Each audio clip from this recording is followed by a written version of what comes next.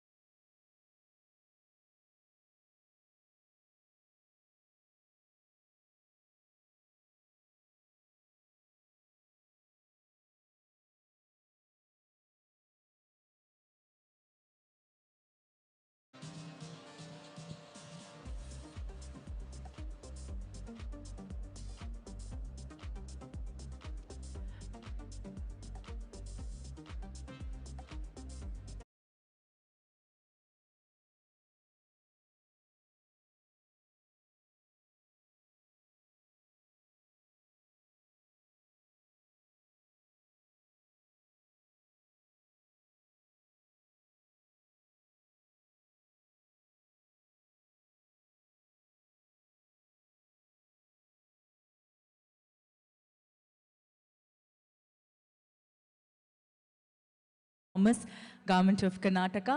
Madam, it's such a privilege and an honor to have you with us. May I request the office bearers of Federation of Karnataka Chamber of Commerce and Industries, Shri Ramesh Chandra Lahoti, and other office bearers to please honor and felicitate Srimati Gunjan Krishna. Let's give a big round of applause, ladies and gentlemen.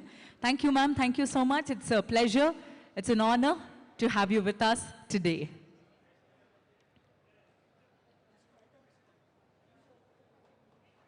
Thank you, ma'am. Thank you.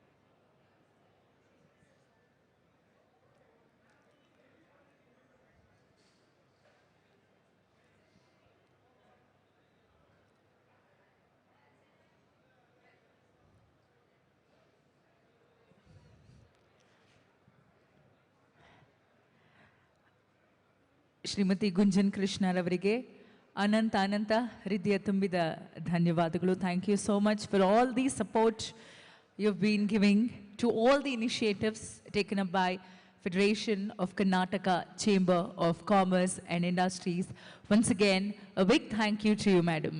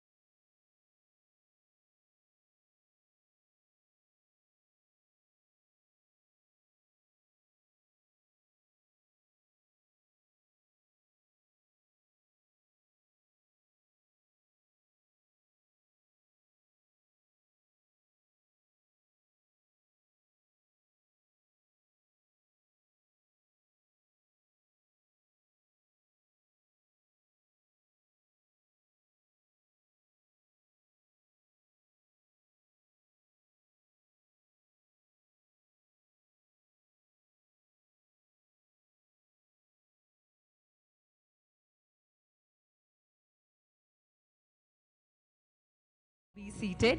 We have the honorable guests who will be joining us very, very shortly. So, ಹೊರಗಡೆ ನಿಂತಿರೋರೆಲ್ಲ stalls ಬಳಿ ನಿಂತಿರೋರೆಲ್ಲ ದಯಮಾಡಿ ಒಳಗಡೆ ಬಂದು ಕುಳಿತುಕೋಬೇಕು. MSME Conclave 2024 ಉದ್ಘಾಟನಾ ಕಾರ್ಯಕ್ರಮವನ್ನು ಪ್ರಾರಂಭಿಸುವಂಥ ಸಮಯವಾಗಿದೆ. ಗಣ್ಯರು ಕಾರ್ಯಕ್ರಮದಲ್ಲಿ ನಮ್ಮನ್ನು ಜಾಯಿನ್ ಆಗ್ತಾ ಇದ್ದಾರೆ. ಗಣ್ಯರು ಇಷ್ಟರಲ್ಲೇ ಬರ್ತಾ ಇದ್ದಾರೆ. ಸೊ ಅವರು ಕೂಡ ವೇದಿಕೆ ಮೇಲೆ ಬಂದು ಉದ್ಘಾಟನಾ ಕಾರ್ಯಕ್ರಮವನ್ನು ನೆರವೇರಿಸಲಿದ್ದಾರೆ. ಸೊ ಹಾಗಾಗಿ ಸ್ಟಾಲ್ಸ್ ಬಳಿ ಇರೋರೆಲ್ಲ ದಯಮಾಡಿ ಮುಂಭಾಗದಲ್ಲಿ ಬಂದು ಕುಳಿತುಕೊಂಡು ಕಾರ್ಯಕ್ರಮದಲ್ಲಿ ಪಾಲ್ಗೊಳ್ಬೇಕಾಗಿ ತಮ್ಮೆಲ್ಲರಲ್ಲಿ ವಿನಂತಿಸ್ಕೊಳ್ತೇನೆ. I request everybody who is near the stalls to please come inside and be seated. Ladies and gentlemen, we have dignitaries who will be joining us very, very shortly.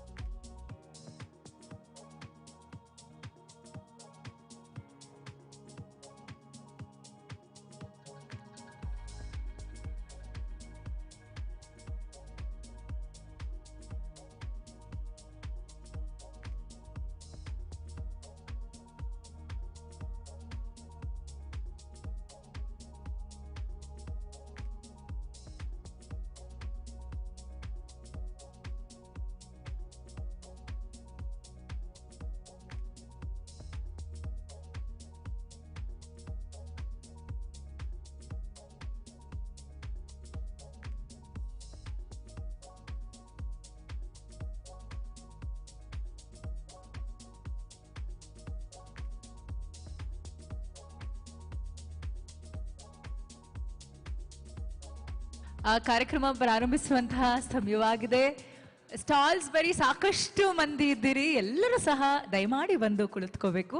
Ladies and gentlemen, it's time to kickstart MSME Conclave 2024. I can see a lot of you standing near the stalls. It's a request for all of you to please ಇರೋರೆಲ್ಲ ದಯಮಾಡಿ ಒಳಗಡೆ ಬಂದು ವೇದಿಕೆ ಮುಂಭಾಗದಲ್ಲಿ ಆಸೀನರಾಗಬೇಕಾಗಿ ವಿನಂತಿಸ್ಕೊಳ್ತೇನೆ.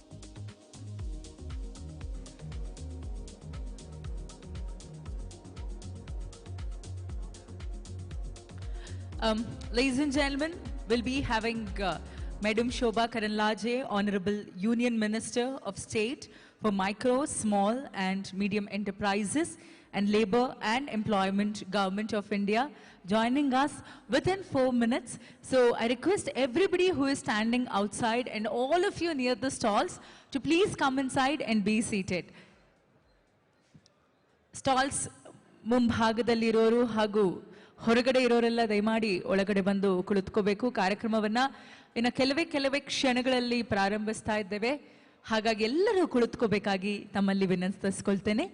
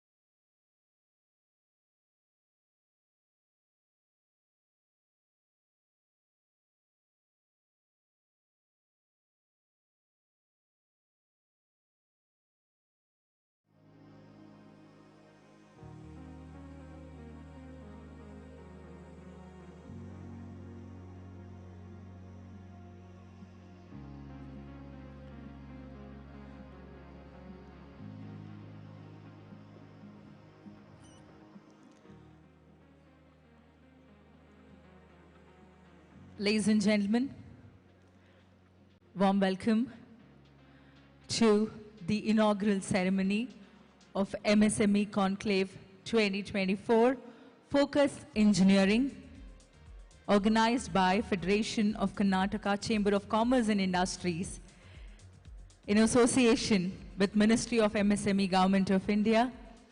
We have with us Madam Shobha Karandlaje, Honorable Union Minister of State for Micro, Small and Medium Enterprises and Labour and Employment, Government of India, who has joined us. Warm welcome to you, Madam.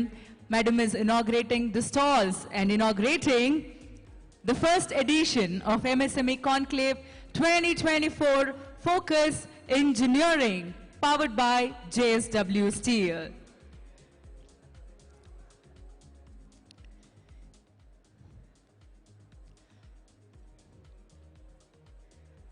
Sushri Shobha Karandlaje ಅವರಿಗೆ ಕಾರ್ಯಕ್ರಮಕ್ಕೆ ಆತ್ಮೀಯವಾದಂತಹ ಪ್ರೀತಿಪೂರ್ವಕವಾದ ಸ್ವಾಗತ. Stalls ಭಾಗವನ್ನ ಉದ್ಘಾಟಿಸ್ತಾ ಇದ್ದಾರೆ. ಮತ್ತೊಮ್ಮೆ ಮಗದೊಮ್ಮೆ ಎಲ್ಲರಿಗೂ ಸಹ ಕಾರ್ಯಕ್ರಮಕ್ಕೆ ಆತ್ಮೀಯವಾದಂತಹ ಸ್ವಾಗತ.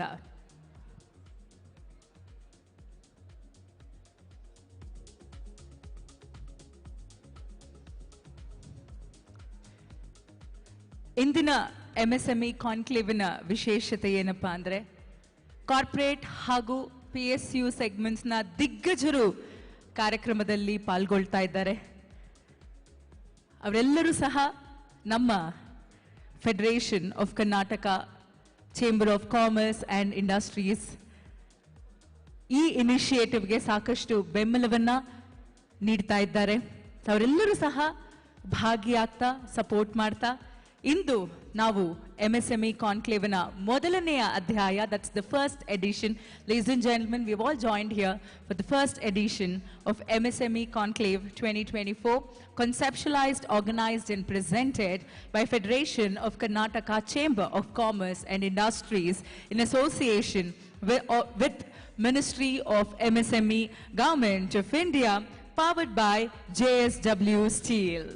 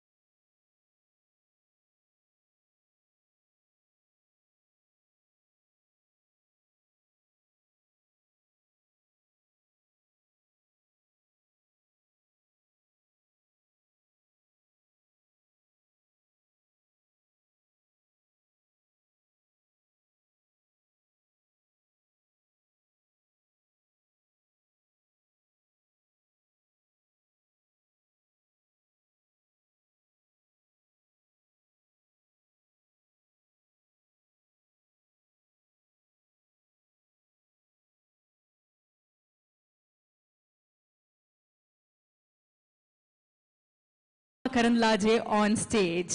Amma ಕಾರ್ಯಕ್ರಮಕ್ಕೆ ಆತ್ಮೀಯವಾದಂತಹ ಸ್ವಾಗತ ಸುಸ್ವಾಗತ. May also request, I request all the stall, people near the stall to please come and be seated. I also welcome Shri M.G. Rajgopal. Everybody to please be seated. May I also welcome Shri M.G. Rajgopal, President Kasia, to please join us on stage. Shri Shivakumar R, President Pinya Industries Association, to please join us on stage. Mr. Sanjay Almelkar, Associate Vice President Sales and Marketing South, JSW Steel Limited, to please join us on stage. Welcoming our office bearers, Shri Ramesh Chandra Lahoti, President FKCCI, Shri M.G. Balakrishna, President-elect FKCCI, Srimati Uma Reddy, Senior Vice President-elect FKCCI, Shri B.V. Gopal Reddy, Immediate Past President FKCCI, Shri Arvind N. Burji, Chairman Industry Committee FKCCI. ಎಲ್ಲರಿಗೂ ಸಹ ಮತ್ತೊಮ್ಮೆ ಮಗದೊಮ್ಮೆ ಕಾರ್ಯಕ್ರಮಕ್ಕೆ ಆತ್ಮೀಯವಾದ ಪ್ರೀತಿಪೂರ್ವಕವಾದ ಸ್ವಾಗತ ಸುಸ್ವಾಗತ. Ladies and gentlemen, today we will all gathered here for the first edition of MSME Conclave 2024, the focus engineering. This conclave is conceptualized, organized and presented by Federation of Karnataka Chamber of Commerce and Industries in association with Ministry of MSME, Government of India, powered by JSW Steel. ಸೂಕ್ಷ್ಮ ಸಣ್ಣ ಮತ್ತು ಮಧ್ಯಮ ಕೈಗಾರಿಕಾ ಸಮ್ಮೇಳನ 2024ಕ್ಕೆ ತಮ್ಮೆಲ್ಲರಿಗೂ ಸಹ ಆತ್ಮೀಯವಾದಂತಹ ಪ್ರೀತಿಪೂರ್ವಕವಾದ ಸ್ವಾಗತ ಸುಸ್ವಾಗತ. Ladies and gentlemen, may now request all of you to please stand up for ನಾಡಗೀತೆ. ಎಲ್ಲರೂ ಸಹ ನಾಡಗೀತೆಗಾಗಿ ನಿಲ್ಲಬೇಕಾಗಿ ಪ್ರಾರ್ಥಿಸಿಕೊಳ್ತೇನೆ.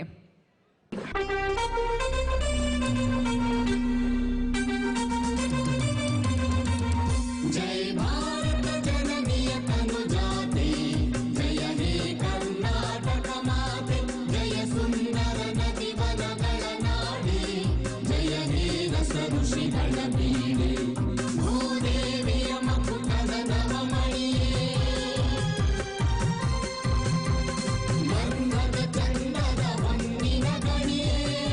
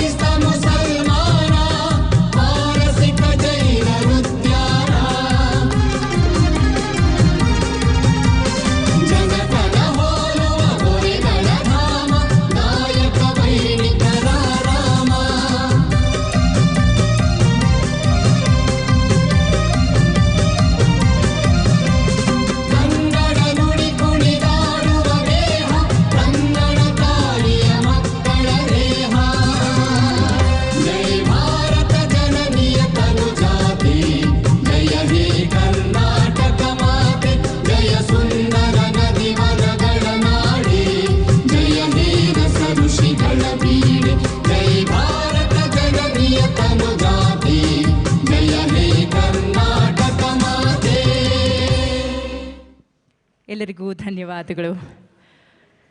Ladies and gentlemen, today we've all gathered here for the first edition of MSME Conclave 2024, envisioned by Federation of Karnataka Chamber of Commerce and Industries in association of Ministry of MSME Government of India. ಈ ಸಮ್ಮೇಳನದ ಉದ್ದೇಶವೇನಪ್ಪ ಅಂದರೆ ಸಣ್ಣ, ಸೂಕ್ಷ್ಮ ಮತ್ತು ಮಧ್ಯಮ ಕೈಗಾರಿಕಾ ಸಂಸ್ಥೆಗಳನ್ನು promote ಮಾಡುವಂಥದ್ದು, ಅವರನ್ನು ಎನ್ಕರೇಜ್ ಮಾಡುವಂಥದ್ದು, ಅವರಿಗೆ ಒಂದು ವೇದಿಕೆಯನ್ನು ಸೃಷ್ಟಿ ಮಾಡುವಂಥದ್ದು. The vision of this conclave is to encourage, promote and support MSMEs in engineering sectors and provide them a platform to interact with buyers. ನಮ್ಮ ಸಮ್ಮೇಳನಕ್ಕೆ ದೊಡ್ಡ ಇಂಡಸ್ಟ್ರೀಸ್ ಪಾಲ್ಗೊಳ್ತಾ ಇರೋದು ನಿಜಕ್ಕೂ ಸಹ ನಮ್ಮ ಪುಣ್ಯವೇ ಸರಿ. Ladies and gentlemen, we have industries which have supported MSME Conclave 2024. A big thank you to BEL, BHEL, Power Grid, HAL, MRPL, BMRCL, BPCL, UCAM, and MSME support organizations such as GEM, ONDC, TALI, financial institutions, SIDBI, KSFC, NSIC, BIS, DIRAK, and MSME Government of Karnataka. ಮತ್ತೊಮ್ಮೆ ಮಗದೊಮ್ಮೆ ಎಲ್ಲರಿಗೂ ಸಹ MSME Conclave 2024ಕ್ಕೆ ಆತ್ಮೀಯವಾದಂತಹ ಪ್ರೀತಿಪೂರ್ವಕವಾದ ಸ್ವಾಗತ, ಸುಸ್ವಾಗತ. ನಾನು ನಿಮ್ಮ ನಿರೂಪಕಿ Anjali. Ladies and gentlemen, no event will be fulfilling without an enriching welcome address. To formally welcome you all to this August gathering, may I welcome Shri Ramesh Chandra Lahoti, President FKCCI, to propose welcome address.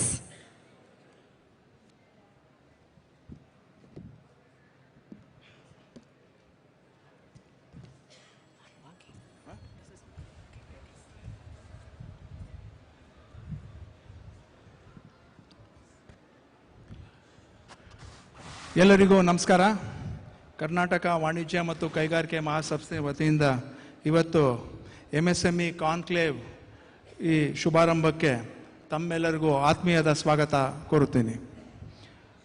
Madam Shobha Karandlaje, Hon'ble Union Minister of State for Micro, Small and Medium Enterprise and Ministry of Labour and Employment, Government of India.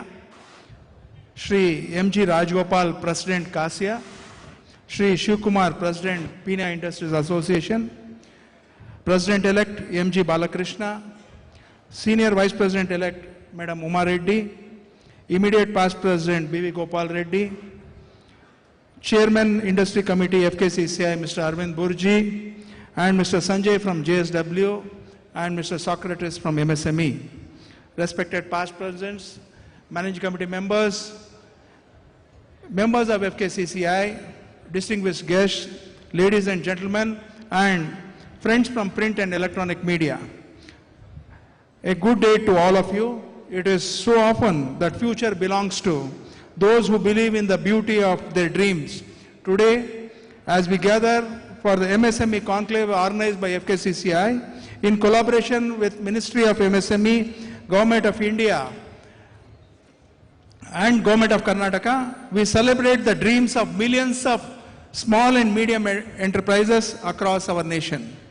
Honorable Minister, Madam Shobha Karandlaje, it is with immense pleasure and great pride that I extend a warm welcome to you for this MSME Conclave.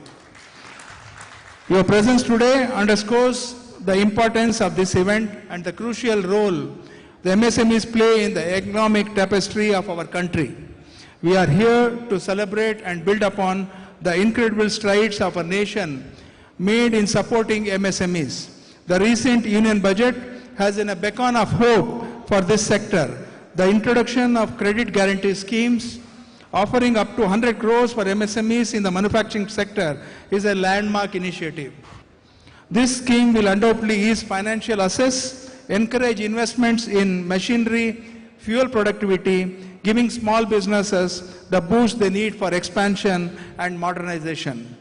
FKCCI's main mantra is to make entrepreneurship that will create jobs for millions of our youths of India. Moreover, the enhancement of Mudra loans from 10 lakhs to 20 lakhs for previous borrowers is a crucial step towards providing much needed financial relief. This move will empower entrepreneurs to grow their ventures and turn their aspirations into reality. The budget also emphasizes on promotion of formal sector employment through 3 employment-linked incentive schemes, particularly in manufacturing, is a way forward thinking approach. The commitment to upgrading 1,000 ITIs over the next 5 years and revising the model skill loan scheme to offer loans up to 7.5 lakhs for the government guarantees will significantly enhance employability and skill among our youth. While these measures are commendable, we believe that a dedicated MSME policy for Karnataka is essential for further tailored support and address specific regional challenges. Such a policy would align unique needs of our local businesses and ensure a more targeted approach and development. We deeply appreciate the government support extended by Government of India and state government for our MSMEs. This support has been instrumental in helping them navigating challenges and opportunities. FKCCI has always been a forefront in advocating for support of our MSMEs, from providing vital resources and small and medium enterprise remains unwavering.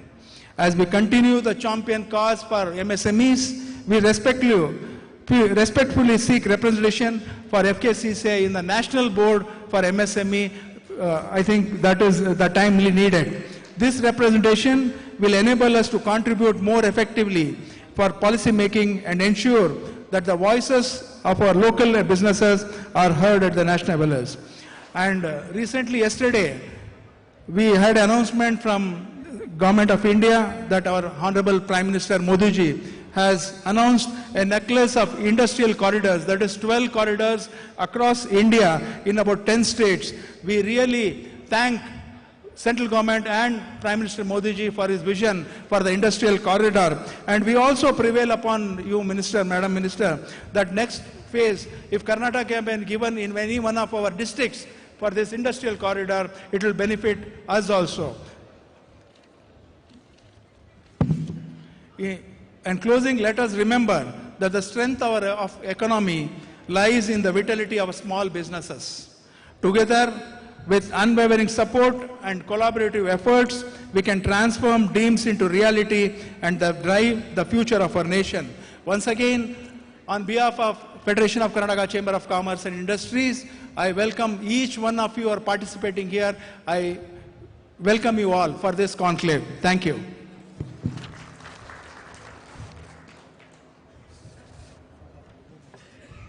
Thank you, sir.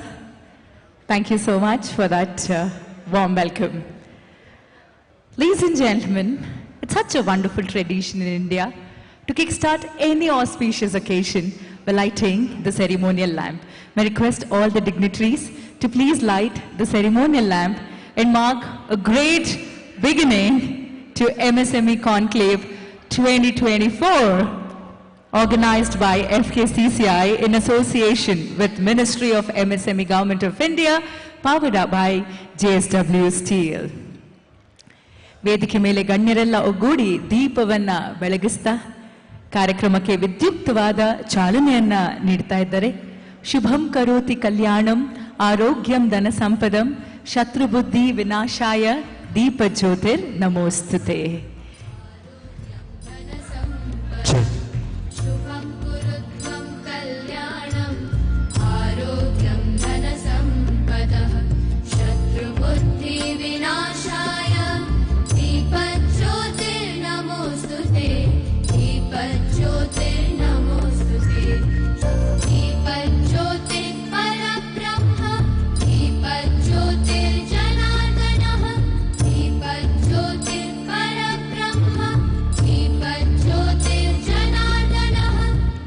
Stall ಬಳಿ ಇರೋರೆಲ್ಲ ದಯಮಾಡಿ ಬಂದು ಕುಳಿತುಕೋಬೇಕಾಗಿ ವಿನಂತಿಸಿಕೊಳ್ತೇನೆ. ವೇದಿಕೆ ಮೇಲೆ ಗಣ್ಯಾತಿ ಗಣ್ಯರು ದೀಪವನ್ನ ಬೆಳಗಿಸ್ತಾ ಸೂಕ್ಷ್ಮ ಸಣ್ಣ ಮತ್ತು ಮಧ್ಯಮ ಕೈಗಾರಿಕಾ ಸಮ್ಮೇಳನ 2024ಕ್ಕೆ ವಿದ್ಯುಕ್ತವಾದ ಚಾಲನೆಯನ್ನ ನೀಡ್ತಾ ಇದ್ದಾರೆ. ಈ ಜ್ಞಾನ ಎನ್ನುವ ಬೆಳಕು ನಮ್ಮಲ್ಲಿರುವ ಅಜ್ಞಾನವನ್ನ ಹೋಗಲಾಡಿಸಿ ನಮ್ಮೆಲ್ಲರನ್ನ ಜ್ಞಾನದೆಡೆಗೆ ಆ ಭಗವಂತನೆಡೆಗೆ ಕೊಂಡೊಯ್ಯಲಿ. Let this light remove all the darkness and obstacles from our lives and take us all in the divine path of wisdom. Thank you, dignitaries. Thank you. Ladies and gentlemen, as I mentioned earlier, today we've all gathered here for the first edition of MSME Conclave 2024, a flagship initiative by Federation of Karnataka Chamber of Commerce and Industries in association with Ministry of MSME Government of India. We now request Srimati Uma Reddy, Senior Vice President-elect FKCCI, to please take us through the event and to also take us through this initiative by FKCCI.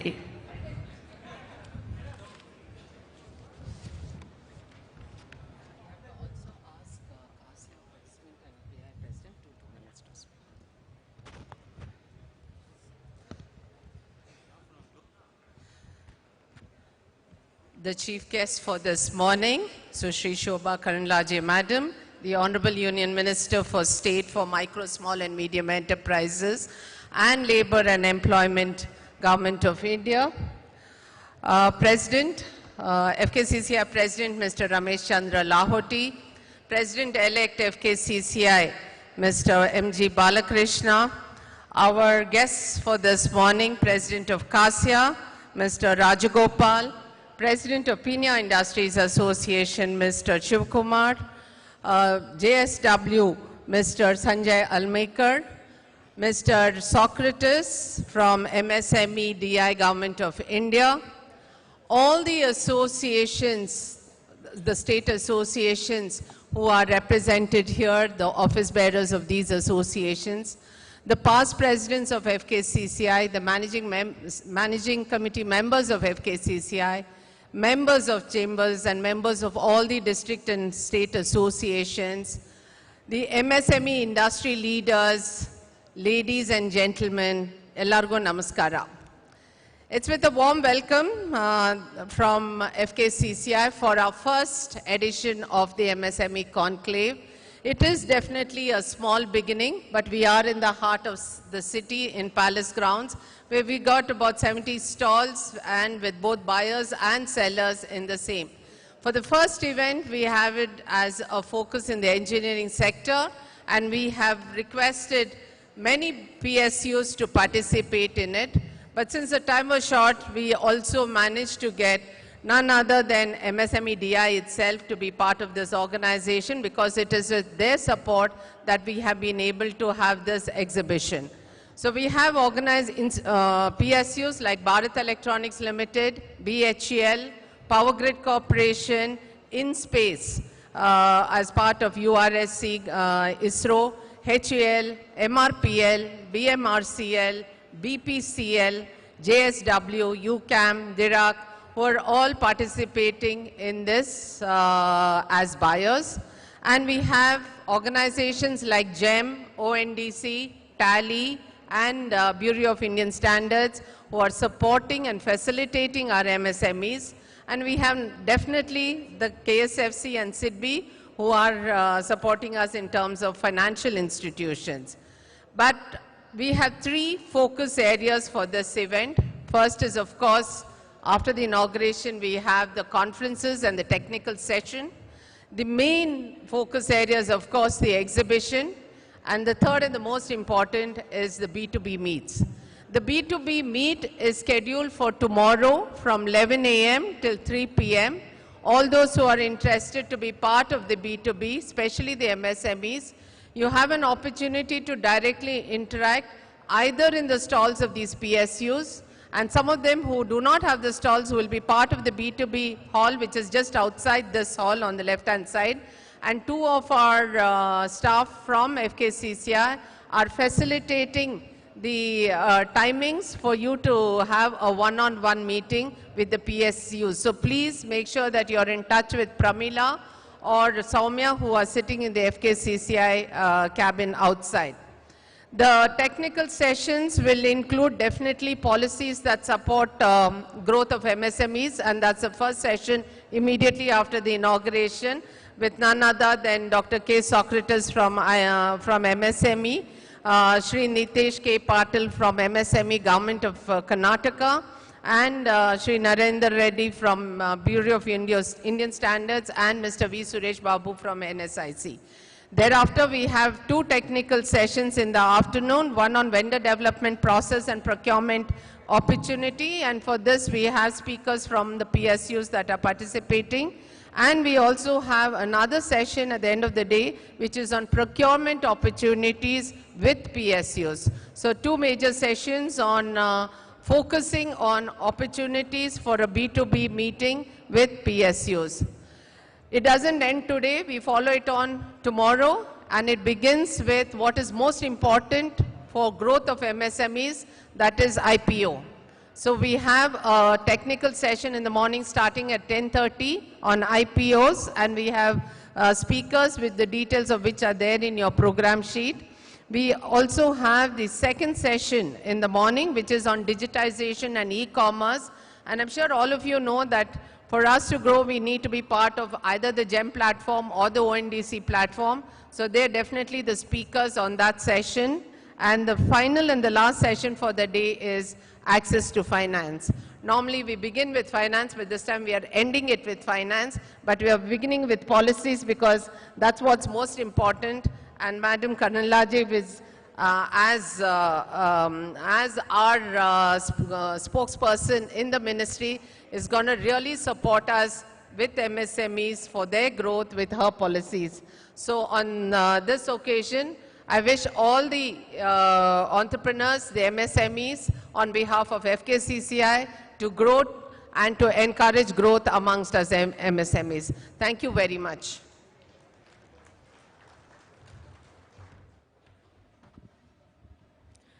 Thank you, Madam, for giving us a prelude, a sneak peek into MSME Conclave 2024 that's happening today and tomorrow. Ladies and gentlemen, when we at FKCCI envisioned MSME Conclave 2024, we had JSW Steel who stood by us and supported us. A big thank you to JSW Steel.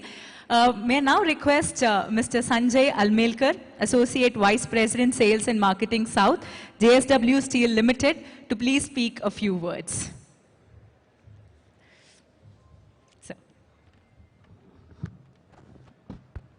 Ellarigu namaskara. Honorable Minister, Madam Shobha Karandlaje,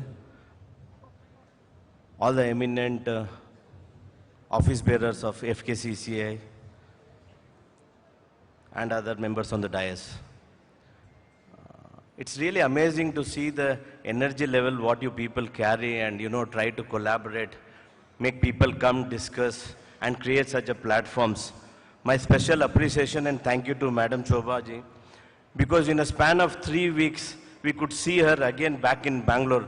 Madam, this gives us a lot of energy for us. And probably we should look at the way Karnataka progresses. Such platforms created by FKCT and led by legendary Sir MV, it itself, brings us a real feel and a closeness to the heart. And I wish many successes on this event and well-conceived programs. Let's all collaborate, discuss, and see how we progress, because we are at the cusp of the nation where we need to be really looking to be the superpower. Let's not look backward. Thank you so much. I wish you successful. Thank you, Mr. Sanjay, for that thought-provoking address. Thank you so much. We also have with us, ladies and gentlemen, Shri M.G. Rajgopal, President CASIA, another organization who has stood by us, who has supported FKCCI and has been religiously supporting us. A big thank you to Shri M.G. Rajgopal. Sir, may I request you to please speak a few words.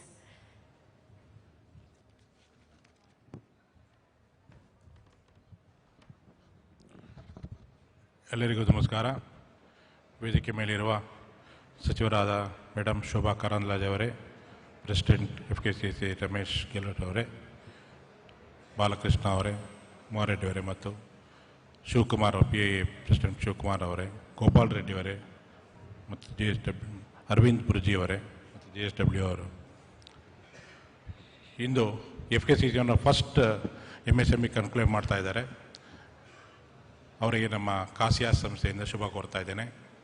ಹಾಗೆ ಈ ಬಾರಿ ನಮ್ಮ ರಾಜ್ಯದಿಂದ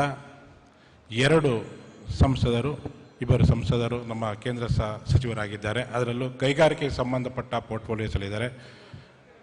ಕುಮಾರಸ್ವಾಮಿ ಅವರು heavy industries ಪೋರ್ಟ್ಫೋಲಿಯೋದಲ್ಲಿದ್ದಾರೆ. ಹಾಗೆ madam Karandlaje ಅವರು MSME ಮತ್ತು labour state portfolio ಹೊಂದಿದ್ದಾರೆ. ನಮ್ಮ ಸಣ್ಣ ಕೈಗಾರಿಕೆಗಳಿಗೆ, ನಮ್ಮ ರಾಜ್ಯದಲ್ಲಿ ಕೈಗಾರಿಕೆಗಳಿಗೆ ಬೆಳವಣಿಗೆಗೆ ಪೂರಕವಾದ ಎಲ್ಲ ಸವಲತ್ತುಗಳನ್ನು ಕೇಂದ್ರ ಸರ್ಕಾರದಿಂದ ಒದಗಬೇಕಾದ ಎಲ್ಲ ಸವಲತ್ತುಗಳನ್ನು ಒದಗಿಸಿಕೊಡ್ತಾರೆ ಅಂತ ಒಂದು ಭರವಸೆ ನಮಗಿದೆ. ಮೇಡಮ್ ಅವರಲ್ಲಿ ನಮ್ಮ ಕೋರಿಕೆ ಏನಂತ ಹೇಳಿದ್ರೆ, ಈಗಾಗಲೇ ನಿನ್ನೆ ಕೇಂದ್ರ ಸರ್ಕಾರ ಈಗಾಗಲೇ ನಮ್ಮ FKCCI ಪ್ರೆಸಿಡೆಂಟ್ ಅವರು ಹೇಳ್ದಂಗೆ 12 ಇಂಡಸ್ಟ್ರಿಯಲ್ ಸ್ಮಾರ್ಟ್ ಸಿಟೀಸ್ ಅನೌನ್ಸ್ ಮಾಡಿದ್ದಾರೆ. ನಮ್ಮ ರಾಜ್ಯದಿಂದ ಇಬ್ಬರು ಕೈಗಾರಿಕೆಗೆ ಸಂಬಂಧಪಟ್ಟ ಸಚಿವರಾಗಿದ್ದರೂ ಕೂಡ ನಮ್ಮ ಒಂದು ಕೂಡ ಸ್ಮಾರ್ಟ್ ಸಿಟಿ ಸಿಕ್ಕಿಲ್ಲ. ದಯವಿಟ್ಟು ಅದನ್ನು ನಮ್ಮ ರಾಜ್ಯಕ್ಕೆ ಒಂದಾದರೂ ಒಂದು ಕೈಗಾರಿಕಾ ಸ್ಮಾರ್ಟ್ ಸಿಟಿಯನ್ನು ಒದಗಿಸಬೇಕು. ಅದಕ್ಕೆ ಸಂಬಂಧಪಟ್ಟ ಎಲ್ಲ ಎಫರ್ಟ್ಸನ್ನು ತಾವು ಮಾಡಬೇಕು ಅಂತ ಅವರಲ್ಲಿ ಕೋರ್ಕೊಳ್ತಾ ಇದ್ದೇನೆ. ಹಾಗೆ ನಮ್ಮ ಫೈನಾನ್ಸಿಂಗ್ ಸಂಬಂಧಪಟ್ಟ ಹಾಗೆ ನಮ್ಮ ಈಸ್ ಆಫ್ ಡೂಯಿಂಗ್ ಬಿಸ್ನೆಸ್ ಎಲ್ಲ ಬ್ಯಾಂಕಿಂಗ್ಸ್ ಈಗಾಗಲೇ ಹಲವಾರು ಡೆವಲಪ್ಮೆಂಟ್ಸನ್ನು ಮತ್ತು ಮಾಡ್ತಾ ಇದ್ದಾರೆ ಕೇಂದ್ರ ಸರ್ಕಾರದಿಂದ. ಮತ್ತಷ್ಟು ಸಣ್ಣ ಕೈಗಾರಿಕೆಗಳಿಗೆ ಸಂಬಂಧಪಟ್ಟ ಹಾಗೆ ಮತ್ತಷ್ಟು ಒತ್ತು ಕೊಡಬೇಕು ಮತ್ತು is of doing business finance ಈಸಿಯಾಗಿ ಸಿಗಬೇಕು ನಮ್ಮ ಸಣ್ಣ ಕೈಗಾರಿಕೆಗಳಿಗೆ ಮತ್ತಷ್ಟು ಅಂತ ಹೇಳಿ, ಮತ್ತು ಎಲ್ಲ ನಮ್ಮ ಟ್ಯಾಕ್ಸ್ ರೇಟ್ಸ್ ಏನಿದೆ ಸ್ಲ್ಯಾಬ್ಸನ್ನು ಕಡಿಮೆ ಮಾಡಬೇಕು ಅಂತ ಕೇಳ್ಕೊಂಡಿದ್ವಿ. ಅದು ಕೂಡ ಸಂಬಂಧಪಟ್ಟವರಲ್ಲಿ ಮಾತಾಡಬೇಕು ಅಂತ ಕೇಳಿಕೊಂಡು, ಮತ್ತು ನಮ್ಮ ಸಣ್ಣ ಕೈಗಾರಿಕೆಗಳಿಗೆ ಕೇಂದ್ರ ಸರ್ಕಾರದಿಂದ ಒದಗಬೇಕಾದಂಥ ಎಲ್ಲ ಸವಲತ್ತುಗಳು ಒದಗಿಸ್ಕೊಡ್ಬೇಕಂತ ಮತ್ತೊಮ್ಮೆ ಅವರನ್ನು ಕೋರಿಕೆಯನ್ನು ನಾನು ಮಾತಾಡಿ ಮುಗಿಸ್ತೇನೆ. Thank you.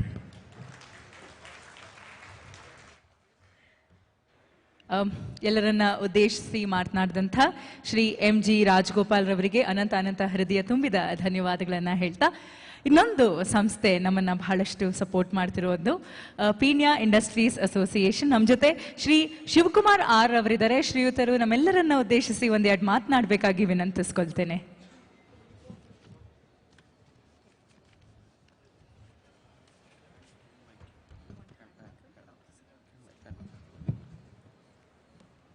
ಎಲ್ರಿಗೂ ನಮಸ್ಕಾರ. Distinguished chief guest Sushri, Shobha ji madam. First of all, I congratulate all. Today is the auspicious day. Happy National Small Industry Day. Thank you Hon'ble for being here, and I congratulating FKCCI on the auspicious day. You people have organized the MSME Conclave, and to the madam and dignitaries on the dais and off the dais, to the madam we request whatever the policies is happening or for framing behalf of the Pina Industry Association, we request you to make keeping in the mind of micro entrepreneurs, because 94 to 97% of micro industries are contributing a lot in terms of economy growth as well as employment generation. It is an honor to be here today at the MSME Conclave 2024. I am truly grateful for the opportunity to address the esteemed gathering of entrepreneurs, innovators and stakeholders who played an important role in driving our economy forward. MSME are the lifeblood of our economy. They are the engine of growth, the source of innovation and the bedrock of our communities. MSMEs not only contribute significantly to our GDP, but also create the countless jobs, fostering entrepreneurial spirit and drive the social progress. As we gathered here to discuss the future of MSMEs, it's important to recognize the challenges and opportunities is evolving rapidly, driven by the technological advancement, regulatory changes and shifting market dynamics. To drive in this environmental MSMEs must be agile and adaptable and forward thinking. First, embracing technologies, innovation is crucial. Digital transformation can open new avenues for the growth and efficiency. And leveraging data analytics, automation and online platforms can help the MSMEs streamline operations, reaching new customers and stay competitive in a global marketplace. And second, access to the finance remains a significant challenge for many MSMEs. We must continue to work on creating more accessible and flexible financial solutions that can support businesses at different stages of their growth journey. Financial inclusion is a key to unlocking the full potential of MSMEs. And third one, the fostering a supportive ecosystem in essential collaboration between government, industry, and educational institution can provide MSMEs with the resources, training, and mentorship they need to succeed. Building networks and partnerships can also help the business navigating challenges and seize new opportunities. I thank one and all the participants today, those who have put the stalls, and requesting our MSME one more thing. To organize an event, it's very difficult in Karnataka, especially in Bangalore, because of the cost factor. For this event organizing, whatever may be the associations planned, we request you to give the special grants for the events, because marketplace is not getting for the micro industries. Whenever the big exhibitions is happening like Imtex things, we couldn't able to afford the cost to participate in the big organization. Special grants if you give to the any of the associations, let us have the joint collaboration and event can be organized in a economical way, and which helps to the micro industries especially. And I request Madam, out of 12 industrial park, already representation is given. 2 industrial park has to be executed in our Karnataka, especially for women entrepreneurs. 100 acres park we have requested, and behalf of the PINIA, we have already given the representation. That also you have to take up, being a state representative person, at least 2 industrial park built up area things, it has to be granted. And lastly, last time our Kasia president ಅವರು ಒಂದು affiliated associations meeting ಗೆ ಕರೆದಾಗ, across the state they are facing the infrastructure issue, madam. This you have to highlight on the infrastructure issue. If the infrastructure is given good infrastructure, we are assured you to, we will develop the, or we will give the 30% economy growth, and as well as employment generation also we will make it. Infrastructure is the big issue in our micro industrial estates, especially industrial estate. There we need to give importance to that. We request behalf of all the industry association, infrastructure is the biggest issue in the Karnataka. Thank you one and all. Thank you, sir, for that insightful address. ಒಬ್ಬ ನಾಯಕನಿಗೆ ಅಥವಾ ನಾಯಕಿಗೆ ದೃಷ್ಟಿ ಇದ್ದರೆ ಸಾಲದು, ದೂರದೃಷ್ಟಿ ಇರಬೇಕು. And that is our visionary leader, Honorable Union Minister of State for Micro, Small and Medium Enterprises, Government of India, Sushri Shobha Karandlaje. Madam, request you to please address this gathering.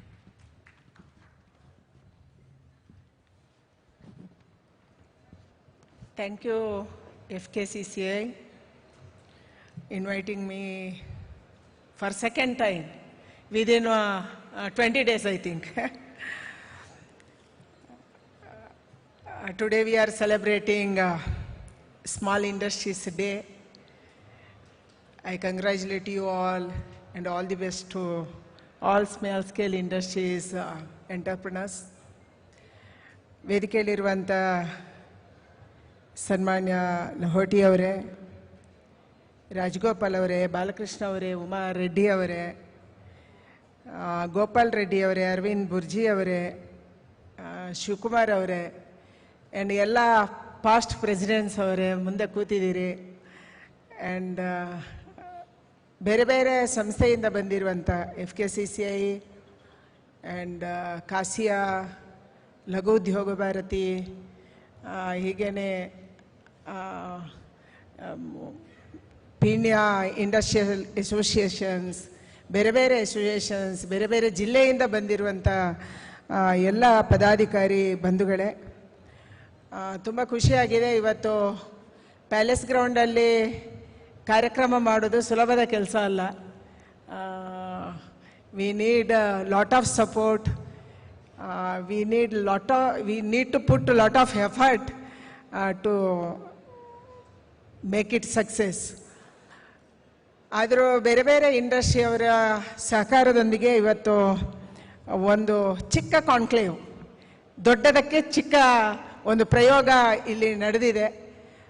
ತುಂಬ ಖುಷಿಯಾಗಿದೆ. Because many big industries, ಮುಖ್ಯವಾಗಿ ಇವತ್ತು ವೇದಿಕೆಯಲ್ಲಿ ಸಂಜಯ್ ಅಲ್ಮೇಕರ್ ಇದ್ದಾರೆ JSWದು, ಹಾಗೆಯೇ ಬೇರೆ ಬೇರೆ ಇಂಡಸ್ಟ್ರಿಯವರು ಬಂದು ಇಲ್ಲಿ ತಮ್ಮ ಸ್ಟಾಲ್ಗಳನ್ನು ಹಾಕಿದ್ದೀರಿ.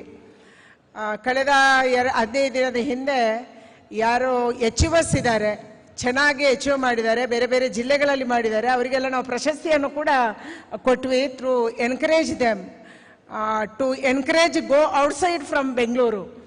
That is very important.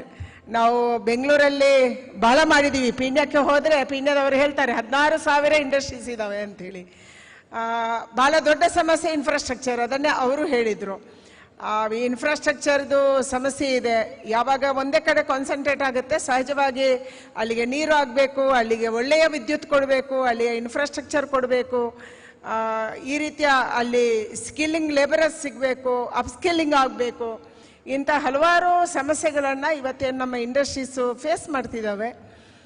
Government of ಇಂಡಿಯಾದು ಗುರಿ ಇದೆ, ನಿಮಗೆ ಈಗಾಗಲೇ ಪ್ರಸ್ತಾಪ ಆಯಿತು. ಇದರಲ್ಲಿ 30% ಅಚೀವ್ಮೆಂಟನ್ನು ನಾವು ಮಾಡಲೇಬೇಕು. ಬರುವಂಥ ಒಂದು 4-5 ವರ್ಷಗಳಲ್ಲಿ ನಮ್ಮ ಇಂಡಸ್ಟ್ರಿಯನ್ನು ನಾವು ಆ ಎತ್ತರಕ್ಕೆ ತೊಗೊಂಡೋಗಬೇಕು. GDPಗೆ ಬಹಳ ದೊಡ್ಡ ಪ್ರಮಾಣದ ಕಾಂಟ್ರಿಬ್ಯೂಷನ್ ಆಗಬೇಕು. ನಮ್ಮ ಫಾರಿನ್ ಎಕ್ಸ್ಚೇಂಜ್ಗೆ ಎಕ್ಸ್ಚೇಂಜ್ ಜಾಸ್ತಿ ಆಗಬೇಕು. ಫಾರಿನ್ ಎಕ್ಸ್ಚೇಂಜ್ ಜಾಸ್ತಿ ಆಗಬೇಕು ಅಂದರೆ ಎಕ್ಸ್ಪೋರ್ಟ್ ಜಾಸ್ತಿ ಆಗಬೇಕು. ನಮ್ಮ ಎಲ್ಲ PSUಗಳಿಗೆ, ಅದು HAL ಇರ್ಬೋದು, BAL ಇರ್ಬೋದು, BHEL ಇರ್ಬೋದು, ಅಥವಾ ಬೇರೆ ಬೇರೆ ಸಂಸ್ಥೆಗಳಿಗೆ ನಮ್ಮ MSMEಗಳು ತಯಾರು ಮಾಡಿದಂಥ ರಾ ಮೆಟೀರಿಯಲ್ಸನ್ನು ನಾವು ಕೊಡುವಂಗಾಗಬೇಕು. ಆ ಎತ್ತರಕ್ಕೆ ನಾವು ಬೆಳಿಬೇಕು. ಇಂಪೋರ್ಟನ್ನು ಕಡಿಮೆ ಮಾಡಬೇಕು.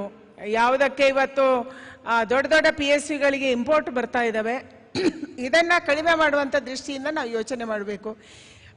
ಫೈನಾನ್ಷಿಯಲ್ ಅಸಿಸ್ಟೆನ್ಸನ್ನು ಜಾಸ್ತಿ ಮಾಡಬೇಕು. ಈಗಾಗಲೇ ನಿಮಗೆ ಗೊತ್ತಿರುವ ಹಾಗೆ ನಾವು ಸುಮಾರು 7.5 ಲಕ್ಷ ಕೋಟಿ ಲೋನ್ಗಳನ್ನು ಕೊಡಿಸೋದಕ್ಕೆ ನಿಮಗೆ ಫೆಸಿಲಿಟೇಟ್ ಮಾಡುವಂಥದ್ದನ್ನು ಗೌರ್ಮೆಂಟ್ ಆಫ್ ಇಂಡಿಯಾ ಮಾಡಿದೆ. ಇದು ಬಹಳ ದೊಡ್ಡ ಅಮೌಂಟು. 7.5 ಲಕ್ಷ ಕೋಟಿ is not a small amount, it's a big amount.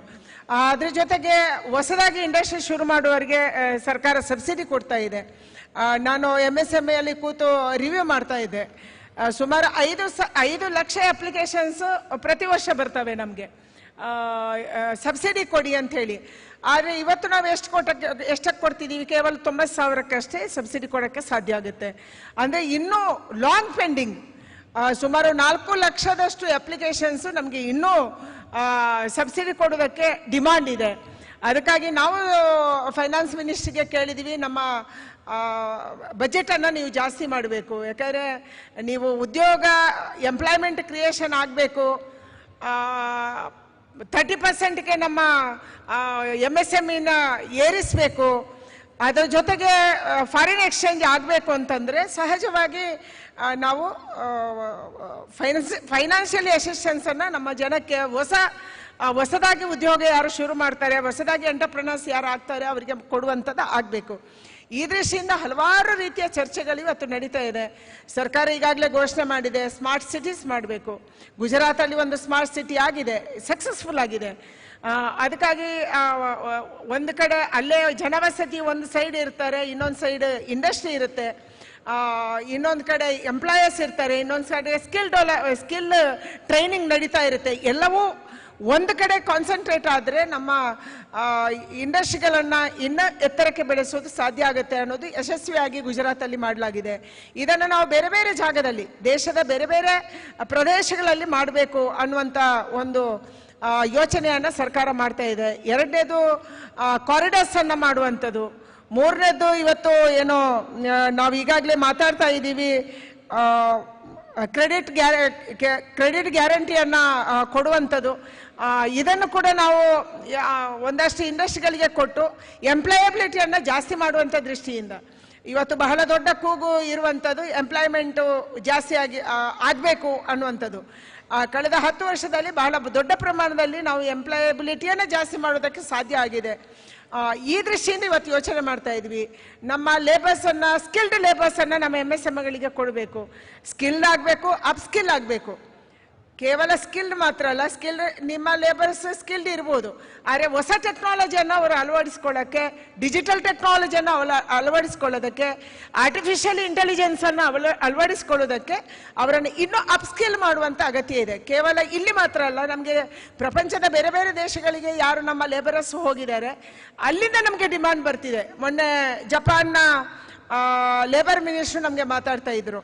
ಅವ್ರು ಮಾತಾಡುವಂಥ G20ಗೆ ನಾನು ಹೋಗಿದ್ದೆ, ಬ್ರೆಜಿಲ್ಗೆ ಹೋದಾಗ ಎಲ್ಲರದ್ದು ಡಿಮಾಂಡ್ ಇರುವಂಥದ್ದು ನಿಮ್ಮ ಲೇಬರರ್ಸ್ ನಮ್ಮ ದೇಶದಲ್ಲಿದ್ದಾರೆ, ಆದರೆ ಅವರನ್ನು ಅಪ್ಸ್ಕಿಲ್ ಮಾಡೋದಕ್ಕೆ. ಇವತ್ತು ಭಾರತದಲ್ಲಿ ಡಿಜಿಟಲ್ ಟೆಕ್ನಾಲಜಿ ಇಷ್ಟೊಂದು ಎತ್ತರಕ್ಕೆ ಬೆಳೆದಿದೆ. ನೀವು ವಾಪಸ್ ಅವರನ್ನು ಕರ್ಕೊಂಡು ಹೋಗಿ ಅವರಿಗೆ 3 months course, 6 months course, 1 year course ಮಾಡಿದರೆ ನಮ್ಮ ದೇಶಕ್ಕೆ ಅನುಕೂಲ ಆಗುತ್ತೆ, ನಿಮ್ಮ ದೇಶಕ್ಕೂ ಅನುಕೂಲ ಆಗುತ್ತೆ. ಇದು ಕೇವಲ ಅಲ್ಲಿಗೆ ಮಾತ್ರ ಅನ್ವಯ ಆಗಲ್ಲ, ಅದು ನಮ್ಮೆಲ್ಲರ ಇಂಡಸ್ಟ್ರಿಗಳಿಗೆ ಕೂಡ ಅನ್ವಯ ಆಗುತ್ತೆ. ನಿಮಗೆ ಅಪ್ಸ್ಕಿಲಿಂಗ್ ಮಾಡೋದಕ್ಕೆ ಅನ್ವಯ ಆಗುತ್ತೆ, ಟೆಕ್ನಾಲಜಿಯನ್ನು ಅಪ್ಸ್ಕಿಲ್ ಮಾಡೋದಕ್ಕೆ ಅನ್ವಯ ಆಗುತ್ತೆ. ಈ ದೃಷ್ಟಿಯಿಂದ ಇವತ್ತು ಸರ್ಕಾರ ಸಹಜವಾಗಿ ಯೋಚನೆ ಮಾಡ್ತಾ ಇದೆ. ಒಂದು ಸ್ಕಿಲ್ಡ್ ಲೇಬರರ್ಸನ್ನು ತಯಾರಿ ಮಾಡಬೇಕು. ನಿಮಗೆ ನೀವು ಹೆಚ್ಚು ಉದ್ಯೋಗ ಸೃಷ್ಟಿ ಆಗಬೇಕು. ಈಗಾಗಲೇ ನೀವು ಸುಮಾರು 20 ಕೋಟಿಗಿಂತಲೂ ಹೆಚ್ಚು ಜನಕ್ಕೆ ಉದ್ಯೋಗವನ್ನು ಕೊಟ್ಟಿದ್ದೀರಿ. ಅದಕ್ಕಾಗಿ ನಾನು ನಿಮಗೆ ಅಭಿನಂದನೆಗಳನ್ನು ಸಲ್ಲಿಸ್ತಾ ಇದ್ದೀನಿ. ದೇಶದ ವರ್ಕ್ ಫೋರ್ಸಲ್ಲಿ ಸುಮಾರು 50 ಕೋಟಿ ವರ್ಕ್ ಫೋರ್ಸ್ ಇದ್ದರೆ ಅದರಲ್ಲಿ 20 ಕೋಟಿ MSME ಇದೆ ಅನ್ನುವಂಥದ್ದೇ ಬಹಳ ದೊಡ್ಡ ವಿಷಯ. You are employed around 20, I think more than 20 crores. ಅದಕ್ಕಾಗಿ ಇದು ಬಹಳ ದೊಡ್ಡ ಒಂದು ವರ್ಕ್ ಫೋರ್ಸ್ ಇದೆ. ಇದನ್ನು ಇನ್ನೂ ಜಾಸ್ತಿ ಮಾಡಬೇಕು. ಎಂಪ್ಲಾಯರ್ಸ್ ಮತ್ತು ಕನ್ಸ್ಯೂಮರ್ಸ್ ಇದೆಲ್ಲವನ್ನ ಏಕದೃಷ್ಟಿಯಿಂದ ನೋಡಬೇಕು, ಒಂದು ಸರ್ಕಲ್ ದೃಷ್ಟಿಯಿಂದ ನೋಡ್ಬೇಕು ಅನ್ನುವಂಥ ದೃಷ್ಟಿಯಿಂದ ಇವತ್ತು ಸರ್ಕಾರ ಮಾಡ್ತಾ ಇದೆ. ಅದಕ್ಕಾಗಿ ಖಂಡಿತ government of India always stand with you. ಏನೇ ನಿಮ್ಮ ಸಮಸ್ಯೆಗಳಿದ್ರು ನಾನು ಮೊನ್ನೆನೂ ಹೇಳಿದ್ದೆ, ಯಾವುದೇ ಇದ್ರೂ ಕೂಡ ಅದನ್ನು ಮಾಡಬೇಕು. ಬಹಳ ಮುಖ್ಯವಾಗಿ ಇವತ್ತು ಶಿವಕುಮಾರ್ ಪದೇ ನಮಗೆ ನೆನಪು ಮಾಡ್ತಾ ಇದ್ದಾರೆ, ಇನ್ಫ್ರಾಸ್ಟ್ರಕ್ಚರನ್ನು ಚೆನ್ನಾಗಿ ಮಾಡಬೇಕು. ನಮ್ಮ ಇಂಡಸ್ಟ್ರಿಯಲ್ ಏರಿಯಾದಲ್ಲಿ ಇನ್ಫ್ರಾಸ್ಟ್ರಕ್ಚರ್ ಹೆಚ್ಚಾಗಬೇಕು ಅನ್ನುವಂಥದ್ದನ್ನು ಯೋಚನೆ ಮಾಡ್ತಿದ್ದಾರೆ. ಸಹಜವಾಗಿ ಇಷ್ಟು ವರ್ಷಗಳ ಕಾಲ ನಾವು ಇನ್ಫ್ರಾಸ್ಟ್ರಕ್ಚರನ್ನು ಸ್ಟೇಟ್ ಗೌರ್ಮೆಂಟ್ ಮಾಡುತ್ತೆ ಅನ್ನುವಂಥದ್ದು, ಜಮೀನು ಕೊಡೋದು ಅದು ಸ್ಟೇಟ್ ಗೌರ್ಮೆಂಟು, ಇನ್ಫ್ರಾಸ್ಟ್ರಕ್ಚರ್ ಡೆವಲಪ್ಮೆಂಟ್ ಮಾಡೋದು ಕೂಡ ಸ್ಟೇಟ್ ಗೌರ್ಮೆಂಟ್ ಅಂತ ಅಂದ್ಕೊಂಡಿದ್ವಿ. ಆದರೆ ನಮ್ಮ ಕೇಂದ್ರ ಸರ್ಕಾರ ಇವತ್ತು ಸ್ಟೇಟ್ ಗೌರ್ಮೆಂಟ್ಗಳ ಜೊತೆ ಕೋಆರ್ಡಿನೇಟ್ ಮಾಡ್ತಾ ಇದೆ. ಹೇಗೆ ಇನ್ಫ್ರಾಸ್ಟ್ರಕ್ಚರನ್ನು ನಾವು ಡೆವಲಪ್ ಮಾಡ್ಬೋದು, ಯಾವುದ್ಯಾವುದರ ಅಗತ್ಯ ಇದೆ, ಇಂಡಸ್ಟ್ರಿ ಬೆಳಿಬೇಕು ಅಂದರೆ ನಾವು ಇನ್ಫ್ರಾಸ್ಟ್ರಕ್ಚರು, ಟ್ರಾನ್ಸ್ಪೋರ್ಟ್ ಸಿಸ್ಟಮು ಇದನ್ನು ಹೆಚ್ಚು ಮಾಡೋದಕ್ಕೆ ನಾವು ಏನೇನೋ ಮಾಡ್ಬೋದು. ಎರಡನೇದು, ಕೇಂದ್ರ ಸರ್ಕಾರ ಇದರ ದೃಷ್ಟಿಯಿಂದ ಏನು ಯೋಚನೆ ಮಾಡ್ಬೋದು ಅನ್ನುವಂಥದ್ದನ್ನು ಕೂಡ ಯೋಚನೆ ಆಗ್ತಾ ಇದೆ. ಅದಕ್ಕಾಗಿ ನಾನು ಒಂದೇ ಹೇಳಬಲ್ಲೆ, ಆಲ್ವೇಸ್ ನಾವು ನಿಮ್ಮ ಜೊತೆ ಇರ್ತೀವಿ. ಹಲವಾರು ಕ್ರಾಂತಿಕಾರಿ ಯೋಚನೆಗಳು ಕೇಂದ್ರ ಸರ್ಕಾರದಲ್ಲಿ ನಡೀತಾ ಇದೆ. ಬರುವಂಥ ದಿನದಲ್ಲಿ ನಾನು ಮೊನ್ನೆನೂ ಹೇಳಿದ್ದೆ, 2047ಕ್ಕೆ ವಿಕಸಿತ ಭಾರತ ಆಗಬೇಕು ಅಂತಂದರೆ ಅದು ಕೇವಲ ವಿಕಸಿತ ಭಾರತ ಅನ್ನುವಂಥ ಕಲ್ಪನೆ ಸರ್ಕಾರದಲ್ಲ, ಇದರಲ್ಲಿ ಜನಭಾಗಿದಾರಿ ಆಗಬೇಕು. People should involve in this. ದೇಶದ ಪ್ರತಿಯೊಬ್ಬ ನಾಗರಿಕ ಕೂಡ ಇದರ ಬಗ್ಗೆ ಯೋಚನೆ ಮಾಡಬೇಕು. ಆಗ ಮಾತ್ರ ವಿಕಸಿತ ಭಾರತ ಆಗೋಕ್ಕೆ ಸಾಧ್ಯ. ಈ ದೃಷ್ಟಿಯಿಂದ MSMEಗಳ ಪಾತ್ರ ಬಹಳ ದೊಡ್ಡದಿದೆ. ಅದರಲ್ಲಿ ಇವತ್ತು ಸ್ಮಾಲ್ ಇಂಡಸ್ಟ್ರೀಸ್ ಇದು. MSME ಕೂಡ ಮೀಡಿಯಂ ಅವರು ಬಹಳ ಕಡಿಮೆ ಇದ್ದಾರೆ, ಆದರೆ ಸ್ಮಾಲ್ ಇಂಡಸ್ಟ್ರೀಸು, ಮೈಕ್ರೋ ಇಂಡಸ್ಟ್ರೀಸ್ ಅವ್ರದ್ದು ಬಹಳ ದೊಡ್ಡ ಪಾತ್ರ ಇದೆ. ಹೆಚ್ಚು ಜನಕ್ಕೆ ಉದ್ಯೋಗ ಕೊಡುವಂಥವ್ರು ಅವರು. ಈ ದೃಷ್ಟಿಯಿಂದ ಇವತ್ತು ಸರ್ಕಾರ ಯೋಚನೆ ಮಾಡ್ತಾ ಇದೆ. ಲೇಬರರ್ಸನ್ನು ಇನ್ನಷ್ಟು ಇಂಪ್ರೂವ್ ಮಾಡೋದಕ್ಕೆ ಸರ್ಕಾರ ಯೋಚನೆ ಮಾಡ್ತಾ ಇದೆ. ಮತ್ತು ಈವನ್ ಲೇಬರ್ ಕೋಡಲ್ಲಿ ಕೂಡ ಯಾವ MSMEಗಳಿದ್ದಾರೆ ಅವರಿಗೆ ಸಹಾಯ ಮಾಡುವಂಥ ದೃಷ್ಟಿಯಿಂದ ಕೂಡ ಇವತ್ತು ನಾವು ಯೋಚನೆಯನ್ನು ಮಾಡ್ತಾ ಇದ್ದೀವಿ. ಅದಕ್ಕಾಗಿ ನಿಮ್ಮೆಲ್ಲರಿಗೂ ಕೂಡ ನಾನು ಒಂದೇ ಹೇಳಬಲ್ಲೆ, ನಿಮ್ಮ ಎಲ್ಲ ಸಮಸ್ಯೆಗಳನ್ನು ಆಲಿಸೋಕ್ಕೆ government of India always we are ready. We are ready to coordinate with state governments ಕೂಡ ನಮಗೆ ಸಹಕಾರ ಬೇಕು. ಇವತ್ತು ರಾಜ್ಯ ಸರ್ಕಾರದ ಮಂತ್ರಿಗಳು ಕೂಡ ಬಂದಿದ್ರೆ ಅವರಿಗೂ ಹೇಗೆ ಕೋಆರ್ಡಿನೇಟ್ ಮಾಡ್ಬೋದು ಅನ್ನುವಂಥದ್ದು ಇವತ್ತು ಹೋಟೆಲ್ ಅಶೋಕದಲ್ಲಿ ನಡೀತಾ ಇದೆ. ನಮ್ಮ ಲೇಬರ್ ಡಿಪಾರ್ಟ್ಮೆಂಟಲ್ಲಿ ಅಧಿಕಾರಿಗಳ ಜೊತೆ, ರಾಜ್ಯ ಸರ್ಕಾರದ ಅಧಿಕಾರಿಗಳ ಜೊತೆ ಹೇಗೆ ಕೋಆರ್ಡಿನೇಟ್ ಮಾಡ್ಬೋದು ಅಂತ ಅದನ್ನು ನಾವು MSMEಯಲ್ಲೂ ಮಾಡ್ತೀವಿ. ಯಾಕಂದರೆ ಬಹಳಷ್ಟು ನಿರ್ಧಾರಗಳನ್ನು ತಗೊಳ್ಳುವಂಥದ್ದು ರಾಜ್ಯ ಸರ್ಕಾರಗಳಲ್ಲಿ ನಿರ್ಧಾರ ತಗೊಳ್ಳುವಂಥ ಬಹಳ ದೊಡ್ಡ ಪಾತ್ರ ವಹಿಸುವಂಥದ್ದು ಅಧಿಕಾರಿಗಳು ಇದು ಮಾಡಿ ಅಂತಂದರೆ ನಾವು ಮಾಡ್ತೀವಿ, ಇದು ಮಾಡಬೇಡಿ ಅಂತಂದರೆ ನಾವು ಮಾಡಲ್ಲ. ಫೈಲಲ್ಲಿ ನೀವು ಮಾಡಬೇಡಿ ಅಂತ ಹೇಳಿದ ಮೇಲೆ ನಾವಂತೂ ಮಾಡೋಕ್ಕಾಗಲ್ಲ. ಆ ಧೈರ್ಯ ಯಾರು ಪೊಲಿಟಿಷಿಯನು ಅಥವಾ ಯಾವುದೇ ಮಂತ್ರಿ ತಗೊಳ್ಳಲ್ಲ. ಈ ದೃಷ್ಟಿಯಿಂದ ನಾವು ಮೊದಲು ಕನ್ವಿನ್ಸ್ ಮಾಡಬೇಕಾದ್ದು ಇವತ್ತು ನಮ್ಮ ಹೈಯರ್ ಆಫೀಸರ್ಸ್ಗೆ, ಅದು ಯಾವುದೇ ಇಲಾಖೆಯಲ್ಲಿ ಇರ್ಬೋದು, ಹೈಯರ್ ಆಫೀಸರ್ಸ್ಗೆ ನಾವು ಆ ಕನ್ವಿನ್ಸನ್ನು ಮಾಡಬೇಕಾಗುತ್ತೆ. ಈ ದೃಷ್ಟಿಯಿಂದ ಇವತ್ತು ನಮ್ಮ ಲೇಬರ್ ಡಿಪಾರ್ಟ್ಮೆಂಟಲ್ಲಿ ಆ ಪ್ರಕ್ರಿಯೆಯನ್ನು ನಾವು ಈಗಾಗಲೇ ಶುರು ಮಾಡಿದ್ದೀವಿ. MSMEಯಲ್ಲಿ ಕೂಡ ಬರುವಂಥ ದಿನದಲ್ಲಿ ರಾಜ್ಯ ಸರ್ಕಾರದ ಅಧಿಕಾರಿಗಳ ಜೊತೆ ಕೋಆರ್ಡಿನೇಟ್ ಮಾಡಿ ಯಾವುದನ್ನು ಕೇಂದ್ರ ಮಾಡ್ಬೋದು, ಯಾವುದನ್ನು ರಾಜ್ಯ ಮಾಡಬೇಕು, ಹೇಗೆ ಕೋಆರ್ಡಿನೇಟ್ ಮಾಡಿ ನಾವು ಕೆಲಸವನ್ನು ಮಾಡ್ಬೋದು. ಯಾಕಂದರೆ MSME ಅಂದ ತಕ್ಷಣ ಯಾವುದೋ ಕೇಂದ್ರದಲ್ಲಿ ಯಾವುದೋ ಒಂದು ಕಡೆ MSME ಇದೆ, ಅದಕ್ಕೆ ಕೇಂದ್ರ ಸರ್ಕಾರ ಹೆಲ್ಪ್ ಮಾಡುತ್ತೆ ಅಂತಿಲ್ಲ. ಯಾವ MSMEಗಳು ಇದ್ರೂ ಕೂಡ ರಾಜ್ಯದಲ್ಲೇ ಇರುವಂಥದ್ದು. ನಿಮ್ಮ ಇನ್ಫ್ರಾಸ್ಟ್ರಕ್ಚರ್ ಇರುವಂಥದ್ದು ರಾಜ್ಯದಲ್ಲಿ, ನಿಮ್ಮ ಇಂಡಸ್ಟ್ರಿ ಇರುವಂಥದ್ದು ಆಯಾಯ ರಾಜ್ಯಗಳಲ್ಲಿ. ಅದಕ್ಕಾಗಿ ಆ ದೃಷ್ಟಿಯಿಂದ ಇವತ್ತು ನಾವು ಯೋಚನೆ ಮಾಡುವಂಥ ಅಗತ್ಯ ಇದೆ. ಇದಕ್ಕಾಗಿ ಖಂಡಿತವಾಗಿ ನಾವು ಯೋಚನೆಯನ್ನು ಮಾಡ್ತೀವಿ ಅನ್ನುವಂಥ ಮಾತನ್ನು ಹೇಳಿ ತುಂಬ ಖುಷಿಯಿಂದ ಅದು ಇವತ್ತೇನು ಕೇಂದ್ರದ ಬಜೆಟಲ್ಲಿ ನಾವು ಕೊಟ್ಟಿರುವಂಥ ದುಡ್ಡಿರ್ಬೋದು ಅಥವಾ ಅದನ್ನು ಉಪಯೋಗ ಮಾಡೋ ಮ್ಯಾನುಫ್ಯಾಕ್ಚರಿಂಗ್ ಸೆಕ್ಟರ್ಗೆ ನಾವು ದುಡ್ಡು ಕೊಟ್ಟಿದ್ದೀವಿ. ಗ್ಯಾರಂಟಿ ನಿಮಗೆ ನೀವು ಎಂಪ್ಲಾಯ್ಮೆಂಟನ್ನು ಜಾಸ್ತಿ ಮಾಡೋದಕ್ಕೆ ಇವತ್ತು ಈ ಕ್ರೆಡಿಟ್ ಗ್ಯಾರಂಟಿ ಸ್ಕೀಮನ್ನು ಕೊಟ್ಟಿರುವಂಥದ್ದು. ಎಂಪ್ಲಾಯ್ಮೆಂಟ್ ಜಾಸ್ತಿ ಆಗಬೇಕು ಅನ್ನೋ ಕಾರಣಕ್ಕಾಗಿ ಗ್ಯಾರಂಟಿ ಸ್ಕೀಮನ್ನು ನಾವು ಕೊಟ್ಟಿರುವಂಥದ್ದು. ಈ ದೃಷ್ಟಿಯಿಂದ ಖಂಡಿತವಾಗಿ ನಾವು ಒಟ್ಟು ಸೇರಿ ಯೋಚನೆಯನ್ನು ಮಾಡೋಣ ಅನ್ನುವಂಥ ಮಾತನ್ನು ಹೇಳಿ, GDPಯಲ್ಲಿ ಬಹಳ ದೊಡ್ಡ ಪಾತ್ರ ನಿಮ್ದಾಗಬೇಕು, GDPಗೆ ಬಹಳ ದೊಡ್ಡ ಕೊಡುಗೆ ನಿಮ್ದಾಗಬೇಕು. ಆ ದೃಷ್ಟಿಯಿಂದ ನಾವು ನಿಮಗೆ ಸಹಾಯ ಮಾಡುವಂಥದ್ದನ್ನು ಹೆಚ್ಚು ಮಾಡುವಂಥ ದೃಷ್ಟಿಯಿಂದ ಖಂಡಿತ ಯೋಚನೆ ಮಾಡ್ತೀವಿ ಅನ್ನುವಂಥದ್ದನ್ನು ಹೇಳಿ ನಿಮ್ಮೆಲ್ಲರಿಗೆ ಕೂಡ ಅಭಿನಂದನೆಯನ್ನು ಸಲ್ಲಿಸಿ, and I congratulate all the participant who are set there. ಇಲ್ಲಿ ಏನೋ ಎಕ್ಸಿಬಿಷನನ್ನು ನೀವು ಮಾಡಿದ್ದೀರಿ, ಅವರಿಗೆ ಕಂಗ್ರ್ಯಾಚುಲೇಟನ್ನು ಮಾಡ್ತಾ ಇದ್ದೀನಿ. ಬಿಗ್ ಇಂಡಸ್ಟ್ರೀಸು ಇನ್ನೊಂದು ನಾವು ಬರೆಯೋರಿದ್ದೀವಿ, ನಮ್ಮ MSMEಗಳನ್ನು ನಾವು ಎಷ್ಟು ಅಪ್ಗ್ರೇಡೇಷನ್ ಮಾಡಬೇಕು ಅಂದರೆ ಎಲ್ಲ ಎಕ್ಸ್ಪೋರ್ಟ್ ಕ್ವಾಲಿಟಿಯನ್ನು ನಾವು ಮಾಡಬೇಕಂತ ನಾನು ಪದೇ ಇದನ್ನು ಹೇಳ್ತೀನಿ.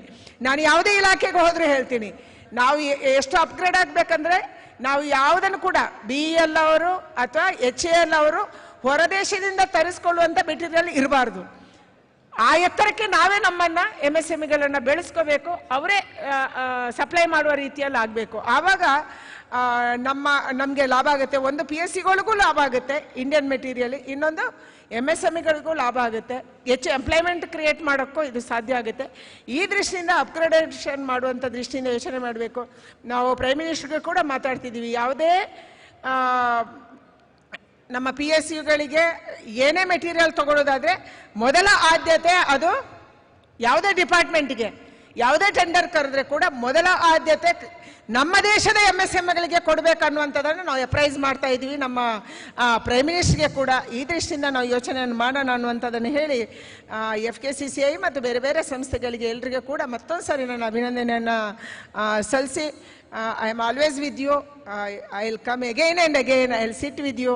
And ಖಂಡಿತವಾಗಿ ಮತ್ತೆ ಬರೋಣ, ಮತ್ತೆ ಸಿಗೋಣ ಅನ್ನುವಂಥದ್ದನ್ನು ಹೇಳಿ ಒಂದ್ಸಾರಿ ರಾಜ್ಯ ಸರ್ಕಾರದ ಯಾವುದ್ಯಾವುದು ಸಂಘ ಸಂಸ್ಥೆಯವರು ಇಲ್ಲಿ ಇದೀರಿ, ನೀವು ರೆಪ್ರೆಸೆಂಟ್ ಮಾಡ್ತಾ ಇದ್ದೀರಿ, ನಾನು ಇರ್ತೀನಿ. ರಾಜ್ಯ ಸರ್ಕಾರದ ಪ್ರಮುಖ ಅಧಿಕಾರಿಗಳ ಜೊತೆ MSME ಅಧಿಕಾರಿಗಳ ಜೊತೆ ಕೂತ್ಕೊಂಡು ಒಂದು ಚಿಕ್ಕದಾಗಿರುವಂಥ ಮೀಟಿಂಗನ್ನು ಒಂದು ಸಂಸ್ಥೆಯಲ್ಲಿ ಎಲ್ಲೇ ನೀವು ಕರೀರಿ, I will come, I will sit with them. And ಅವರದ್ದು ಏನು ಸಮಸ್ಯೆ ಇದೆ, ನಮ್ದು ಏನಿದೆ, ನಾವೇಗೆ ರಿಸಾಲ್ವ್ ಮಾಡಬೇಕನ್ನುವಂಥದ್ದನ್ನು ಖಂಡಿತ ಮಾಡ್ತೀವಿ ಅನ್ನುವಂಥ ಮಾತನ್ನು ಹೇಳಿ ನಿಮ್ಮೆಲ್ಲರಿಗೆ ವಂದನೆಯನ್ನು ಸಲ್ಲಿಸಿ ನನ್ನ ಮಾತು ಮುಗಿಸ್ತೀನಿ. ನಮಸ್ಕಾರ, ಜೈ ಹಿಂದ್. MSMEಸನ್ನು ಎಂಪವರ್ ಮಾಡುವಂಥದ್ದು ಬಹಳ ಮುಖ್ಯ. ಅದಕ್ಕೆ ವರ್ಕ್ ಫೋರ್ಸನ್ನು ಅಪ್ಸ್ಕಿಲ್ ಮಾಡಬೇಕು. ಎಂಪ್ಲಾಯರ್ಸ್ ಹಾಗೂ ಕನ್ಸ್ಯೂಮರ್ಸ್ ಎಲ್ಲರೂ ಸಹ ಒಗ್ಗೂಡಿದಾಗ ಮಾತ್ರ ಡೆವಲಪ್ಮೆಂಟ್ ಸಾಧ್ಯ ಅಂತ ಬಹಳ ಅರ್ಥಪೂರ್ಣವಾಗಿ ಮಾತನಾಡಿದಂಥ ಸುಶ್ರೀ ಶೋಭಾ ಕರಂದ್ಲಾಜೆರವರಿಗೆ ಅನಂತ ಹೃದಯ ತುಂಬಿದ ಧನ್ಯವಾದಗಳು. My request office bearers at FKCCI to please honor and felicitate Sushri Shobha Karandlaje, Honorable Union Minister of State for Micro, Small and Medium Enterprises and Labor and Employment, Government of India. Madam, it's an honor, it's a privilege to have you with us. Please request you to please accept this token of gratitude from us. Let's give a big round of applause, ladies and gentlemen.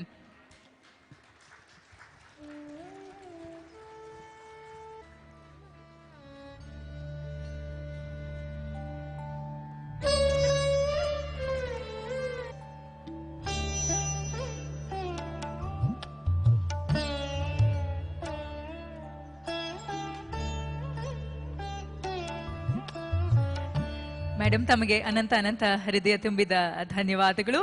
May now request our office bearers to honor and felicitate Shri M.G. Rajgopal, President Kasia. ನಮ್ಮ ನೆನಪಿನ ಕಾಣಿಕೆಯನ್ನ ತಾವು ಸ್ವೀಕರಿಸಬೇಕಾಗಿ ತಮ್ಮಲ್ಲಿ ವಿನಂತಿಸಿಕೊಳ್ತೇನೆ. ತಮಗೂ ಸಹ ಅನಂತ ಹೃದಯ ತುಂಬಿದ ಧನ್ಯವಾದಗಳು. Thank you sir, thank you so much for all the support.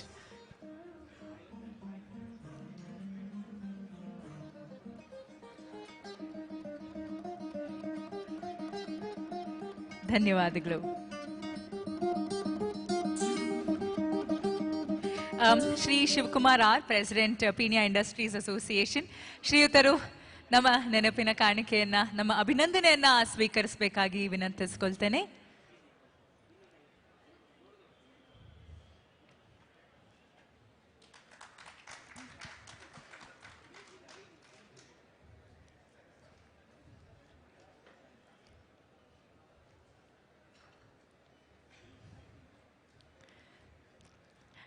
ಇಂದಿನ MSME ಕಾನ್ಕ್ಲೇವ್ನ ಚೇರ್ಮನ್ ರೂವಾರಿಯಾದಂತಹ ಶ್ರೀ ಅರವಿಂದ್ ಎನ್ ಬುರ್ಜಿರವರು, ಶ್ರೀಯುತರಿಗೆ ನಮ್ಮ ಅನಂತ ಹೃದಯ ತುಂಬಿದ ಧನ್ಯವಾದಗಳು. Thank you sir. So for chairing MSME Conclave 2024, Shri Arvind N Burji, chairman industry committee FKCCI.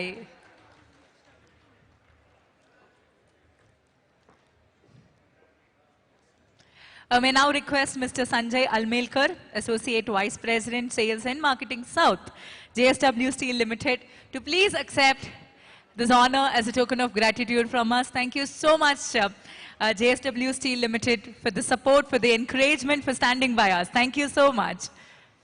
We're really indebted with gratitude towards you.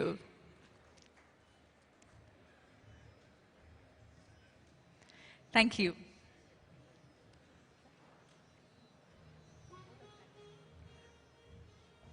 Thank you. They say all good things should come to an end. But with this, we are coming to an end of the inaugural ceremony of MSME Conclave 2024 and a beginning to a lot more insightful sessions, panel discussions, stalls, lot more learnings to be happening for all the 2 days.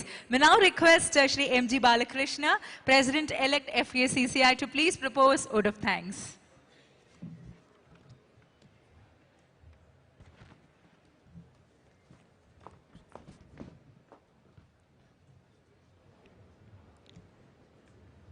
Ellargu namaskara. Good afternoon. Shri Shobha Karandlaje, Hon'ble Union Minister of State for Micro, Small and Medium Enterprises and Minister of Labour and Employment, Government of India. Mr. M.G. Rajagopal, President KCCI. Mr. R. Shivkumar, President PIA. Shri Ramesh Chandra Lahoti, President FKCCI. Shri Mati Umar Reddy, Senior Vice President elect FKCCI. Shri B.V. Gopal Reddy, Immediate Past President of FKCCI. Shri Arvind Burji, Chairman MSME Conclave 2024 FKCCI. Shri Sanjay, Vice President JSW, respected past presidents, managing committee members of FKCCI, members of FKCCI, distinguished industry friends, friends from print and electronic media, ladies and gentlemen. It is my privilege to extend the vote of thanks to the dignitaries for having attended MSME Conclave 2024. The micro and small and medium enterprises form the backbone of Indian economy, constituting a vast majority of business and providing livelihoods to millions of people across the country. MSME accounts for 45% of total industrial production, 40% of total exports, and contribute very significantly to the GDP. Manufacturing segment within the MSME contributes 7.09% of GDP. MSME also contributes 30.5% of services. The total contribution of MSME to the GDP is 37.54%. FKCCI acknowledges the pivotal role of MSME inspiring economic growth, generating employment, and driving innovation in line with the mission FKCCI, with the support and partnership of Ministry of MSME, Government of India and Government of Karnataka, has organized the MSME Conclave 2024. First, I would like to express my gratitude to Honorable Minister Shri Shobha Karandlaje for taking her time for her busy schedule to grace today's event. Madam, we are thankful for your insightful and advice to us. I thank Shri M.G. Rajagopal, President KCCI, and my brother for sharing for inputs and experience with us. I also thank Shri R. Shivkumar, President Pinya Industrial Association, for his input he has shared. I thank our past president, I thank our President Shri Ramesh Chandra Lahoti for taking initiative to conduct this event. I would like to express my sincere thanks to Ministry of MSME, Government of India, MRPL, JSW Steel, Power Grid, Department of Industry and Commerce, Government of Karnataka, GEM, CDB, UCAM, Total Tally Solutions, NSIC, Bureau of Indian Standards, Direct BEL, BHEL, HAL for the support extended for the success of this event. My special thanks to MSME DFO, Ministry of MSME Government of India, Bangalore for their support extended for this event. I thank all the managing committee members and past presidents for taking their time for gracing this event. I once again thank all of you present today. Please continue giving your valuable support for all the events. Thank you all.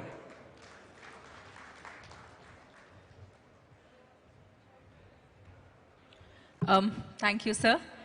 ಸೂಕ್ಷ್ಮ ಸಣ್ಣ ಮತ್ತು ಮಧ್ಯಮ ಕೈಗಾರಿಕಾ ಸಮ್ಮೇಳನ 2024 ಉದ್ಘಾಟಿಸಿದಂತಹ ಎಲ್ಲ ಗಣ್ಯರಿಗೂ ಅನಂತ ಹೃದಯ ತುಂಬಿದ ಧನ್ಯವಾದಗಳು. Ladies and gentlemen, request all of you to please be seated. We're starting off the panel discussions and a lot of interactive and engaging sessions to be starting within 5 minutes from now. So ellaru saha kulutkovekagi tammalli savinaya prarthane. Request all of you to please be seated.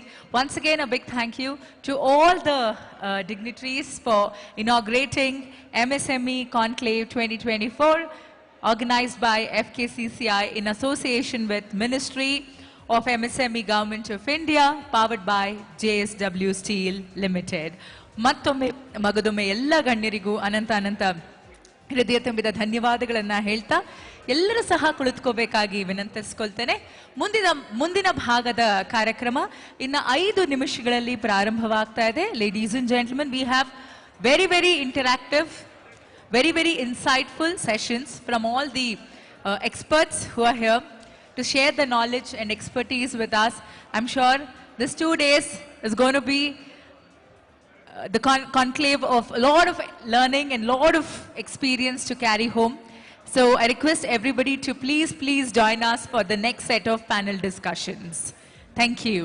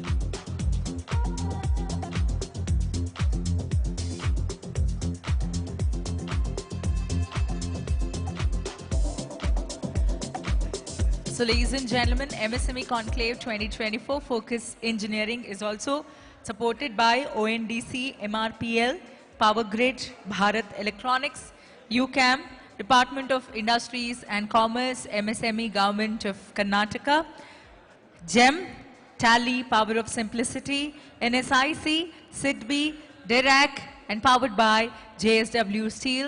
A big thank you to all our sponsors and supporters. We're indebted with gratitude. Thank you so much.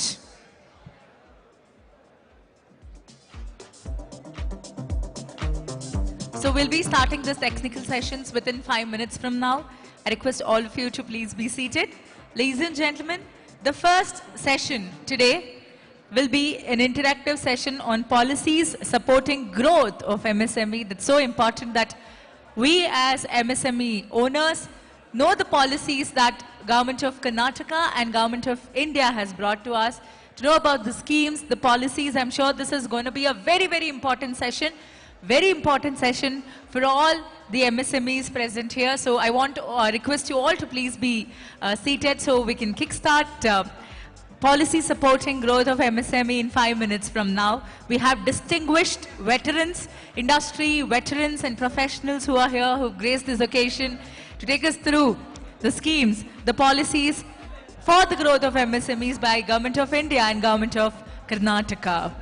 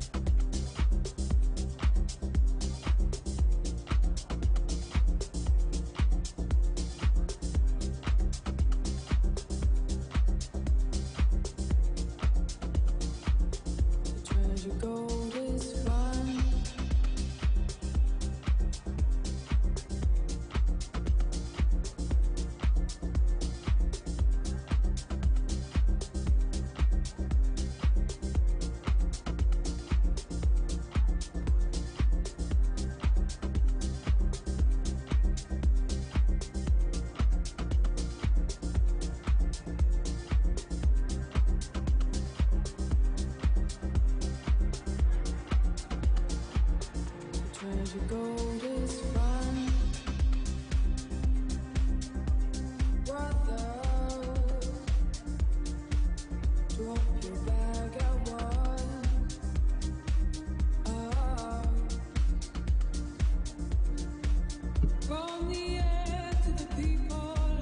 and gentlemen, it's time to kickstart the technical sessions.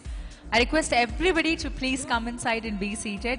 Stalls bali irorella daimadi bandu kulutkobekkagi tammalli prarthistene.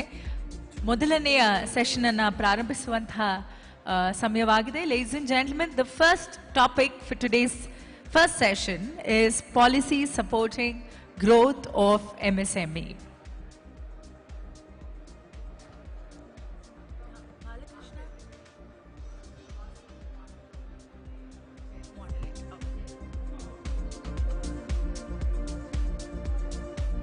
I request all of you to please come inside and be seated. Yeah. We have with us the distinguished speakers, so it's time to welcome them on stage with a huge round of applause. Before that, ನಿಲ್ತಿರೋರೆಲ್ಲ ದಯಮಾಡಿ ಕುಳಿತುಕೋಬೇಕಾಗಿ ವಿನಂತಿಸ್ಕೊಳ್ತೇನೆ. Because ಇಂದಿನ MSME Conclave ಇಂದು ಹಾಗೂ ನಾಳೆಯ ಈ ಸಮ್ಮೇಳನದ ಉದ್ದೇಶವೇ ಅದು. To empower, to encourage and create a platform for MSMEs and to give you a lot of knowledge and insights about also the schemes, which is very, very important to know about the schemes that's there in Government of India and Government of Karnataka, the initiatives that's there to support MSMEs. So it's important for all the MSMEs for you to know the policies here. So request you all to please come inside and please be seated so that we can kickstart the first technical session.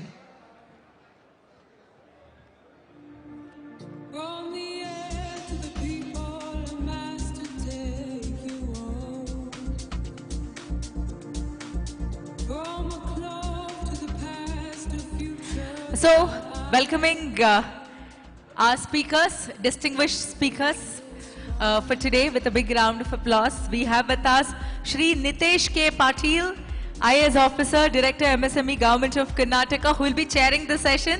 So, namaskara, Karakramakke swagata, warm welcome to you. I request Srimati Uma Reddy to please escort our speaker and the chairman for the session, Shri Nitesh K. Patil. Mr. Nitesh Patil is a distinguished Karnataka cadre IAS officer of 2012 batch hailing from Bijapur, Karnataka. He currently holds the position of Director MSME Department of Industries and Commerce since 15 July 2024.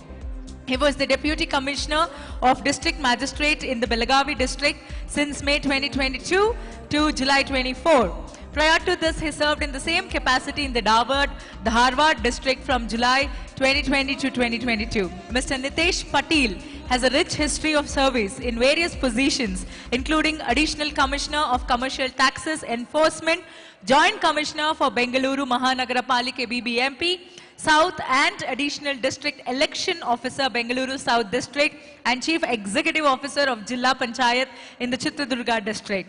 He commenced his career with the IIS as an Assistant Commissioner and Subdivisional Magistrate in the Saga Subdivision, Shimoga District. Sir, it's an honor, it's a privilege to have you with us. Warm welcome to you, sir.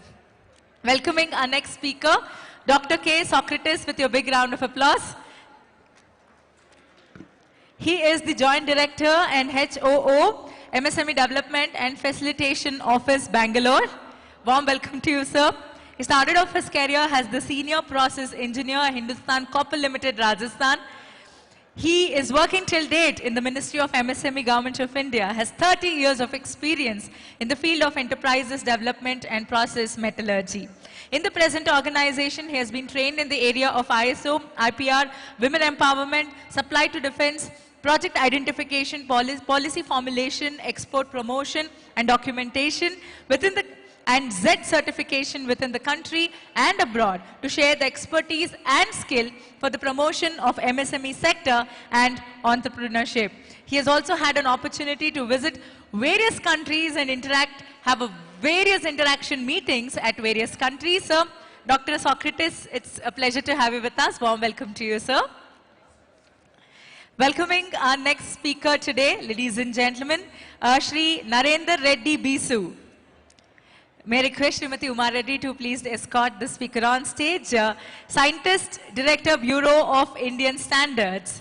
Narendra Reddy Bisu is the Scientist E-Director working at Bangalore Branch Office, Bureau of Indian Standards.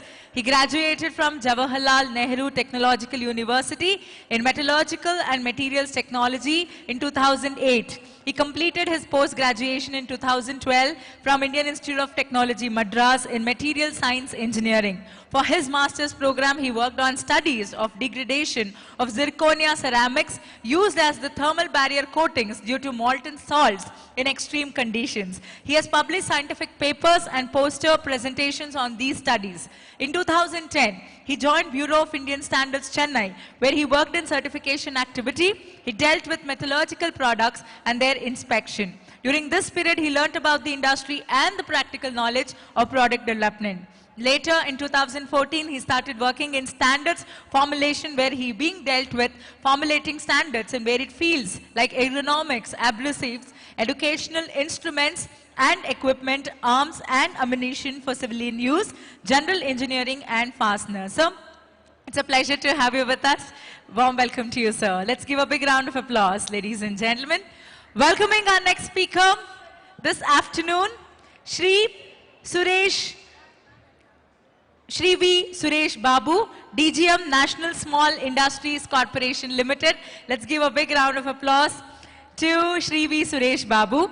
Shri V. Suresh Babu has been in the MSMEs serving profession from 1999 and has worked through the ranks from management trainee to Deputy General Manager, one of the key positions in NSIC Limited, a premier Government of India enterprise.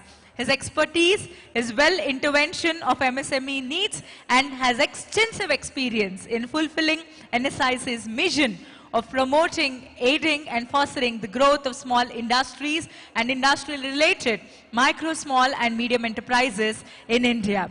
Over a period of 23 plus years of experience with NSIC, Mr. V. Suresh Babu has been successfully carrying forward the mission of NSIC to assist small enterprises with a set of specially tailored schemes designed to put them in a competitive and advantageous position. So warm welcome to you, Mr. Suresh Babu, sir. Welcoming our next speaker, Shri Sanjay Kumar Saab. Let's give a big round of applause. May I request Srimati Uma Reddy to escort Shri Sanjay Kumar Shah, Deputy General Manager, Hindustan Aeronautical Limited. So warm welcome to you, sir. It's a pleasure to have you with us today. An engineering graduate from NIT Patna, Shri Sanjay Kumar is presently working in Integrated Materials Management Department as Deputy General Manager at HAL Corporate Office. Is more than 21 years of experience. For last 13 years, he's been working in IMM department. He oversees HAL's e-procurement portal, purchase policies, vendor registration, etc. So warm welcome to all of you. So over to Mr. Nitish Patil to chair this session and also moderate this session. So over to you all. Over to you all. So welcoming Mr. Nitish Patil to chair this session and also moderate this session. So over to you.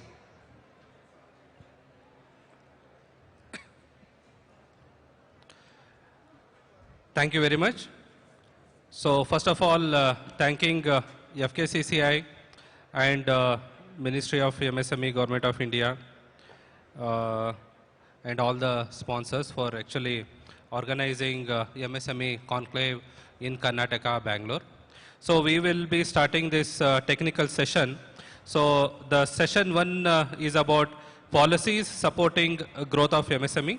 I would like to again welcome all the speakers, Dr. K. Socrates, Shri Narendra Reddy Bisu, Shri V. Suresh Babu, and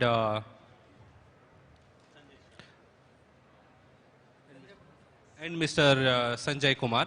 So first of all, I would like to tell about the policies supporting growth of MSMEs from Government of Karnataka. Actually, Government of Karnataka and even Government of India have both realized the true potential of MSMEs for the growth of the Indian economy. So that is the main growth driver engine for both Karnataka as well as India. So that is why both Government of Karnataka, Government of India is coming with a lot of policies which are actually very, very useful. But again, the industries, MSMEs also need to come forward. Both should work together for the fruitful implementation of those. In Karnataka, if you see, as on today, close to 16 lakh MSMEs have been registered with Udyam portal, and that's a very, very large number. So again, the Government of Karnataka is also coming up with a dashboard so that they have the database of all these 16 lakh MSMEs registered, and Government of Karnataka is also coming up with all the database of all the raw material suppliers and the OEM original equipment manufacturers, so that the B2B actually transactions happen between both of them. MSMEs are always, they are the employment generator for any state. And 99% of all the industries, as you know, are all MSMEs. Almost 96.5% are micro, 3.5% are small, so we cannot neglect them. So they are very, very important. So Government of Karnataka has a policy 2020-2025 in that close to 28 types of incentives and discounts are offered to MSMEs. And soon Government of Karnataka is now again started working on the new policy, because the existing policy is coming to end on 2025. So again, we have started the consultation with the industries and associations for the next policy 2026 to 2030. Some of the major incentives like capital investment subsidy. I have interacted with many, but most of them, again, many don't know the capital investment subsidy. Like for micro enterprises, as we all know now, the definition of micro enterprises is like investment of 1 crore and turnover of up to 5 crore. So whatever, if their value of fixed asset, based on the value of fixed asset, close to 25% to 30% of value of fixed asset is again actually reimbursed as investment promotion subsidy. So that is coming to close to 25 lakh is reimbursed to the micro enterprises by Government of Karnataka. Coming to the small enterprises, so based on the turnover, like now the small enterprises definition is investment of 10 crore and turnover of 50 crore. So based on the value of fixed assets, again close to 25% of the value of fixed asset is also reimbursed as a investment promotion subsidy. So with a cap of 1 crore rupees, that's actually very, very substantial amount helping the MSMEs. Again, when we come to medium enterprises, so that is the definition of medium enterprises is like investment of 50 crore and turnover of 250 crore. So there, up to 40% of the value of fixed asset is also reimbursed, but as a turnover, as a percentage of the turnover. So here also close to even 20 crore can also be reimbursed, but with a turnover based on the turnover annual 2.5% of the turnover, it will be reimbursed to the medium enterprises. So that's quite a lot of money as an investment promotion subsidy is given by Government of Karnataka. Apart from that, for Zone 1 and Zone 2, other than Bangalore urban and rural, where for the North Karnataka and for the backward districts, so there is an exemption of stamp duty, 100% exemption of stamp duty is there for the MSMEs. Again, similarly, even reimbursement of land conversion fee is also there for all the Zone 1 and Zone 2 districts. So apart from Bangalore urban and Bangalore rural, all the districts actually fall under Zone 1 and Zone 2. So you will get both the stamp duty exemption as well as land conversion reimbursement. Similarly, there is exemption from tax on electricity tariff for the MSME. So that is also for all the backward districts. So reimbursement of cost of power at 1 rupee per unit for 3 years is also given by Government of Karnataka. Similarly, there is lot of support to artisans is also there, 4% at the rate of 4% it is given to artisans. Then interest subsidy on technology upgradation loan is also there. Similarly, incentives for quality certifications and so many with regard to sustainability and responsible industrialization by MSMEs. The support is given for rainwater harvesting also, up to 2 lakh for rainwater harvesting, for wastewater recycling up to 7.5 lakh, for reimbursement of expenses incurred for water audit up to 1 lakh, for zero discharge up to 7.5 lakh, for recycling of electronic waste and plastic waste up to 10 lakh, and for subsidy for setting up of ETP, effluent treatment plant, even up to 50% of the cost of ETP, or even to the maximum of 50 lakh. So these are so many policies under the industrial policy the Government of Karnataka is offering. Apart from that, if you see the MSME CDP, Cluster Development Program, both the Government of India is offering close to 70% and Government of Karnataka 20%, so close to 90% subsidy if MSMEs come together for the common processing facilities. So there are many policies by the both Government of Karnataka and Government of India. And recently World Bank funded RAMP program is initiated by Government of India, that is raising and accelerating MSME performance. So that is around the Karnataka has got around 118 crore in the initial phase. So that will be implemented for the next 4 years. So under that also lot of workshops and handholding programs will be done under the RAMP Karnataka program also. So these are the brief some of the policies by Government of Karnataka with jointly with the Government of India also. So next I would like to request Dr. Socrates, Joint Director and HOD, MSME Development and Facilitation Office to have brief remarks about this. Thank you, sir. Thank you, FKCCI President and this MSME Conclave organizer, Uma Reddy Madam, and my co-panelist and other ex-office bearers of FKCCI, entrepreneurs, my colleague Mr. Sashi Kumar. In continuing with Nitish Patil sir's detailed state government policy initiative, Government of India, Ministry of MSME is also in the process of coming out very clear-cut policy, and it is under the process. There are different stages of consultation as well as feedback received from many industry associations and industry bodies. So maybe we very soon will have a separate policy. Otherwise, a well-known policy, public procurement policy, that itself is actually existing since 2012. Under public procurement policy, all public sector undertakings, central government agencies, including banks, including central universities, they are supposed to procure minimum 25% of their annual procurement. Out of 25%, 4% should be purchased from entrepreneurs of SC/ST community and 3% of women enterprises. So that is a very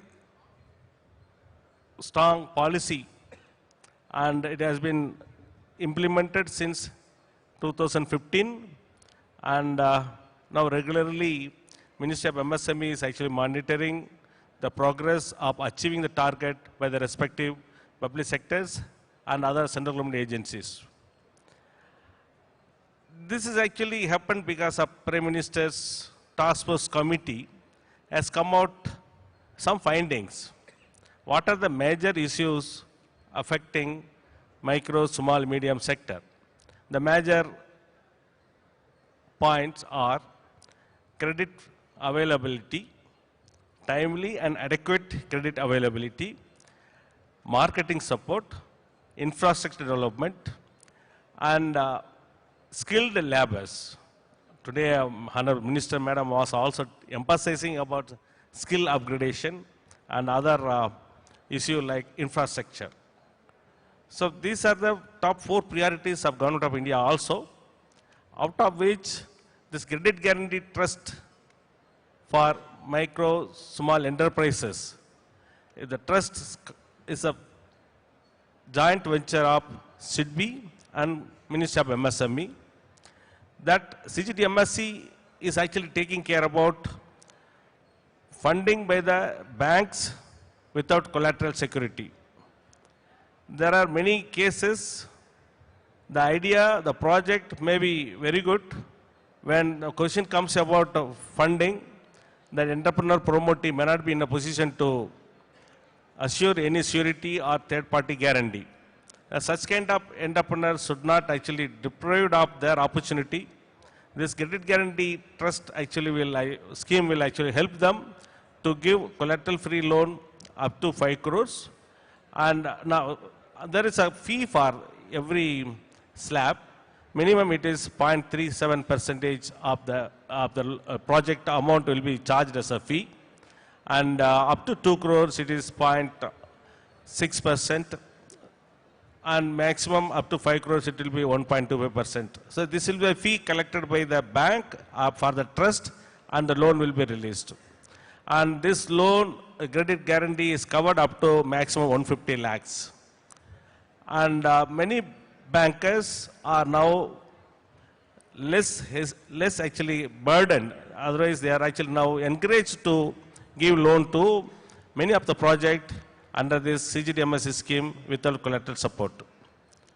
And marketing support, under this PPP policy, marketing support is the major initiative because of lack of information, not having organized marketing, micro small enterprises many times actually not able to retain their customers, not able to get new customers also.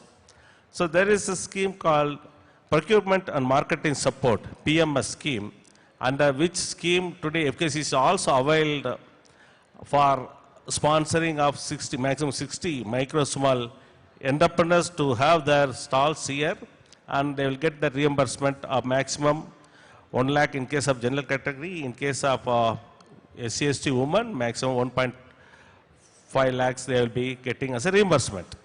So like this last year, in 2023 financial year, MSME DF of Bangalore has actually reimbursed around 504 micro small enterprises wherever they have participated. Not only in Bangalore, they must have participated across the country. So this is actually very good support for entrepreneurs. Enterprises wanted to reach out to new market area, and particularly in their area of technology, it is actually helpful. Also, we are supporting to get barcode. Barcoding is also important nowadays. It plays an important role in supply chain movement. So the barcode get one-time registration as well as 3-time renewal also we are actually reimbursing. Then we are also supporting for packaging technology. A group of cluster of enterprises wanted to go for improvement in their packaging technology in the cluster wise, the food industry or handicraft industry or some kind of electronics industry. They come together, they need some kind of packaging technology improvement. So to those kind of clusters, we are actually supporting to develop that technology. These are some of the area which are related to marketing. There are some more other policy support measures are provided for incubation centers to get conversion of idea to product. We are actually supporting each incubatees up to maximum 15 lakhs.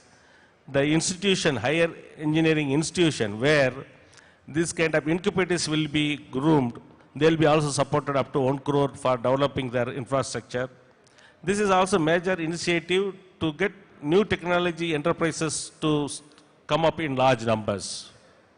Also, we are supporting to set up retail outlet for GI products in rural area, urban area, for the maximum up to 30 lakhs in case of urban area. In case of rural area, 20 lakhs. It is given only exclusively to market GI products to promote their marketing support. These are some of the schemes we are actually implementing. All these entrepreneurs, successful entrepreneurs, we will call it as champions. That's a creation and harmonious application of modern processing for increasing national strength. That we need more such kind of champions to contribute more GDP as well as provide more number of employment. With these few words, I just look for any query. I may be able to answer your doubts. Thank you.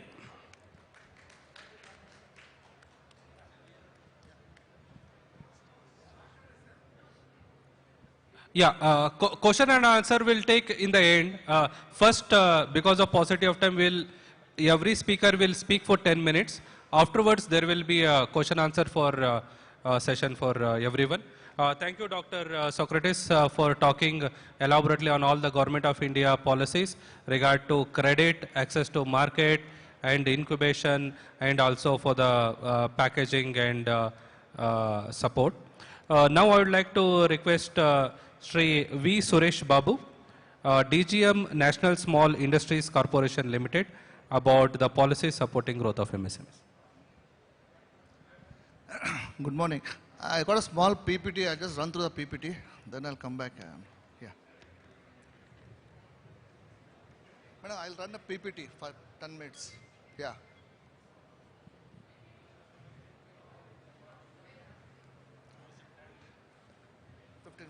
I won't take much time, yeah. Yeah.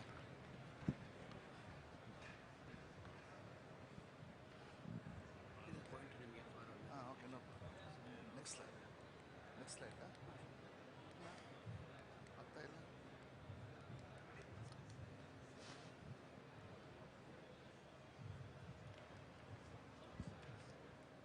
Screen slide change ಮಾಡಲ್ಲ నేను ಹೇಳ್ತೀನಿ fast ಹೋಗಿ ತೊಂದರೆ yeah 10 minutes. Yeah, I'll not take much time. Very good afternoon to all. I thank FKCCI, the president, senior vice president, all the office bearers for inviting us for the program. I'm happy to be a part of all this program. I'll be running the schemes of NSIC, which the ministry has already approved. Of course, we have the framework has already been made. We are the basically implementing agencies, basically, okay. So the framework what has already been made, I'll be just running through all the schemes. Wherever anybody has any doubts, you can just, when the session comes up, you can ask us and I'll help you out in detail about all these schemes. Yeah. Next slide, please. Firstly, I wish all of you the National Small Industries Day. Today, as you all know, today is the 30th of August and today is the National Small Industries Day. I wish all the MSMEs a happy National Small Industries Day. Thank you. Yeah, as you all know that every department has got a vision, mission, goal and objective. We are a 6 decades old company, started in the year 1955, IS certified company. And I don't want to read about all this. So we have got a mission to become a premier organization in the MSME sector. Next. Rudra, you stand there.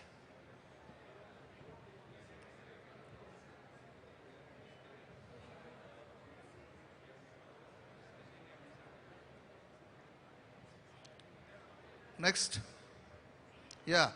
We have head office in New Delhi and I got a zonal office all scattered over the country in each direction of the country, east, west, north, south, central. We got almost 10 NTSCs, 2 software technology parks and 160 branches scattered all over the country.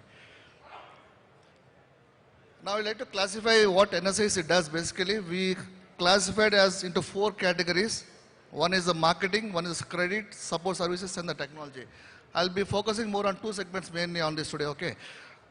Before I go ahead, because I like to know everybody, where do they fall basically? Before I tell them they are MSMEs, many people in this podium may not know what is MSME basically, because they are taking the benefit of the MSMEs, but many people don't know what is the definition of MSME. So this was a slide what I made for that. It all depends on the two categories. One is on the plant and machinery value, the second is the turnover part. Yeah, next slide. When I speak about the marketing support, I got almost 6 schemes provided by the Government of India, framed by the Government of India. One is the single position scheme, the second is the informative services, third is the consortia tender marketing, the fourth is the raw material distribution, exhibition, trade shows, and the credit presentations. And I'll just explain in nutshell about what is the single position scheme. I think all are aware about everybody. See, today if you see in the podium, in the exhibition here, you find a lot of public sectors here. And every public sector procures a lot of raw material, finished products from the MSMEs only. But there's a procedure for that. So whenever any public sector procures any products from the MSMEs, they float a tenders. And when you float a tender, when you participate in tender, you have to pay EMDs and security deposit, you have to pay tender document charges and all these things. But if any MSMEs avail the certification from NSIC, they get 3 benefits out of that. Next slide. Okay. Next slide. This one. The moment you become member of NSIC, these are the benefits you are going to avail that. One is you get tender sets free of cost, you get EMD exemptions, you get 15% price preference, you get tender alerts. More than that, I think Mr. Socrates and Mr. Sar has told us, there is a public procurement policy. That means every public sector has to procure 25% from the MSMEs. And out of 25%, 4% is exclusively for SC/ST entrepreneurs, 3% is exclusive for women entrepreneurs. And this is not been achieved by the public sectors till date fully. There's a large gap between that. So this is the reason why we always urge the customers to come for registration, have the registration done, and avail the benefit of the government departments there. Because they are running for the customers. We don't find the customers here basically. Because the percentage what is earmarked there is not fully completed by the public sectors. Because we get a lot of phone calls asking us, could you please share the details about the MSMEs who are in this particular sector? Because that needs to be fulfilled. It is basically a Government of India mandate. It has to come into the balance sheet of the public sector. So I urge all the people who are sitting here and all the participants who are sitting there, please become member of NSIC, avail this benefit, so that today what you are sitting there, attending the customers, the public sectors there, they can have both the one-to-one interactions there actually. This is the reason why this meeting has been organized here. Yeah, next slide. The second scheme, what I told you, because I'm running a little faster actually. Any doubt, you just ask me later on. This is a tender marketing scheme. Under the tender marketing scheme, NSIC participates in tenders on behalf of you. Till now, I was telling you, you can participate in tenders on yourself to the government department, but wherever you feel short of your criteria laid down by the government department, you can avail through NSIC also. That means NSIC participates in tenders on your behalf, and when the tender is uploaded selected by NSIC, we back-to-back give to the industries there. So this is the modus operandi. Next, the third scheme is B2B, MSME Mart. Under this scheme, as you all know, today we are in the, I put a digital platform. Everything is digitized. We don't anything, paper is very limited nowadays actually. Everything we see mobile, we see in this one, we see there and all these things. So NSIC has improved the session in that, but we opened a MSME Mart. In MSME Mart, all the tenders all over the India, from Jammu Kashmir to Kanyakumari, all tenders are pooled into one mart, one web app, one web page. So that any MSME member who becomes a member of NSIC, we share them with a user and password. With the user and password, they can see all the tenders online. In addition to the tenders, they can have the features of the global mart, buying, selling of old machineries, all these things. We can go through that. But the main crutch of the scheme is, we provide you the details of the tenders being floated by the public government departments, which are pulled into our website there.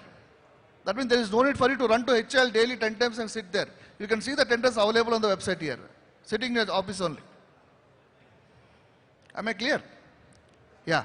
Next slide. That's what. This charges for the fees is 6,000 rupees, and these are minimum documents we require, we pay. And if you are a micro enterprise, we are giving some subsidies on that. 75% is given as subsidy for the micro enterprises, and 100% for the SCS entrepreneurs. Next slide, please. Fine. As you all know, every company without raw material, we can't run the show. It is, I call it as the blood for the company. So in the same way, when the blood is so much important, we, NSIC, are concentrating more on the blood part actually. We are providing raw materials at the mere most discounted rates, at the competitive prices to the MSMEs, because NSIC is having a MOU with the large producers. Like example, I put up here, say iron steel, we have got AMNL, we have got RNL, we got SAIL, we have got JSW, we got any local suppliers also, we got MOU with them. That means the MOU is basically is, we get some huge discounts on that. The same discount is passed on to the MSMEs when we participate, when they come into NSIC and ask for the materials. So that is the main purpose of this scheme is, we collect the data from all the MSMEs, we have MOU with the bulk producers, and wherever we have discounts applicable, we pass our discounts to the MSMEs. So that we can have the little margin of the pricing there, when the discounts are offered to NSIC. And beyond that, we provide almost 6 months credit to the MSMEs when they want to avail any credit for the raw material what they are taking. We give almost 6 months credit for that. But for availing the credit, the industry has to give us a bank guarantee as security to avail the credit. Otherwise, material is given to you. If you want to, you can take the cash, pay cash, take the stocks, no problem, we'll give you. But if anybody want to avail any credit from NSIC, you have to give us a bank guarantee for that. Next slide. And this is what I was telling you. Scope of non-utilizing non-fund-based limits like bank guarantee from NSIC. So if you give a bank guarantee, you can give credit. But material is given to everybody who can approach NSIC. Next slide, please. Fine. So I touched the information part, I touched the marketing part. Now I think everybody is looking for the finance part. How to procure machineries, how to start an industry. So for that, NSIC till 2005, we gave direct financing to the MSMEs under the hire purchase scheme. But from since 2005, we stopped it. So, but till today, even the customers of all, they come to us asking us, I want loan for starting a company or to enhance a company. So, ministry has told not to say no to any MSMEs. Instead of that, we entered a MOU with all the banks. All nationalized banks, private banks, we entered a MOU with them. And any proposal whichever we receive from the MSMEs, we see the proposal, assess the proposal, and pass on the things to the banks.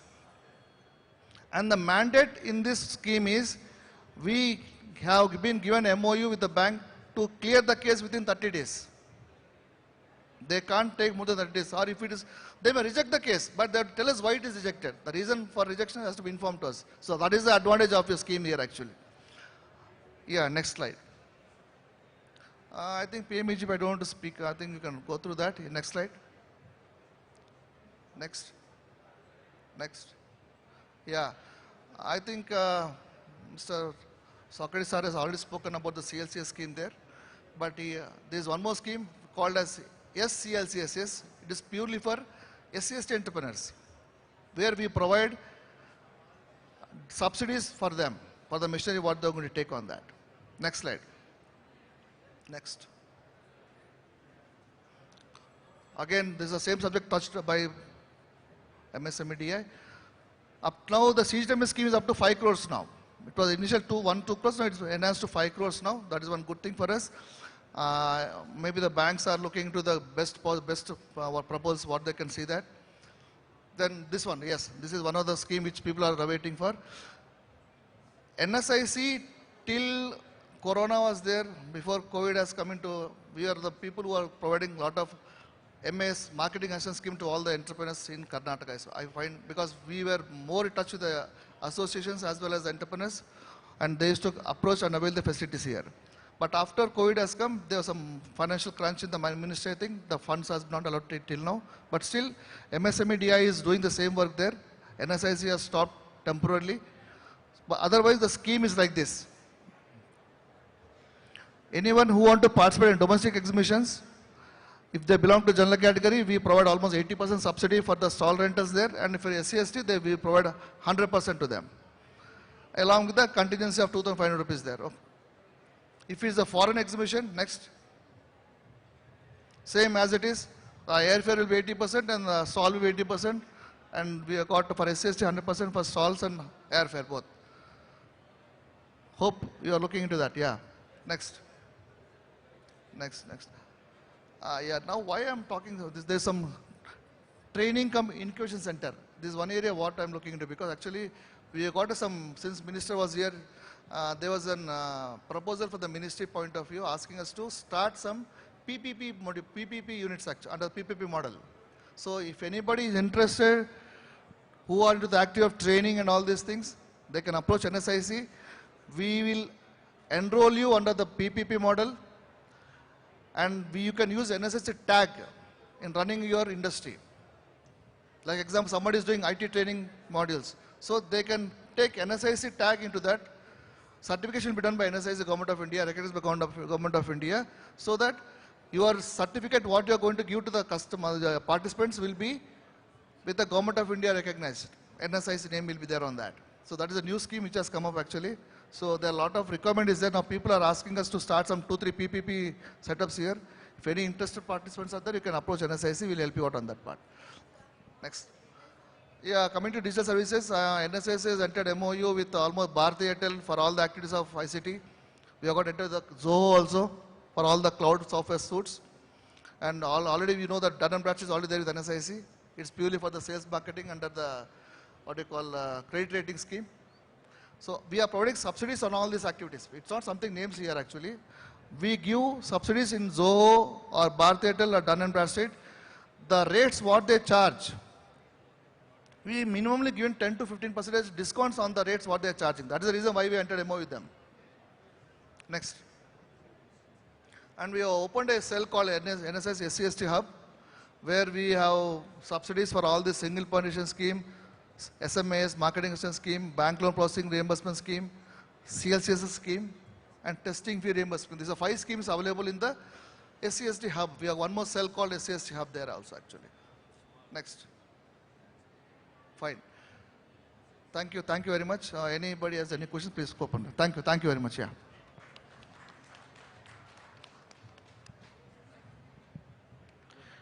Thank you, Sri V. Suresh Babuji. It was very, very exhaustive schemes about the NSIC for the MSMEs.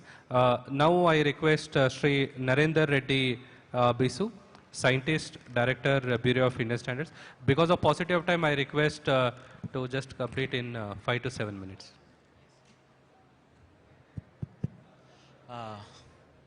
Thank you, FKCCI and Ministry of MSME. And I have a PPT. Can you please load it?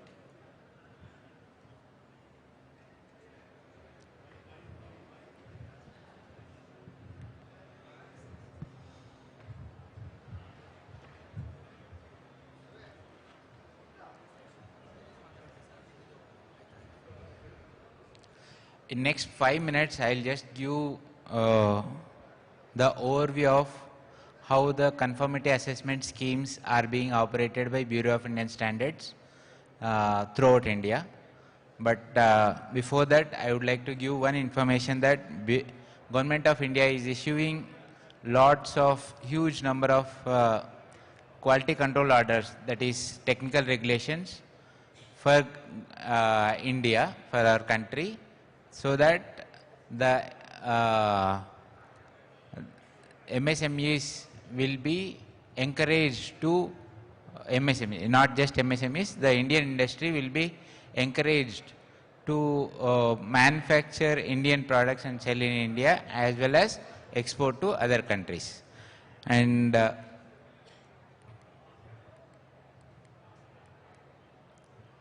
how BIS works is, BIS works as a third party quality assurer. Okay, this is the activity of BIS, one of the activities of BIS, along with the two other activities. One is our standards formulation and the other one is laboratory, what we test the products from the markets. There are different schemes available. One is the normal ISA mark, everybody knows this, and there is registration mark for all the electronic goods, and we have conformity of certificate where we issue across the table certificates for the products based on the test report issued by the lab which we recognized. Okay, and we have we even have a scheme for the management system certifications, and there are other products where we issue certificates for the, let us say, integrated certification. Let us say for milk and all other milk products we are issuing integrated certification. Okay, these are the different schemes which are available for certification under BIS. BIS certification, it helps as a third party certification. It has third party certification scheme. It is one of the world's largest certification mark schemes, and it started in 1955. Till now we have around 45,000 companies which are registered, which have taken license from BIS. Yes, there are two options for applying for certification. One is option 1, and which is normal procedure, and which is the other one is option 2, which is simplified procedure, which is the Tatkal scheme kind of thing. In normal procedure, it takes 90 days to get the license, less than 90 days. Within 90 days, we will issue the license, whereas in simplified procedure, we issue license within 30 days, right? One of the main important thing which is needed to understand is where you find out what is the requirement, what are the products which are under compulsory certification. This is our our website, bas.gov.in. If you go to conformity assessment, there is a tab called products under compulsory certification. So all the products which are under compulsory certification, they are listed here. They will be updated every day almost. Okay.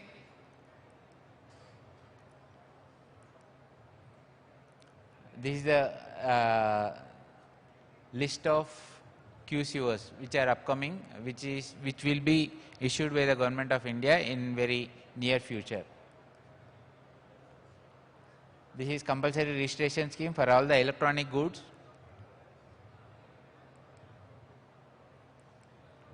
And I would like to request everyone to use BIS Care app. This is one of the apps which is very small, 15 MB app, which is useful for every individual, every citizen in the country, because it gives all the information about the licenses which have taken, whether it is valid or not.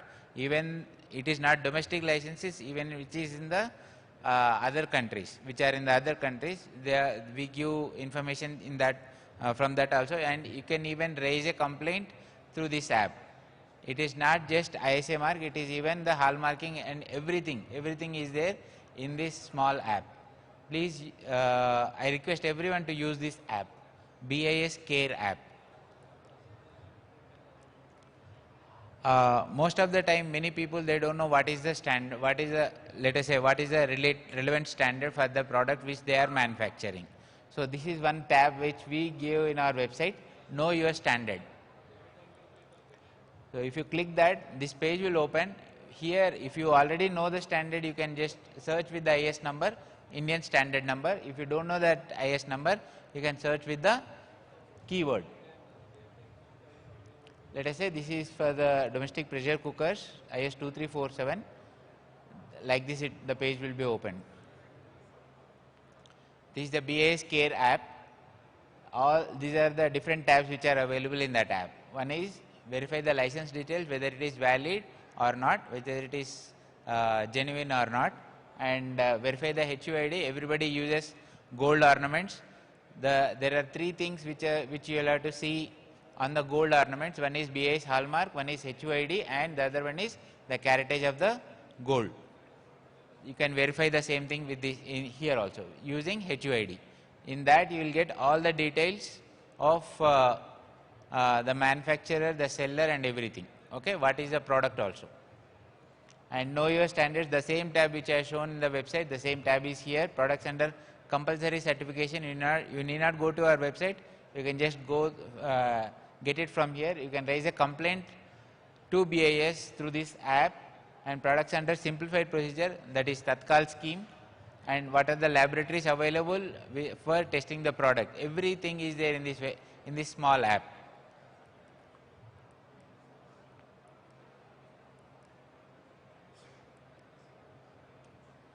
Yes. Coming to the subsidies, because once we give license, we grant license, there are different procedures what we will have to follow, because that we'll have to do surprise inspections, surveillance inspections to the industries. We'll have to do market surveillance to the of the products of the industries which we granted license. For those things, we take minimum marking fee. We charge the industries about the minimum marking fee. With effect from 1st June 2023 up to 1st May 2020, 31st May 2026, we are giving concession of 80%. Let us say there is 1000 rupees of minimum marking fee you will have to pay, but you will be charged only 200 rupees, right, for MSME only. Units based in the Northeast will continue to receive an extra of 10% extra concession, and 50% for the micro enterprises and also startups and women entrepreneurs. And most of the people, most of the MSMEs, they cannot afford to establish test facilities in their own factory. So in that case, we are also allowing the MSMEs to get a consent, to take a consent from the NABL accredited labs. We are also allowing the industries to take the help of the established companies. Let us say there is a sister concern company, or there is they are supplying to a bigger company, let us say PSU. So they can use their laboratories to test their product. We are also allowing that. Okay? 2 minutes. Last slide. And we are giving training programs for the industry personnel. One is all the laboratory standards, IS ISO 17025, and all the management system certification system standards. We'll be giving training for them, and they can register from in our NITS, separate wing, National Institute of Training for Standardization. They can register in that. And we are also conducting Manak Manthans, every month Manak Manthan program, and every quarterly capsule courses. Manak Manthan program is discussion about an Indian standard, already published Indian standard and going to be published Indian standard. Both the standards will be discussing about the standards, about the implementation of that standard. If anybody is facing the problems in implementation of that standard, they can reach us through Manak Manthans. And capsule courses, this is a 2-day program where we will be teaching the manufacturing process, where we will be teaching about the testing process. We will also teach, we will also tell the intricacies of the standard, and we will take the tour to the laboratory where for one day, where we will be demonstrating about the testing, how they have to test the product correctly. Okay, these are the things, these are the 3 training programs, main training programs. And we are also conducting exposure visits. Let us say I have a startup, they don't know much about the product, so manufacturing process. So we'll take them to the established large scale industries so that they'll understand the things. Okay, how it has to be manufactured, how it has to be tested. So all those things that will be helped through to the MSME sector through exposure visits. Fine. Thank you.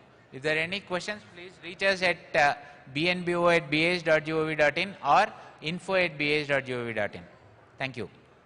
Thank you, Sri Narendra Reddy Bisuji, for the elaborative technical session on Bureau of Indian Standards. Now we have the last speaker, Sri Sanjay Kumar Saji, Deputy General Manager, HIL.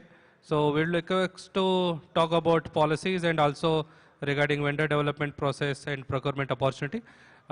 Because of paucity of time, request to complete in 5 minutes, please.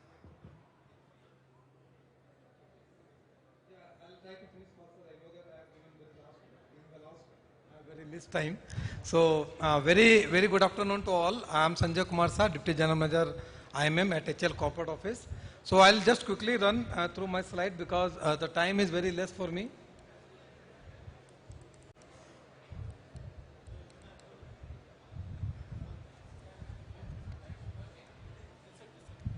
Yeah. So, I'll just talk first about my company. कहाँ काम कर रहा है?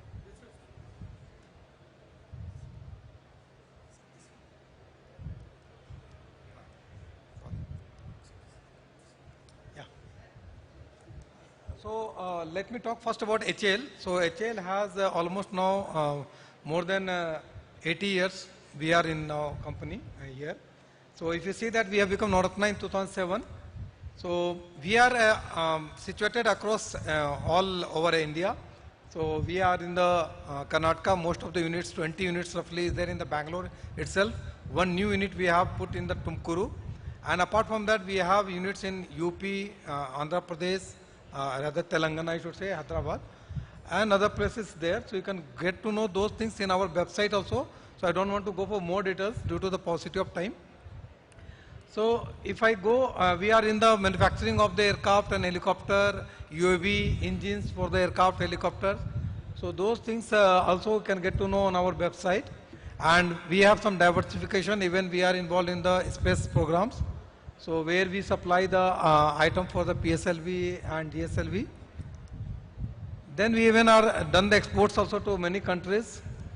Now come to the HL procurement because that is of more of your interest. So there are 3 sections where you can participate with us. So first part is we call as the integrated materials management, where actually I belong to. So it basically deals with the procurement of the goods and the services. Then there is a second kind of category is kind of services only, but it's like subcontracting job. So whatever we have the components or some products, we get it manufactured at outside with the supplier. Many times we give our materials, okay, so we purchase the materials and supply to you, and sometimes it will be with the material procurement from your side as well. So this is one of the outsourcing area where most of the people are involved at India, but many items are there based, so that I think you are aware, so that I encourage you to get enrolled in that. So we are on all the 3 platforms, RXIL, MIND and A-Trades. So these are the MSC procurement what we are doing. Generally government policy says for the 25%, but we are always exceeding it, and up to 45% last year we could achieve procurement through the MSC. Many around 1900 vendors are there with us for the MSC, and not that we are stopping here. We always encourage MSC vendor to come and get enrolled with us. We have the specific vendor development program and all, we do that. So these are the initiatives we are taking from HL side for the vendor development. There is the international part which I would like to skip right now because due to the paucity of the time. Thank you. Any question on the international part also I will take if any questions are there. Thank you very much from my side. Yeah, thank you very much Sri Sanjay Kumar Saji for explaining in detail procurement opportunity and procurement procedures of HIL. So I guess it has benefited many MSMEs. Now we'll have a question and Q&A session. So yes. And please don't repeat the questions, and we can take one male participant and a female participant if it is there. Please introduce yourself and then to whom you are asking. Very good afternoon. My name is Shobha. I am the past president of the FKCCI. Thank my president for organizing this MSME, which is going to be very helpful for us. So the first and the foremost question that I would like to ask our Socrates sir, how do you explain this MSME sir? Because you are all there to help this MSC, but now MSME, you have 50 crore and 10 crore above the investment is the border. Who has crossed this, they are not eligible. But because of some certain reason, you have given 3 years holiday. Because of the 3 years, 31/3/2024 tak, All those people who have crossed 50 crores and above and invested more than 10 crores and above have participated, and all MSMEs in this recently concluded oil companies orders, all MSMEs lost. And next thing, that's just to support those people who are getting to that medium and who are not going to be eligible from April 1st, 2024. They were given some preference. Within 1 month, they put the tender. By March 27th, they closed the tender. And we all had tender awarded 2 lakh units. And that not even 35% they took. And myself, I lost 20 crore rupee order because of that policy. And I don't know how you are going to help us. I want you to explain what is this 3 years holiday that you had given. In what way you have all been there to support the MSME. I'm talking on behalf of MSME. Forget my own company. I am the past president. I was also in CASIA, PIA. Please let me know how that you are all telling that you are all supporting MSC. Fine, sir. Actually, this is actually something very unique. Yes. What is that incident? Unfortunate. Of course, the quantum of discomfort, of course, you only can understand. But definitely, we can able to take it up, provided we give some kind of details to us. I'll just give you only one clue before I close, sir. Please let them put the tender. Whoever has got the order, let them take the order. Please ensure that the people who are having the existing order also continue till such time they complete at least 50% of the contract what they had given. Imagine 30 crore order, they take only 10, 20 they close. Where do we go now? No, understand. That you have to tell them.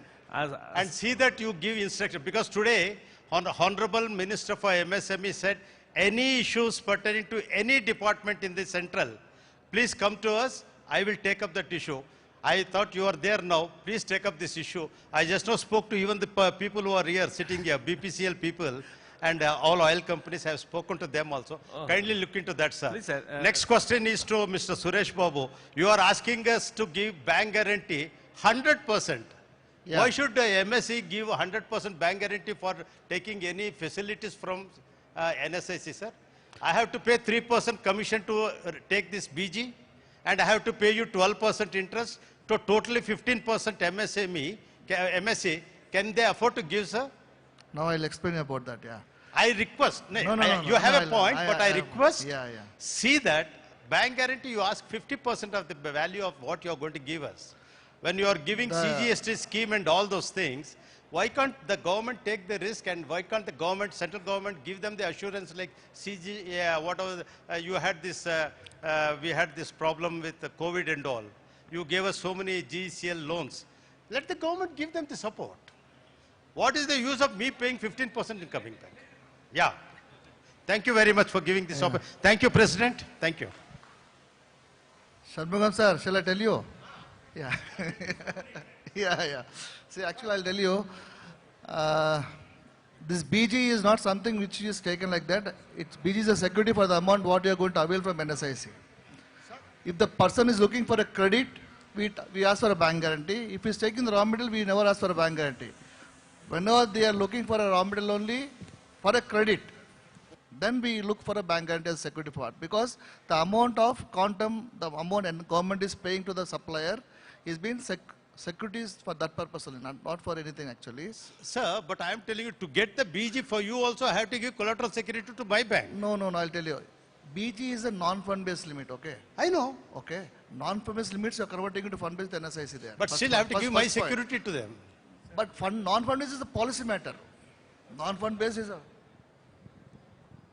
Sir, you have access to all of us. You meet us every day. So let us give opportunity to the other MSMEs. Yeah. Sir, good afternoon. My name is Alexander. I am a FKCCI member also. MSME, I am handling MSME. Sir, Samadhan scheme is one of the best. Mike, mail headphone matadi. Correct. The Samadhan scheme is one of the best scheme, but then they are not able to finalize that. The opponent is not coming. They are forwarding to arbitration. Okay. Arbitration, when we go, we have to pay huge fees. For one is claimant side, only other side is opponent side. The opponent not paying, they are insisting us to pay. The claimant side both to pay, then we have to approach that. Where we are a micro industries, we don't have that much money to spend and get our money. Correct, sir. Your point is very well noted. So Karnataka MSME Council, even yesterday we had a council meeting. So please give us a representation. So even now with the Supreme Court order, the MSME Council, we can also take up the arbitration. And when the council takes up, we don't take any fees. So please give a representation now. To whom to give? To Director MSME, you can give it to me only. Okay. Director MSME, and I am the chairman of the Karnataka MSME Council also. Okay. So now we are thinking to take up the arbitration ourselves also. Okay. So once many associations also have given us the request, with the association request, and when you also give that this is the, as MSME, why should we pay the fees for this one? So without any fees, we are also thinking, but we don't have that much of facility right now with us, but soon we will start that. Please give us a representation. Soon we will start arbitration. Given hard copy, we will come and deliver. Yes, to Director MSME. Okay. Yeah, madam, please. Yeah, thank you for the opportunity, sir. I'm Nikita Swami, running an NGO called Reach the Need Foundation. We have 16 lakh women farmers across South India. Now we have trained in Karnataka, tying up with MSME. We really appreciate the opportunity being given by KVIC, Khadi Village Industry. So we have started a project called Onake, branded at Karnataka, and taking across an hub, making an hub in all the states for women entrepreneurs. So we have trained nearly 1,000 women under Stand Up India scheme as a startup, but we don't find a subsidy grant for Stand Up India scheme.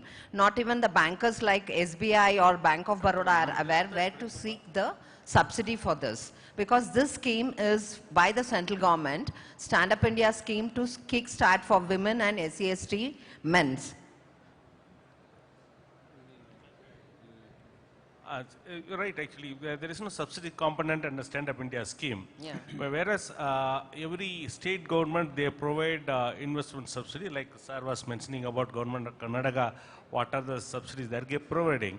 Suppose any woman entrepreneur, SC/ST entrepreneur, they avail a loan, they can actually, whichever the district they have actually set up their unit, they should approach the DICs, respective DICs, and they will give the information. Okay. Thank you, sir. Okay. That is only support you may get it.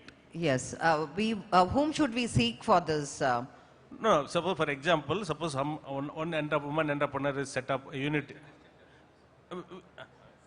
Which district your women entrepreneurs are in? No, Karnataka? women's are across Karnataka from other district, and but we have made an hub at your MSME KVIC at Kayarpuram. Okay. Duravani Nagara. So in all the districts, so there is a joint director district industries center. Okay. JDDIC in every district. So you can actually give an application to them for the investment promotion subsidy. Okay. There also you will get it. Okay. Plus for all entrepreneurs, for branding and packaging, we are giving again, for every MSME, we are giving 50,000 also. Okay. There also you can approach. So the JDDIC will be the point of contact. In fact, we are open for the PPP model because we are associated with Institute of Directors for CSR activities. Yeah, you can do on PPP also with if you have the MSME Udyam registration. Yes. With your details, if you can give to JDDICs, they will forward it to us. Okay. Otherwise, if there is any problem, you can approach Director MSME, our office. So we will direct it to again to the concerned JDDIC. We will forward it. Thank you so much, sir. Thank you. Good afternoon, sir. I am PC Rao from hospitality industry. Now, all tenders are coming through GEM. They charge 0.5% as the service charge. There is no benefit for MSME, special discounts or rebate. Because if I go for 10 crore tender, I have to pay initially, before I start my business, for the state or central government as a silent partner, I have to pay you 5%. Then there is no any addition to continue to take the bank guarantee also. There is no additional benefits. There is no discounts for the bank guarantee for MSMEs. Same thing for solvency certificate also. There also they charge for 10 crores or 1 crore, 1 lakh rupees, solvency certificate. There is, as a MSME, no such benefit is given to such people. Kindly consider this in your board meeting.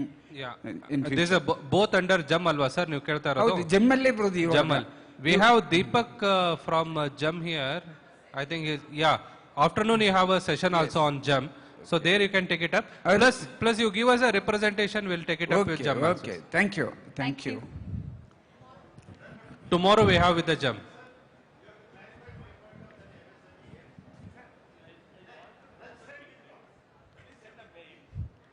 So I know you have more questions. All our dignitaries and speakers will be available post-lunch, I mean during lunch also, for you to interact and share your queries with them.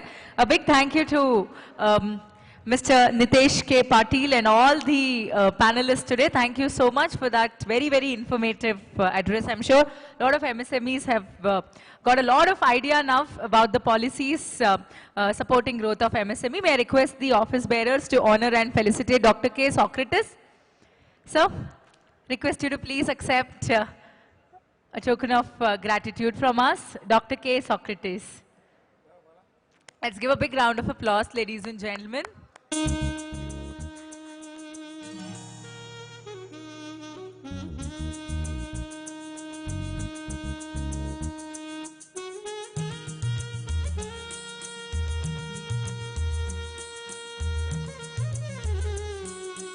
A small token of gratitude to Shri Nitesh K. Patil. So thank you so much for moderating this so well and chairing the session. Thank you.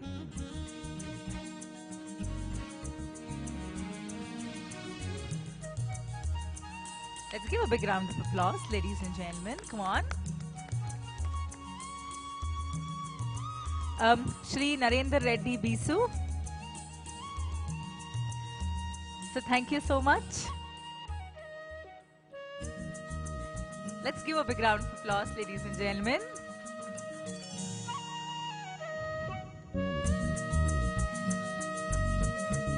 Shri V. Suresh Babu. So thank you so much.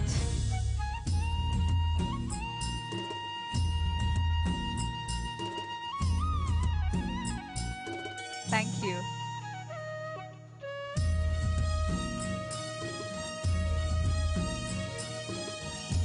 Shri Sanjay Kumar sir. So thank you so much.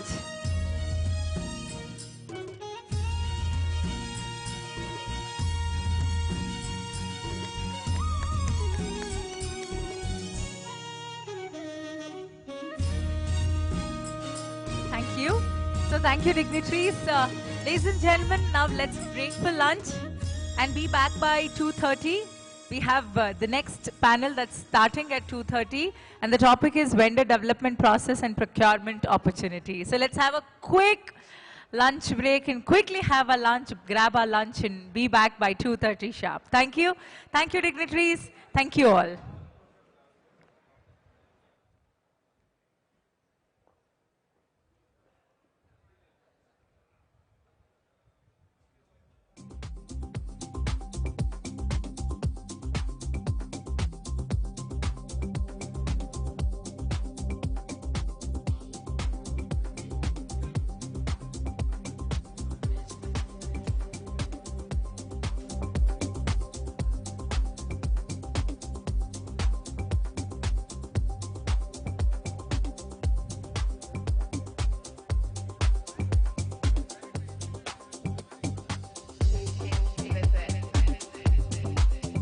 Please come and be seated, and all the stall people, please come and be seated for this session. I'm sure this is going to be a very, very important session for all of you, for all the stall owners here, for all the stall, for all the MSMEs that's present here. This is going to be an informative and interactive session. So a lot of key takeaways from the session for sure, because the topic is vendor development process and procurement opportunity. So don't miss this session. So stalls ಬಳಿ ಇರೋರೆಲ್ಲ ದಯಮಾಡಿ ಬಂದು ಕುಳಿತುಕೊಳ್ಳಿ, ಹೊರಗಡೆ ಇರೋರೆಲ್ಲ ಬೇಗ ಬಂದು ಕುಳಿತುಕೊಳ್ಳಿ. ನಮ್ಮ ಎರಡನೇ ಭಾಗದ ಕಾರ್ಯಕ್ರಮವನ್ನ ಪ್ರಾರಂಭಿಸೋಣ.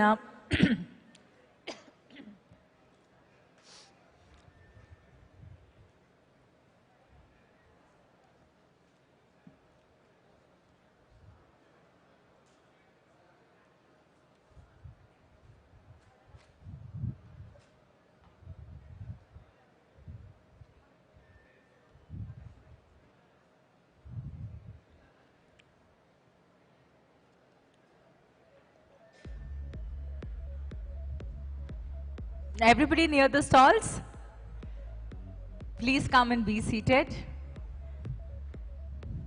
And everybody out there too, please come and be seated. This is going to be a very, very interactive session and a very informative session.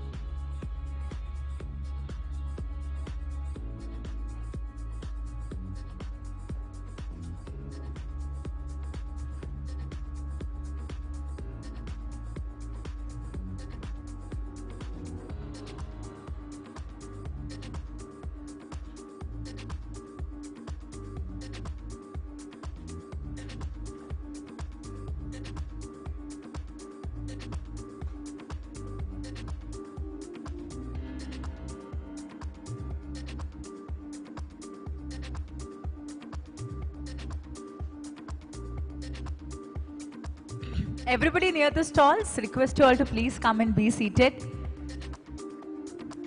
Stalls ಬಳಿ ಇರೋರೆಲ್ಲ ದಯಮಾಡಿ ಬಂದು ಕುಳಿತುಕೋಬೇಕಾಗಿ ವಿನಂತಿಸಿಕೊಳ್ತೇನೆ and ಹೊರಗಡೆ ಇರೋರೆಲ್ಲ ದಯಮಾಡಿ ಬಂದು ಒಳಗಡೆ ಕುಳಿತುಕೋಬೇಕು.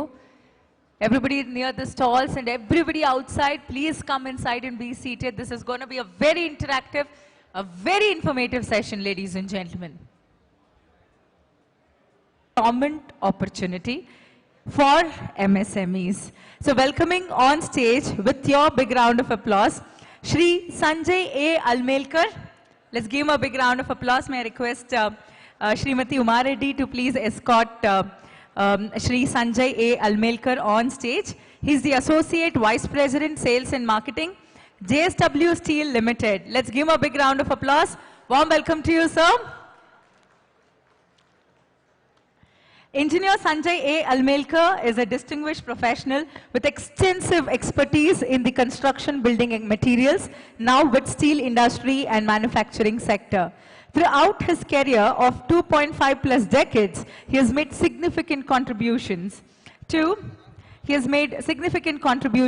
advancing construction technology and promoting sustainable building practices with a major focus on training and skill development on newer technologies and upgradation of skill sets, and actively engaged in promotion of MSME sector activities and with focus of creating opportunities in Karnataka. Has business working exposure in Southeast Asia and Southern Asian markets with a keen focus on emerging market of Africa and Latin America. He's trained around 2,000 engineers, technicians in various streams of construction, chemicals and building material sector. Let's give a big round of applause to Shri Sanjay A. Almelkar, who will be chairing and also moderating this session. Warm welcome to you, sir. Welcoming Shri Padala Venkatapati with your big round of applause. Senior General Manager, Contracts and Materials, Southern Region 2, Power Grid Corporation of India Limited. So warm welcome to you, sir. Joined Power Grid in 1966 as executive trainee and worked in diversified fields of Power Grid in various capacities. He started career in SCADA, SCADA and Communications Division in Southern Region Load Dispatch Center, Bangalore, and involved in prestigious project of Unified Load Dispatch and Communication, first of its kind in India. Handled both the projects and O&M of SCADA and microwave and fiber optic communication systems for over 20 years. Also made footprints in the areas of O&M of AIS and GIS substations and EHV transmission lines. Presently discharging responsibilities as Head of Regional Contracts of Materials Department and located in Bangalore. So warm welcome to you, Shri Padala Venkatapati. Let's give a big round of applause. Ladies and gentlemen, welcoming our next speaker for this panel, Dr. Vinod Kumar. Let's give a big round of applause to Dr. Vinod Kumar. He's the Director, Promotion Directorate, Indian National Space Promotion and Authorization Center, in Space, Department of Space, Government of India. Warm welcome to you, sir. Dr. Vinod Kumar is presently Director, Promotion Directorate at Indian National Space Promotion and Authorization Center, Department of Space. A distinguished figure in India's space domain, currently helms the Promotion Directorate at the Indian National Space Promotion and Authorization Center. His journey, intricately woven with the Indian space narrative, showcases a blend of technical expertise, leadership acumen, and a fervent passion for space exploration. Before joining InSpace, he was heading the GEO Control Dynamics Design Division and working as Deputy Project Director, Attitude and Orbit Control System at UR Rao Satellite Center, ISRO, Bangalore. He is also working as Executive Secretary, Astronautical Society of India. He is Fellow of the Institution of Engineers India and the Institution of Electronics and Telecommunications Engineers. So warm welcome to you, Dr. Vinod Kumar. Let's give a big round of applause to Dr. Vinod Kumar. Lovely profile, lots to read from. Due to shortage of time, I had to cut down on the profile, sir. Lovely to have you this afternoon, sir. Warm welcome to you. So over to our moderator, Shri Sanjay. Over to you, sir. Very good afternoon to all of you. I think it's a very challenging session for all the three here sitting. You know, one is that pulling crowd on for the venue, and as well as, you know, bringing your attention also this weekend. I think without much ado, sir, I would like to, you know, straight away get into Dr. Vinod. Today we are at a very crucial stage where Indian manufacturing sector is progressing, and in terms of India as a, you know, to be a global leader where we are trying to position ourselves. The space sector has been really done well, and we are so proud of that. And how do you see this when we talk about the vendor development and management, when we engage with all these MSMEs, because all the MSMEs which evolve at a very slower pace, and, you know, they start with the individual journey. How do you think we need to progress, and how they can get associated with all these public sectors? Very nice. First of all, very good afternoon to all. So before starting question and answer, I would like to know from you, how many of you are aware of space sector reform? Not very, I think 2-3 hands only I am seeing. So it is apt for me. I have prepared a small presentation on what is happening. I will take hardly 5 to 8 minutes to go through. If organizers can please put the presentation which I have sent. I have sent one small presentation, is there? Yeah, so I'll go there and I will.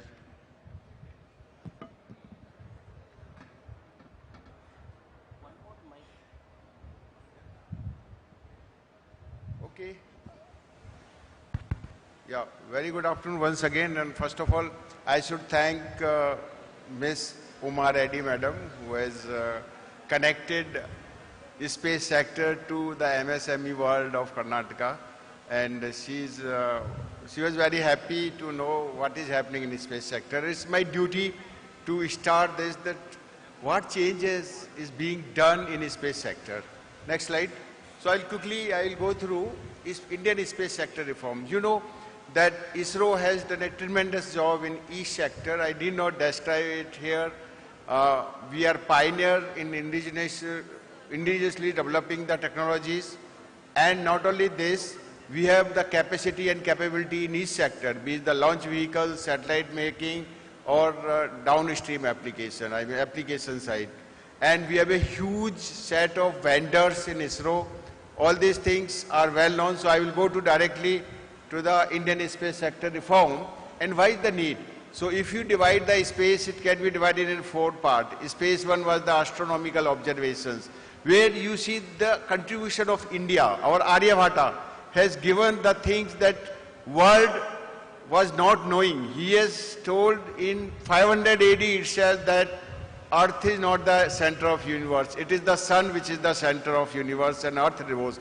Many other discoveries he has done. You must read the Aryabhatam there. So I will leave it to that. So space 1 we call astronomical observation.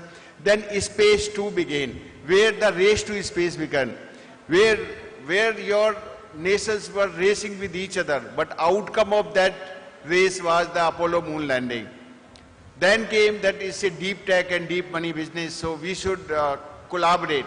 The collaboration led to the development of International Space Station, which has been in orbit for over 25 years or so till now. So it has done a lot of discovery to the space sector as well as humankind.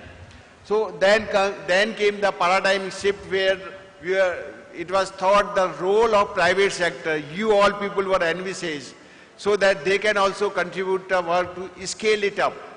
So seeing the need of this, we have all the capability. Honorable Prime Minister has carried out the space sector reform. Next slide. So in those space sector reform, next please.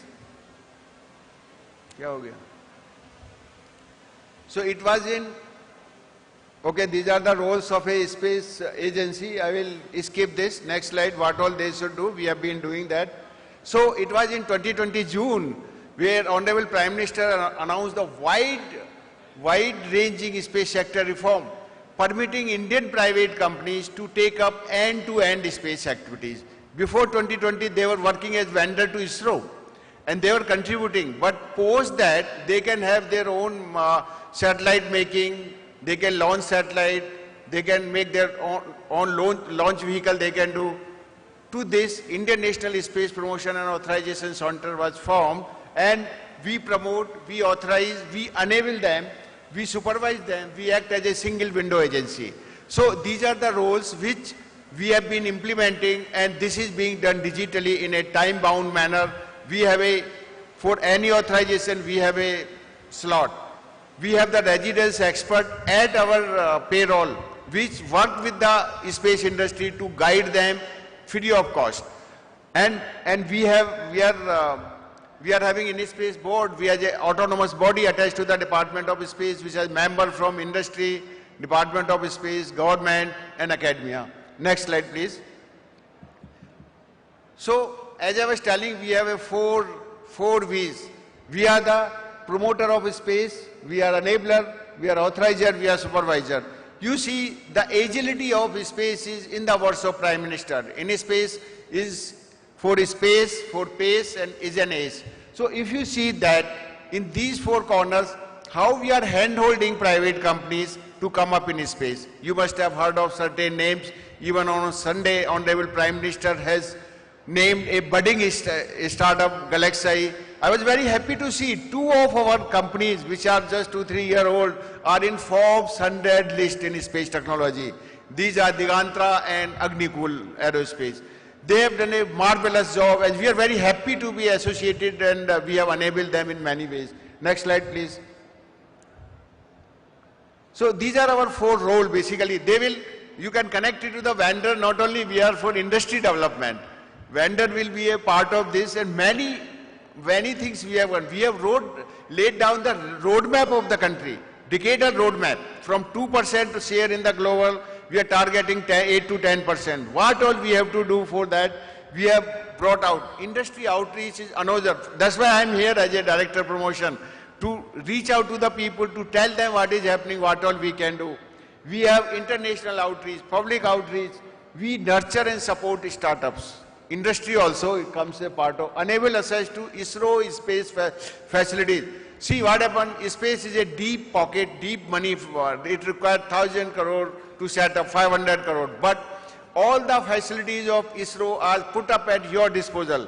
You can come there, test it. But for that, you have to just approach us online. We will facilitate you, and we will decide ISRO will use facility or you will, depending upon the need of the launch. So these are the certain things. Not only this, the technology transfer.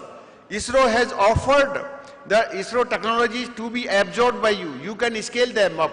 We have around 75 technology we have already transferred to private industry to work on that. We don't claim any this thing. They can develop, they can use them for their thing. So all these things are, we are doing, we are working as a accelerator center, manufacturing clusters we are working on. We connect you to the investors also. We have the seed fund schemes for the new startups where not much paperwork is required. We see the idea. Pre-incubation entrepreneurship development program is going on now where we will take the idea from the private or even individuals and finally individuals. We will evaluate and good ideas we will take it forward. We authorize and single window agency, expert guidance very important. Facilitate design review. We handhold till end, till the launch. It's our responsibility. We work as a team, even though we are a government. Next slide, please. So next, yeah. So it's just that earlier Chairman ISRO was the Secretary Department of Space and Space Commission, and InSpace has come. Presently, we are an autonomous body attached to the department. By Space Activity Bill is coming. With that, we will be fully autonomous. Next slide. Next, please. Ab back ja rahe ho. Ab ulta ja rahe ho. Go front. Next. Yeah. This is our small organization charge where our chairman is Dr. Pawan Goenka. He is assisted by InSpace board. We have 3 directorates. I sit at Bangalore, ISRO headquarters, promotion directorate. Other 2 directorates are at Ahmedabad. We have one IAS for heading legal, finance and administration wing. Next slide. So these are all after inception. The very important part was to bring out the Indian space policy.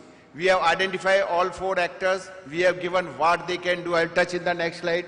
The very important, if policy is clear, what is there? It gives a clear demarcation of the work plus the smooth process of flow. Foreign direct investment policy is the another milestone we gave. We have designed is such a lucrative foreign direct, up to 100% is permitted in the space sector. In subsystem manufacturing, 100% automatic route. Means you have to give it to RBI, inform in space and invest and start working within 15 days or so, whatever time it takes. Then in satellite manufacturing, it's up to 74% automatic route. And in launch vehicle is 49%. So you see, we brought out all this and space activity will is coming shortly. Next slide. So these are 4 space sector. In space, we have discussed ISRO, you know, he will continue to provide all support and develop the space infrastructure. Commercialization of technology is the space technology, New Space India Limited, but these are the new actors, we call them non-government entities. They can take up any job under the sun in the space sector and work, and we are there to support them in various ways. You may be aware that 1,000 crore VC fund is announced by the Honorable Finance Minister on 23rd July 2024. We are very happy. This for you to work in the space sector to show output and scale up the space capability of the country. Next slide. So you see that in 3 years, you see how many proposals we are getting. 500 plus proposals has come in a very short time of 3 years is nothing. And this is across the startup, MSME, other companies, academic institutions. We have signed 56 MOU, authorization 40 plus we have done already. Next slide. If you see how space ecosystem is booming in India. It is 240 now. Today's figure is 240 companies in India within less than, which was 2014, it was a one company. Now 240 around startups. Space startups are in country. But you see in other 16 years it goes. So see the percentage. How fast Indian space ecosystem is growing. Next slide, please. So if you see the FDI is also increasing. It was $6 million in 2019. Today it is $138 million last year without foreign direct investment, this thing. Next slide. So these are the certain things we have already transferred, building of Polar Satellite Launch Vehicle by consortium of industry. We are SSLV, end-to-end technology will be transferred to the private company. We have carried out the many brainstorming sessions. 70 plus technologies we have transferred. We are targeting 100 within a short time. So these technologies, please use them. Spin-off, we are working to work out a workshop we are planning to on spin-offs from space technology, how you can use them for the other sectors as well. Next, please. And you see these are some new launch pad and all those things happening, Agni-Cool launch, Skyroot launch. Next. These are the certain things. We have a state-of-art design lab where people can go there, co-working spaces there, under one roof they can carry out design, they can carry out simulation, they can do testing, vibration test, thermovac, integration, 10,000 class clean room is there, 1 lakh class clean room is there, all facilities are there. Directly from there you can take your payload to the launch pad, next slide, or satellite. This is the sub pictures of the clean room, next. This FDI I have discussed, the cap in each sector is 100% and in subsystem manufacturing, automatic is 100%. They are the cap in other sector, that is because of strategic reason, only in launch vehicle 49%, satellite is 74%. Next slide. Decadal vision, I have discussed that space economy, next slide. We are targeting 2% share to around 8 to 10% in a short time because we are already around 4th global economy worldwide. 5th, we are somewhere 4, 5. We are just, we will be 3rd shortly. The efforts are on in that direction. You see how we have gone at a fast pace. It's all because of visionary leadership at the top and the reforms which have come. And we are 1 lakh crore deep tech fund. You also use that for development of technology. Next slide, please, quickly. So these are the things, how we have carried out this study, saying that what is the, in each sector, how much percent we should have. 2% to around 8% with $33 billion indigenous and export 11 billion. Next slide. So these are various sectors. Next, I will skip these slides because of each sector we have identified. Next slide. These are our ambitious targets that where we can take India by during Amrit Kal, that is 2047. Next. Yes, we can do it with your support. Next slide. And for all this, you need to visit our digital platform, www.inspace.gov.in. Please connect with us, register with us today. You will be given one page. You can see the expertise of all other companies. You can write proposal to us, expert support you need facility support you need, whatever you want to do space sector. This is our single window channel where we will connect with you and help you in your endeavors. Thank you very much.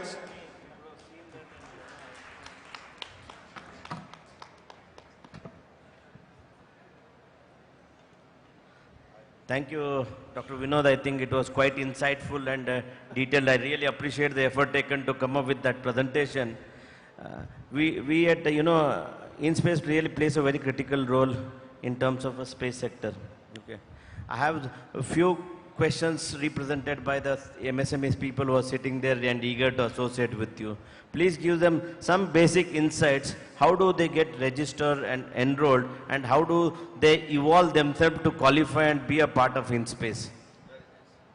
It's a very nice question. To register, I have told how you work with us, www.inspace.gov.in.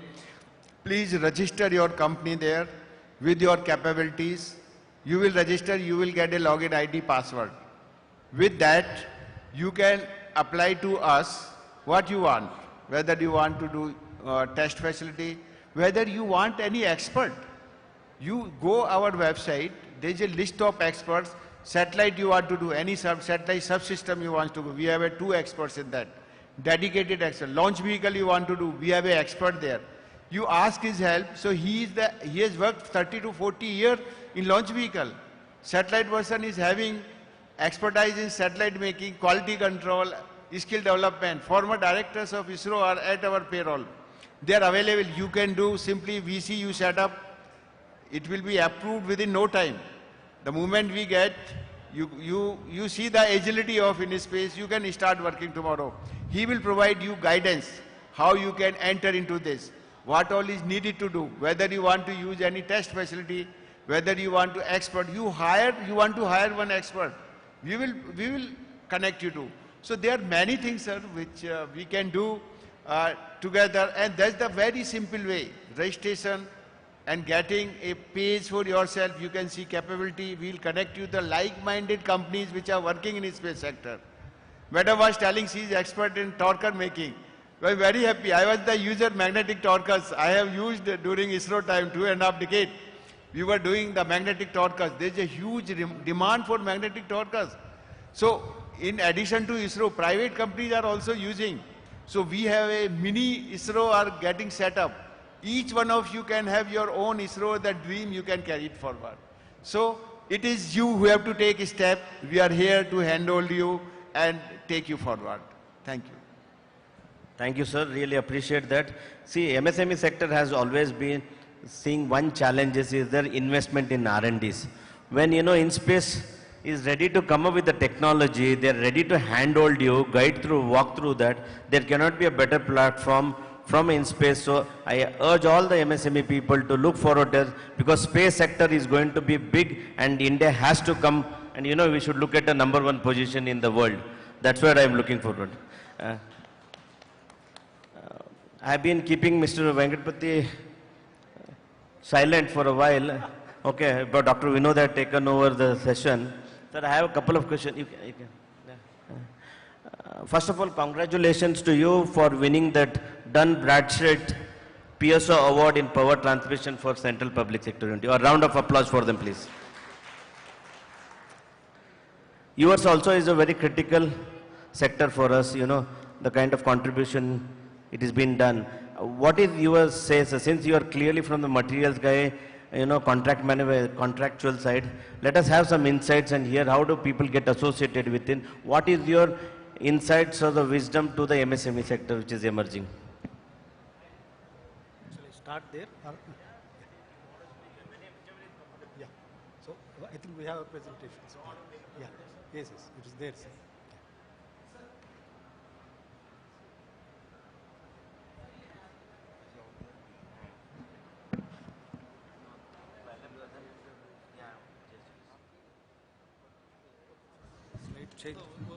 Work ಆಗ್ತಾ ಇತ್ತು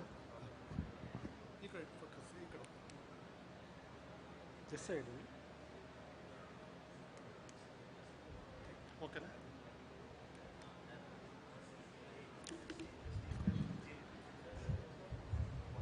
Good afternoon to you all. So respected dignitaries on the dais and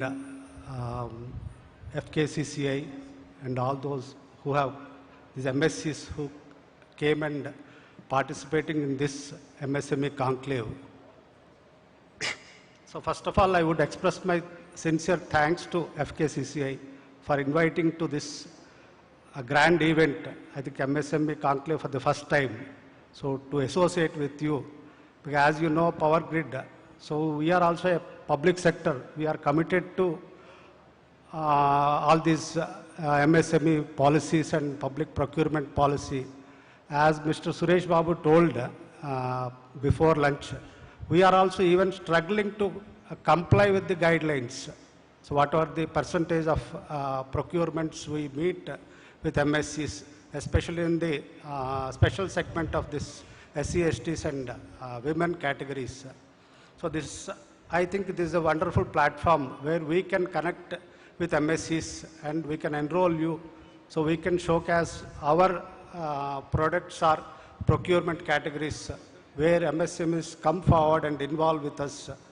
so to move forward, and also they support us in complying these government guidelines. So as you know, Power Grid is a transmission business company. So we do this power transmission across the length and breadth of the country. Even we have our footprints in abroad also, sir. Almost 23 countries we have our footprints in terms of project execution and as well as O&M. So we have started, I think earlier the generation companies, they themselves, they used to transmit the power. So before 89, NTPC, NHPC, NEEPCO, so they do have their own transmission.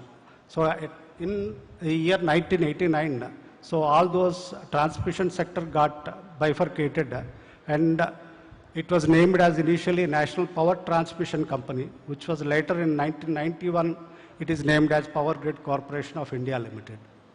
So this is India's largest electric power transmission utility. So we are the central transmission utility since 1998. So now I think this CTU powers are slowly moving away from Power Grid. So we have already set up a separate body for that CTU. Presently it is a subsidiary, and in future it will be away from Power Grid.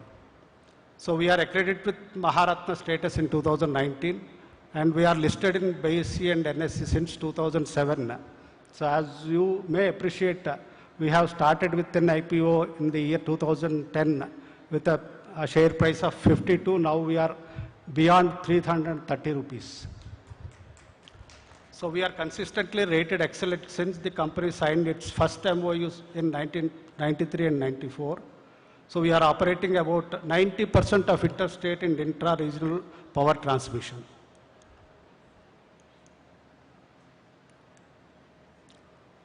So our areas of operation include this transmission of power.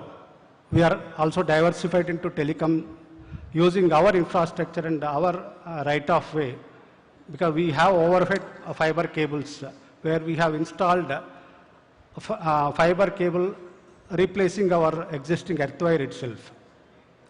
We have also entered into distribution and rural electrification, and we have started the smart grid projects, one as a pilot project in Puducherry some time back, and we are continuing with that. We have the testing labs for oil testing and other material testing, sir. We are also in the consultancy business, where we provide consultancy for this setting up of substations, transmission lines, and also their O&M. And we are also in the energy efficiency and sustainability development. So our major areas are transmission of power, telecom, and consultancy. Apart from the main business of transmission, so we are also exploring new business opportunities. Already we are there in that. So further we are expanding ourselves into the smart grid, smart city projects, battery energy storage systems, solar power generation, rooftop solar systems, energy audit, energy efficiency, integration of solar power plants, dedicated transmission system for railways and other bulk users, offshore wind generation integration, and distribution level also. So our major revenue is coming from our transmission business, which is around 96.6%, and the balance is from telecom and consultancy services.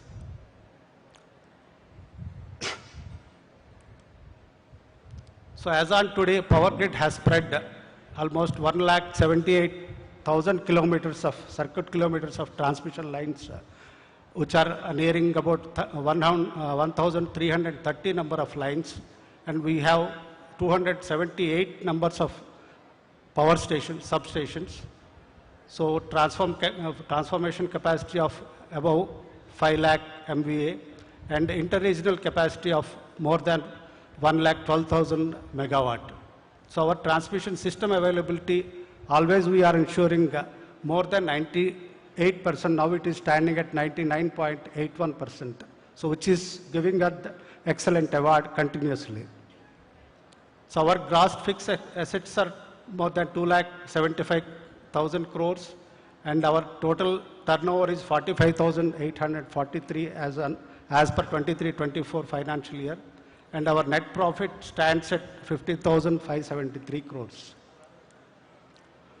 So this is a geographical scenario of we have our presence across the country from north to south and east to west.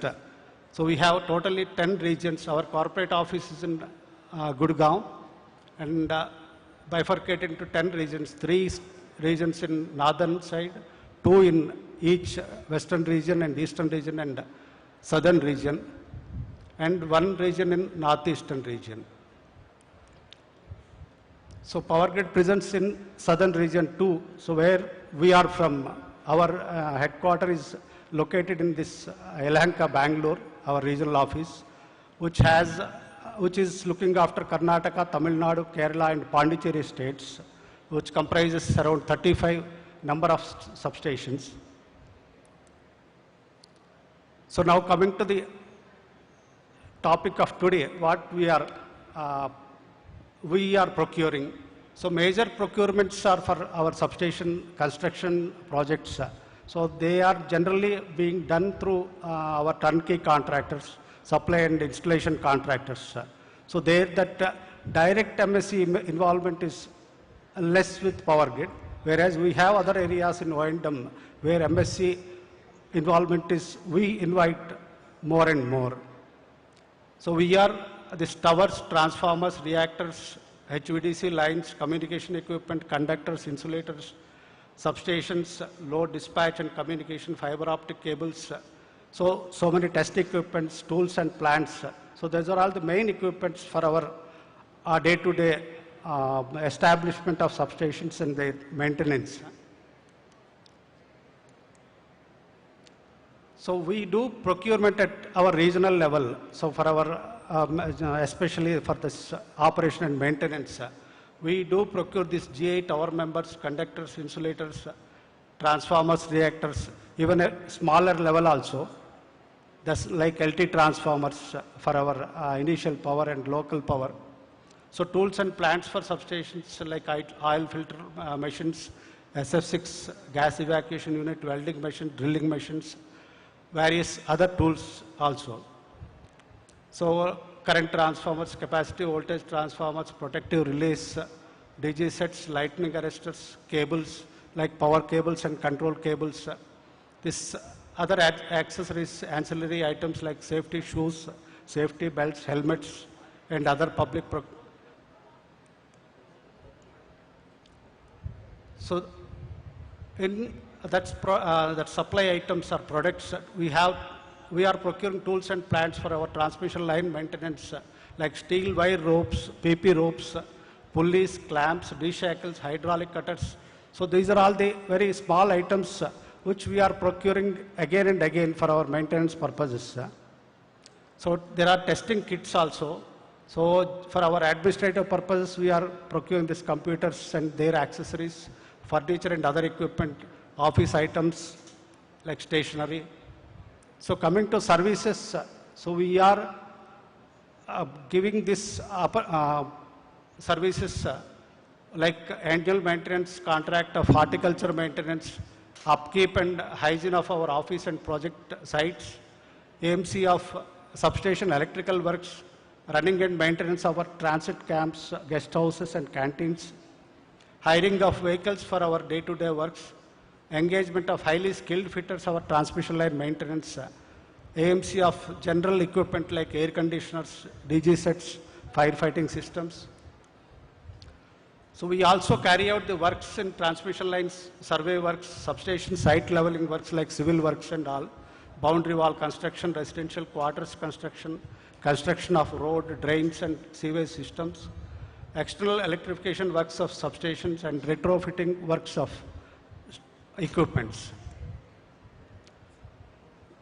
So we are inviting direct participation of MSEs in Power Grid's regional procurement. So there are 358 items which are reserved for MSEs, as you all know, as per the policy.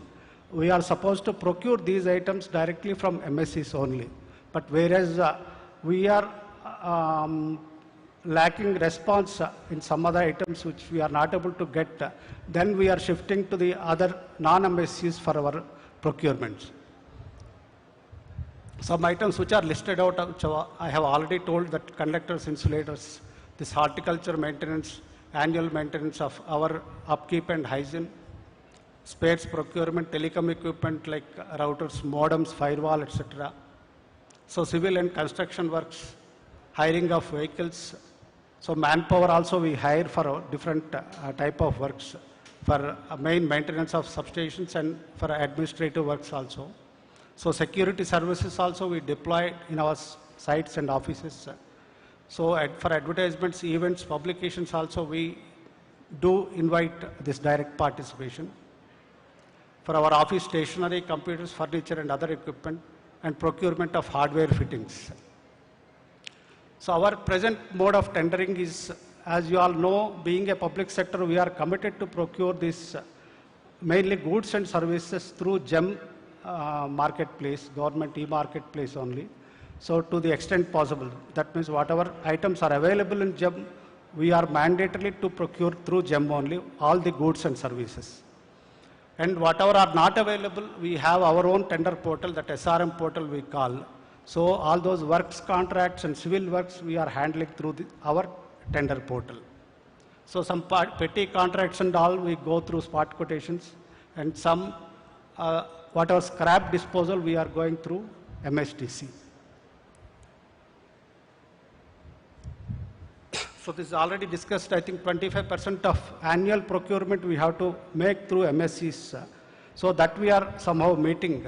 But coming to the sub-targets of this 4% exclusively reserved for this MSCs owned by SC/STs and 3% from women entrepreneurs of MSCs. So benefits of this policy, we in Power Grid also we are extending to these MSCs. Tender fees exempted for micro and small enterprises, relaxation in financial requirements, and waiver of this EMD or security deposit, bid security for the package of all type of tenders. So the different initiatives we have taken from Power Grid side to facilitate procurement from MSCs. So exemption to MSCs for payment of tender document fee and EMD. This tender document fee we collect for contracts of worth more than 25 lakhs when we are going for open tender. So less than 25 lakhs we are not collecting any tender fee. Even for that also MSCs are exempted for this tender fee and EMD. And in supply package we are giving the benefit of 25% tender value to MSCs as per the MSC order 2012. And also in service package, suppose if any MSC comes and matches the price of L1, we are going to award 100% of the total package value to that MSC. Exemption in financial qualifying requirement also, whereas in this turnover, so whichever packages which are valued up to 5 crores, we are exempting that qualifying criteria for MSCs. And some bids we are exclusively reserving for this SC/ST and MSCs. Because when we are floating as a common one, so getting response we are seeing it is difficult. So some smaller categories and all exclusively we are reserving for this SC/ST and women MSCs. So this part, I think there is a dispute. I think morning session we called, actually where there is an upward change in terms of investment. So I think that's now discontinued from 1st of April 2024. So Power Grid is also registered in TREDS portal. So where MSCs can register themselves and claim payment through that. If in case public sectors, they delay their payment. But we are proudly say that none of the MSCs they have claimed so far in Power Grid. So all our payments are time and they are all satisfied. So this is an encouragement in Make in India also. We are committed to comply with the policy of this class 1 and class 2 local content. So where whatever contracts which are valued less than 200 crores, we are giving preference to only local customers. So we are not giving any opportunity to outside India customers. Up to 200 crores, we are giving preference only to the local customers. As per that policy, this class 1 and class 2 locals, I think some items as per the policy which are exclusive reserved for class 1 local suppliers, and all other items we are tendering for both class 1 and class 2, but in case both are participating, so priority goes to the class 1 supplier. So these are some of our MSC procurement details in our region, so not in the whole power grid. So last year we have, out of overall procurement of 193 crores, we have achieved a target of 75.27 crores from MSCs, which is more than 25%, and it is coming 38.88%, out of which we are little lagging behind in reaching this SC/ST and women MSC percentage. In the coming up year, I think we have improved a lot. So till August, whatever we have procured out of 79 crores, so 39.5 crores are through MSCs, and women, this SC/ST also, it is increased to 2.36%, and women MSCs also 2.28%. So we are primarily using these two platforms for our procurements. One is the GEM portal for all goods and services, and our Power Grid e-procurement portal, Pranit, for this civil works and works contracts. So anyone can register GEM. I think that is a common platform. If they want to join with Power Grid, they have to register with this portal, etender.powergrid.in, where they can come and register. So through this forum, I am inviting, if any MSCs, they wanted to register immediately, you can come to our stall and get registered. So we have a setup here, we will register then and there itself. So GEM, as you all know, we are promoting, even we are requesting all the MSCs also to come through GEM, because we are mandatory to procure through GEM the goods and services. So sometimes MSCs are there, those who have not registered with GEM, so we are not able to give the offer to them. So we are requesting that they all have to enroll through GEM. So this is our transparent portal, that e-tender portal through Pranit. So all those works contracts and civil contracts we are procuring through this portal. So currently the civil contracts and civil packages are being tendered through this Pranit portal. So these are the portal addresses. And also one more thing, we have introduced this bill tracking system, wherein this MSC vendors, they will get very much benefit out of this whenever they raise any invoice. So they can check their payment status through this bill tracking system. So through that, actually we are committed to process their payments within 15 days from the raising of their invoice. So with that, I thank you for giving me the opportunity, as we have found this a wonderful platform to connect with these MSCs. And also I request MSC support to Power Grid to achieve and comply with the government guidelines. Thank you so much.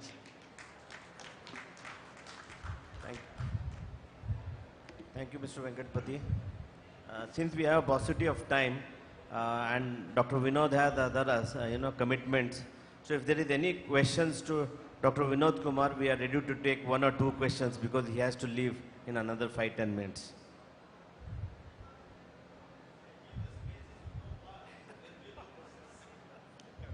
Sir, the space is so far, that's why you have a lot of opportunity to use it. So please throw something and seek.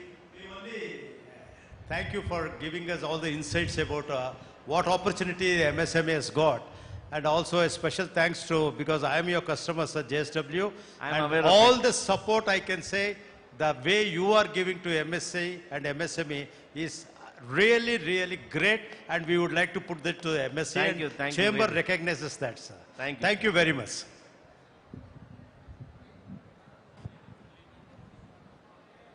I thank Dr. Vinod. Can we have a moment of for him, please? Yeah, yes, please. Excuse me, just a minute. I have a question for JSW here. We'll park these questions. No, very one small question. Yeah, please. See, we have been tendering CR coils for manufacturing bitumen drums. It's a value worth around 5 crore every year. Okay. Body coil and end coil. Every time whenever we float the tender, we do contact JSW, but JSW is telling that only our dealers are quoting, we are not going to quote. Is there any strategy behind this? So participation in tender for a smaller value from the mill side would be very difficult and challenging for us to serve the customers. So for that, we have two platforms. One is a channel partner where you can participate. Other, we have something called JSW1 where we can engage with that. Probably what I request is that let's catch up after 1 hour in our stall and we'll have a detailed discussion on that. Thank you. Thank you, dignitaries, for this very, very interactive session. I'm sure you'll have more questions. The dignitaries will be... Do we have a question? I have my session. Anjali. I have my presentation also. So we'll Sir, this is regarding a battery vehicle what we have launched through our NGO, which works on the battery. We are coming up with a tabletop oil extract unit to be fixed, where we have generated 25 youths to be empowered through this, 25 lakhs of youths. We are tied up with almost all autonomous colleges across Bangalore. So we are looking for a solar rooftop panel for the vehicles where the machine can run on a wheel to cater the upper market. Madam, probably this question Dr. Vinod may not answer it. Okay. What I can do for you is that I will put you to one of my customer. Okay. One is Tata Power Solar or the First Solar. Okay. Who will be able to support you and serve you. Definitely. I will interact with you. Yeah, thank you, sir. Thank you. Thank you. Yeah. Thank and you. there are other some of the companies who are also participating here. You can also engage. They have put up a stalls. Thank you. Thank you, sir. Thank you. So may I call upon Shri Ramesh Chandra Lahoti and Srimati Uma Reddy to please come on stage and honor and felicitate Dr. Vinod Kumar. Let's give a big round of applause to Dr. Vinod Kumar.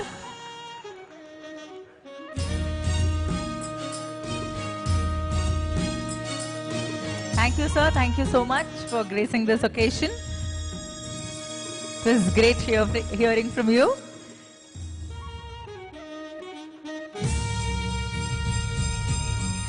Shri Padala Venkatapati. Thank you, sir. A small token of gratitude from us.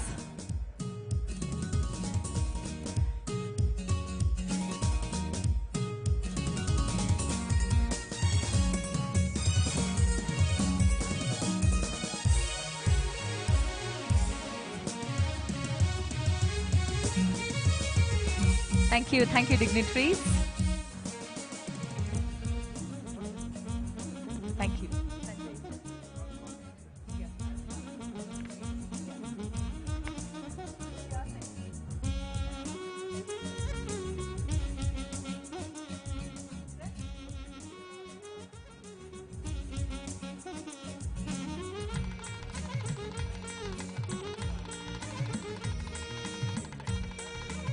The next topic, ladies and gentlemen, is the keynote address, Reinforcing Growth for MSMEs. And the speaker is Shri Sanjay A. Almelkar, Associate Vice President, Sales and Marketing, JSW Steel Limited. I'm sure, sir, this will be a very, very interesting session. Looking forward to hearing from you.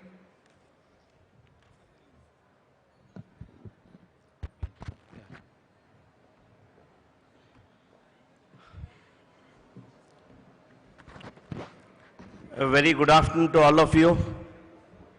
Can we do a small exercise, please?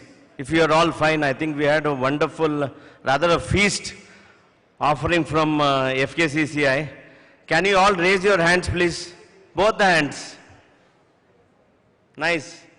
Probably you lost around 5 calories now. Keep holding it for a minute. Can you bring it closer? Can you loudly clap it, please?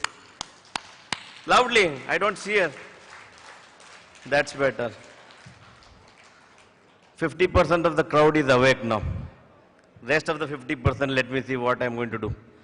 I think we have a very wonderful sessions over a period of, half a day, almost through. I think a lot of eminent personalities spoke on the subject, and the last two sessions were very interesting. I've been holding Mr. Venkatpati because he came with a very detailed presentation, and a lot of MSMEs who are there who want to associate and work with you have a lot of questions. Probably I'll be representing. Some of the topics which I would like to cover up here, apart from, introducing my company, is the challenges faced by MSME sector and some of the positive out of it, and what platforms like FKCCI, MSME Ministry can really do it and contribute to them so that we can accelerate the growth of MSME sectors in India.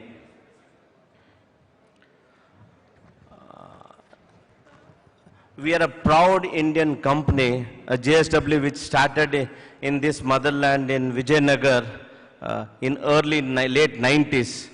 Today it is a 24 billion USD conglomerate spread across India, America and European markets. And we distribute our products to close to 100 countries globally. Our presence is in steel, we are into energy, we are into cement, we are into infrastructure. When I talk about infrastructure, port handling, siding activity, railway siding activities, where government recently announced we are focusedly on multimodal systems, where JSW is also supporting in those activities. Our port has been collaborated because we ourselves are one of the biggest importers of coking coal. Then JSW also has ventured into venture capitalists in terms of investment firms to support the MSME sector. Platforms like JSW, MSME and JSW1 have been introduced to the marketplace. Further moving to it, the forward integration, we also have, other coated products. Apart from that, the backward integration, we also looked at, bringing a paint in which is going to be one of the high volume consumption for our colored coated system.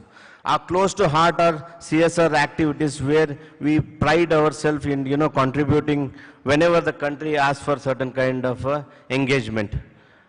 Recently, I think we repaired a spillage gate in North Karnataka, Hon'ble Dam, and where we came forward and supported the activity.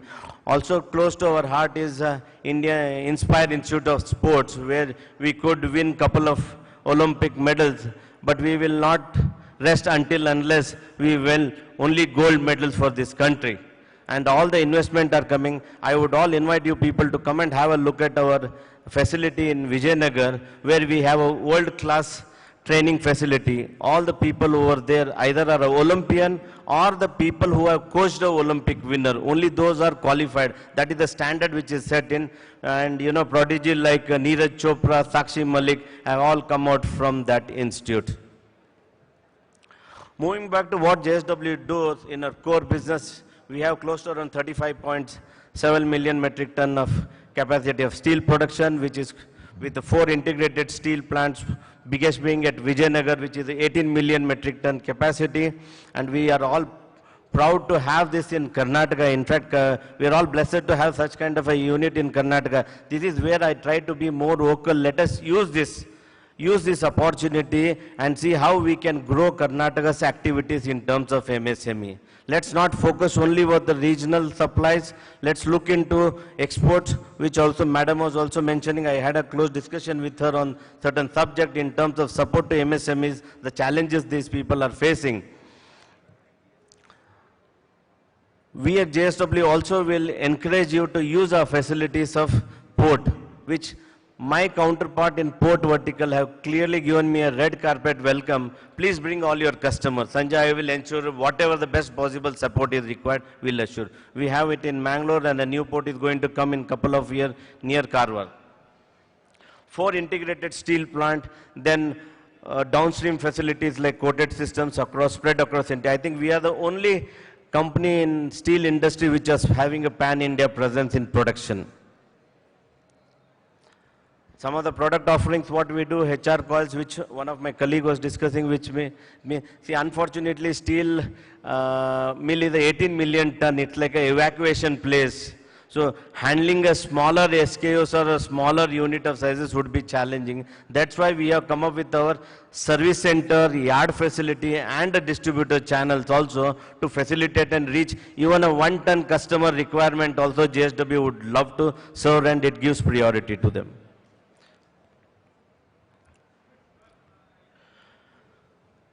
A small insight, I think we developed these things. Close to 40% of total exports in India happen through MSME landscape. Around close to, we contribute around 41% of output, manufacturing output.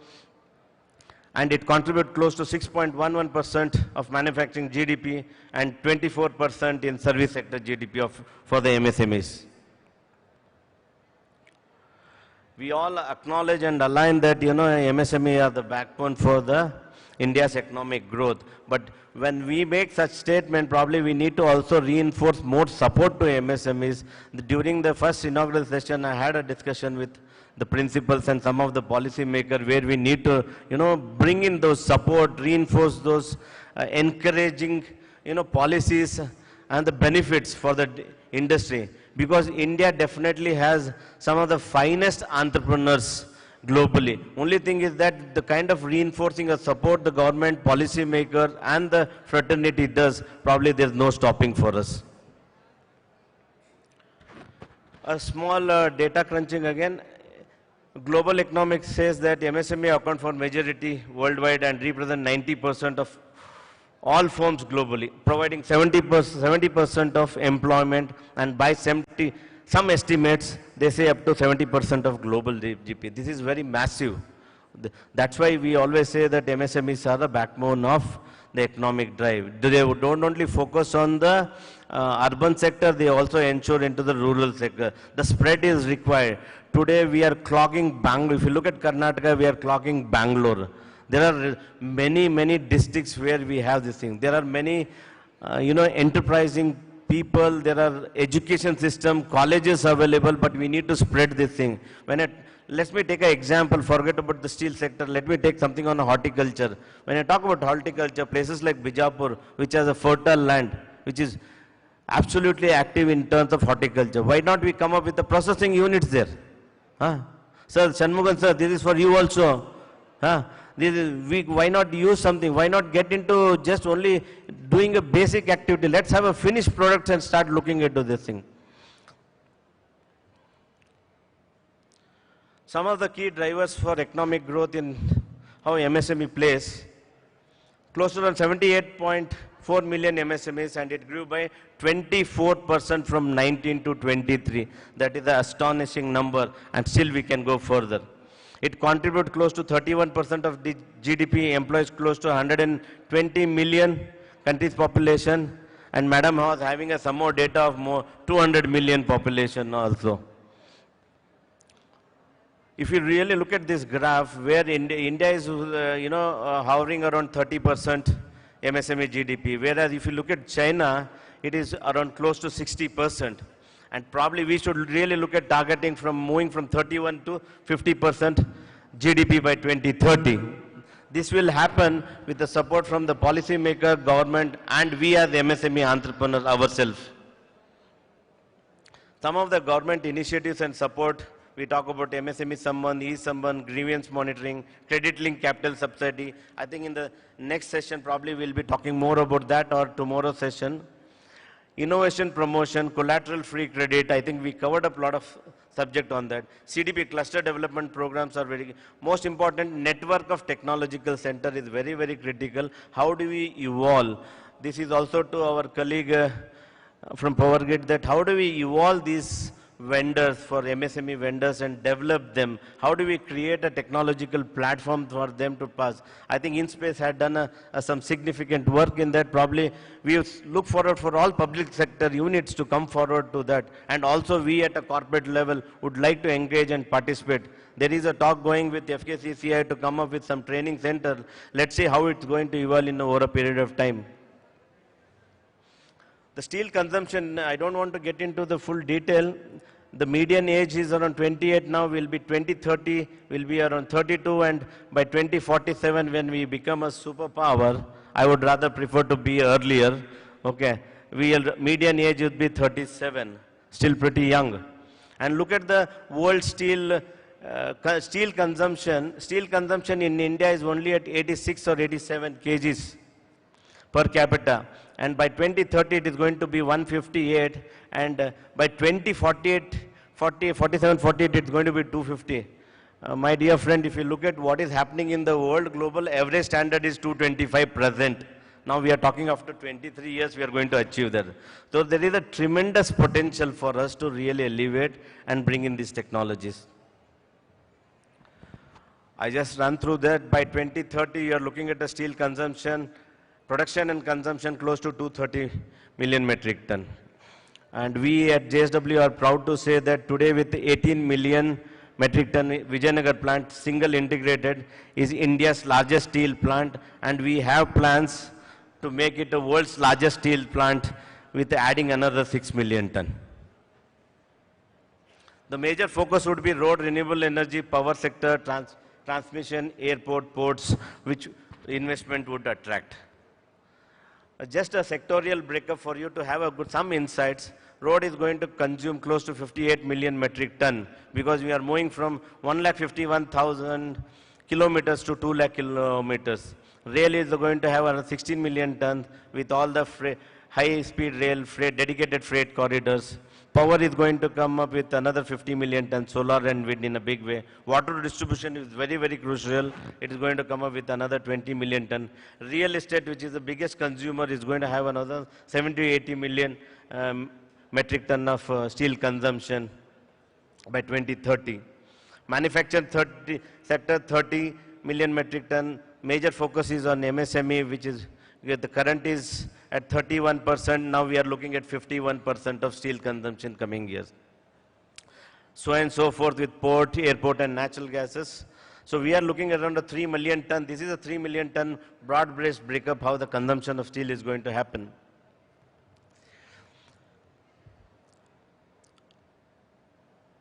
Karnataka really stands well in terms of, I think we are a blessed, that's why they say world in itself world. We are so blessed to have been here in this part of the world, in terms of natural resources, in terms of technology, in terms of education, technical education skill sets are enough abundance of available on that. Only thing is that a certain push from public sector units, policy makers would create more entrepreneurs. We have to seed this journey of entrepreneurs during college days. So we have to have this kind of incubation activities from the third year or the second year of the college. And I also want to make a comment here because of my observation. Uma madam, probably in way forward we need to see how we can bring in more diversity, more women sitting on this. I see 98% chairs are occupied by men. In coming years it should be at least 30%, and after 2030 it should be 50% occupation should be coming in women. I just briefed you about how steel consumption is there, where the world is there, that shows you opportunities. Some of the challenges MSMEs and SMEs have, one is lack of capital. Probably the session is, tomorrow's session we are going to cover on the finance aspect. This will give a lot of interesting insights. JSW also has some kind of a support system for MSMEs, which I will run through in my slide. Management practices are critical because MSMEs evolve as a micro-organization, one-man entrepreneur, a self-employed employee. Self-employed entrepreneur. He starts as a self-employed entrepreneur. Then he builds up a journey. Probably some of the platforms like FKCCI should have certain programs to run in terms of best management practices. We have to develop. Sir, I'll be in with that activities. Let us develop a good model, bring in some. We have IM with us. Let us pull these guys and create a model and bring it to all our members. Infrastructure, I think we have already covered, which is resulting in, low production capacity. Challenges and innovation. They want to innovate, but they have a limitation. There is a pressure on the market. There is a pressure on the price. There is a pressure on the delivery for them. There is innovation. That's why MSMEs are evolving there. But yes, we need to bring more thrust. Government should give us a platform. government should give us an incubation center for us to bring this innovation development, transfer these technologies the way InSpace is doing, transfer these technologies to MSME, and they get into the production and selling activities. I think lack of marketing know-how, digital knowledge gap is there, yes, because you are evolving. Some of them have caught up and some of them have to catch up. Yes, they feel it's a cost implication, that's why there is a slowdown. But eventually, the way India has progressed in terms of digitalization, I don't see it will be any challenging in coming years. With all these challenges, MSMEs are unable to scale to full potential. But I see that this itself is an opportunity for us. If we work on these areas, probably we can grow much faster. I think I'll skip this slide because we are already shooting time. I have more or less covered up on these areas. How JSW is partnering, what is that JSW contribute, or how do we associate and encourage MSMEs? We have a platform called JSW One, which is a one-stop digital marketplace for MSMEs. A special incentives to MSMEs who are registered on this particular platform, which comes with a very simple 2 minutes activity to register that. The whole idea is that you focus on your production, not look into your sourcing, your supply chain, your logistic aspect. Bring efforts and efficiency in your production, productivity, and your customer marketplace. What is the effort or a mission of us? We call it ourselves a mission. We want to take this to ensure transparency, trust, and ease of business for MSME. Because they have multiple challenges in terms of labor laws, in terms of taxation. Apart from that, we don't want them to burden themselves in terms of sourcing the basic raw material which is required from them. Currently, we are serving close to around 2,000 plus in this financial year, close to around 1.25 million metric ton, and around 700 MSMEs are onboarded. It's a very simple activity. We have a digital platform. You go there, it self-navigates, and you can easily register yourself on that platform. Some of our success stories with which TTP is your Bangalore-based Pina company only. Today, he is the world's largest transformer manufacturer. And the gentleman is a young 82-year-old man still coming to office every day. He keeps motivating me every day. I just make one call to keeping myself engaged with him. Triveni is there, so many places. I have Nikita Biltek, who is one of the associated. He's one of the largest PEB manufacturers based out of Bangalore only. We want to empower MSME, so MSMEs build the nation. With this, I conclude my session. Thank you so much.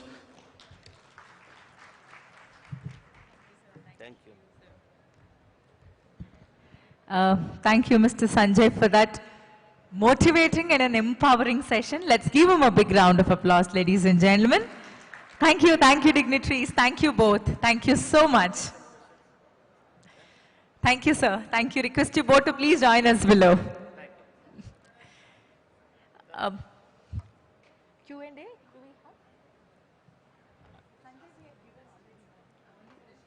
Mr. Venkatpati is open for questions. If there is any questions for Mr. Venkatpati, please feel free, because he has given a wide opportunity of MSME engagement with his company.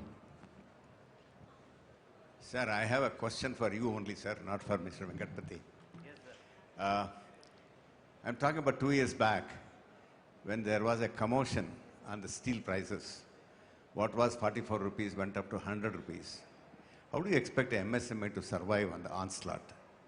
There are two areas. One is he has got his own product.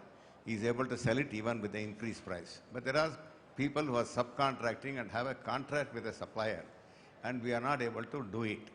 Now, is this because only two major companies are there? Because there is always a symphony, you know. If you increase, the other person also increases. If it decreases, you also decrease. One part of the story. The second part is, you keep on, you don't even keep that prices steady for a period of time. 3 months, 6 months, or whatever it is. It was there earlier years. We have seen that happen, you know. Now, how do you expect us to do it with a supplier who is a large supplier? The third point is transport costs. There is a price difference between Tamil Nadu and Bangalore or Karnataka. Now, this is getting to be a very complex problem, and credit also. When the component cost becomes 70% or 60%, it is impossible to maintain the fiscal discipline. So, there must be a way out. You said JSW1. I've been trying to do it, but there are lots of conditions that discourage us to get into the details of it. I'll discuss it out. I don't want to discuss it in the open. But these are the problems which are faced by MSME. Sir, yes, I will answer with easier questions, because the first question is very difficult to handle for me. Logistically, yes, now we have decided we have a, more or less uniform pricing, and it is all, for basis pricing only. Yeah. See, either way, two ways I can do. One is that I incorporate the pricing freight component of Tamil Nadu in my price and offer it to you, or I genuinely ensure working exactly the delta and give it to you. We have across Karnataka, there is a 500 rupees delta, then for Tamil Nadu, Kerala and other. But I have given an opportunity, probably any mill would have taken care of, added 100,000 rupees and offered you the F4 prices. I think this is a new transparency which we are trying to bring in. Second thing, in terms of your first question was regarding the price fluctuation. I think that COVID was the most difficult period, sir, for the industry itself. Probably that was one area, I think, where all the steel mills had a challenge, and I think the way we looked at industry was also slightly different, because everything moved towards the export orientation. That's why we had a challenge on that. Yes, there are certain lessons learned within the industry, and ISA is also very closely working to it. At the helm of affair, our chairman is also quite progressive and active on that, and trying to see how it can be rationalized. Your second question, to answer your second question, sir, it is not like a monopolistic business anymore, steel. Things have changed now, and it is going to evolve further. The buyer will definitely have a say in coming years as the production capacities are increasing, because we increase production capacity based on the commitment of the government in terms of investment in coming in, and the steel consumption based on that. Because any steel mill, it will take 3 to 5 years minimum lead time to roll out. That's how the things are going to be there. But yes, from the JSW perspective, I can say that at our leadership level, they are very sensitive towards MSME sector as that. And there is a very clear-cut guideline and direction for us also to really focus on Karnataka MSMEs and see we have a closer engagement. Probably in coming years, you see, we are just a call away. There is no bureaucratic style of working anymore. Thank you. So just one second. So in addition to what our past president said, why we were asking about this fluctuation in the prices, all our contracts are fixed prices. You can ask our people who are exporting. We are exporting and supplying barrels to fruit pulp manufacturing companies. They all take with fixed price. But suddenly you are raising by 2,000, 3,000 tons, 4,000 per ton. What happens to us is we don't get that money from these people. We request you, previously when SAIL was at the helm of affairs, they were actually changing the price once in 6 months or once in 4 months. But now, because it's a free market, every month you're doing. And more dangerous for us is that when you have got export orders, suddenly you jack up 5 to 6,000 and you burden us. Please take care of that, sir. Thank you, Shanmugan sir. I think, just a small grain, no. When export jacks up, I will not definitely do that, because I don't want to, it's like a golden hen which is giving me this thing. I don't want to compromise on that activity. But yes, we'll be sensitive. Any specific to related to your company or your industry, I will personally talk to you and see how we can streamline. Thank you so much. If there are no more further questions, then we will, close the session, because we have some more people to address it and we are running late of time. Thank you so much, one and all. Thank you so much. Let's give Shri Sanjay a huge round of applause, and thank you so much, Shri Padala Venkatapati. It was a pleasure to have you here with us today. So ladies and gentlemen, moving on to the next part of the sessions. The next topic is procurement opportunities with PSUs. Welcoming our speaker and the chairman for the session, Shri Nagaraj Bhatt. Let's give him a big round of applause. May I request Srimati Uma Reddy to please escort Shri Nagaraj Bhatt on stage. He is the Chief Manager, Materials, Bangalore Refinery and Petrochemicals Limited. So, Namaskara sir, warm welcome to you. It's a pleasure to have you here with us. Nagaraj Bhatt, the speaker, is a science graduate with Master of Business Administration with specialization in materials management. He started his career in Larsen and Toubro Limited, Mysore, works and moved on to MRPL subsequently. He has vast experience in the field of materials management and marketing of petroleum products. He is a specialist in inventory management, procurement, and in the field of marketing operations, that is execution of sales. He has worked as planning officer and sales officer during his tenure in marketing and contributed to sales growth and increase in profitability of the company. It's such a pleasure to welcome Mr. Nagaraj Bhatt. Welcoming our next speaker, Shri Amarjeet Singh BK. Let's give him a big round of applause. Shri Amarjeet Singh BK. He's the manager, Management Services, Bharat Electronics Limited. Can we have sir on stage? Sir, welcome to you. It's a pleasure to have you with us. Mr. Amarjeet Singh, manager, joined BEL in the year 2006. He has wide experience working in the areas of production, purchase and customer support.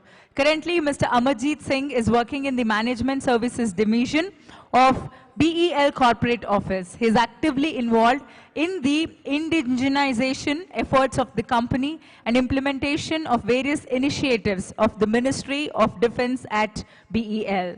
Warm welcome to you, sir.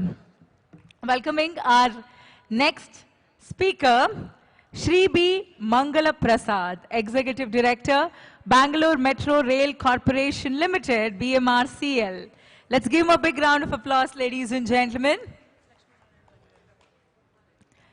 Mr. B. Mangala Prasad is an officer of Indian Railway Service of Mechanical Engineers with more than 3 decades of professional service in railways, IT services, and presently in urban metro systems at the Bengaluru Metro Rail Corporation since 2020. He is well experienced in design features, in particular systems, interface management of railway coaches with specialization in bogie designs and welding techniques while serving as Chief Design Engineer at Integral Coach Factory, Chennai. So, it's such a pleasure to have you with us. Warm welcome to you, sir. Let's give him a big round of applause, ladies and gentlemen. Welcoming our next speaker, Shri S. Lakshmi Narayana. Can we have a big round of applause?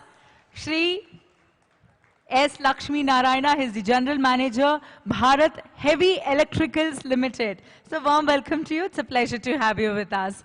Mr. Lakshmi Narayana has over 35 years of experience in energy sector in all verticals, including thermal, hydro, solar, gas and battery energy storage systems. A graduate in electronics and communications engineering from Osmania University, Mr. Lakshmi Narayana has worked in various capacities in BHEL in design, commissioning, proposal engineering, and presently head of procurement in BHEL at Electronics Division, Bangalore. Mr. Lakshmi Narayana is responsible for vendor development, design to cost initiative, material handling and storage, engineering of HVDC and variable frequency drive products. Sir, it's a pleasure to have you with us today. Welcoming our next speaker, let's give them a big round of applause, ladies and gentlemen. Welcoming our next speaker, Shri Sanson T. Let's give him a big round of applause. Sanson T is the General Manager Procurement at CPO Marketing Bharat Petroleum Corporation Limited.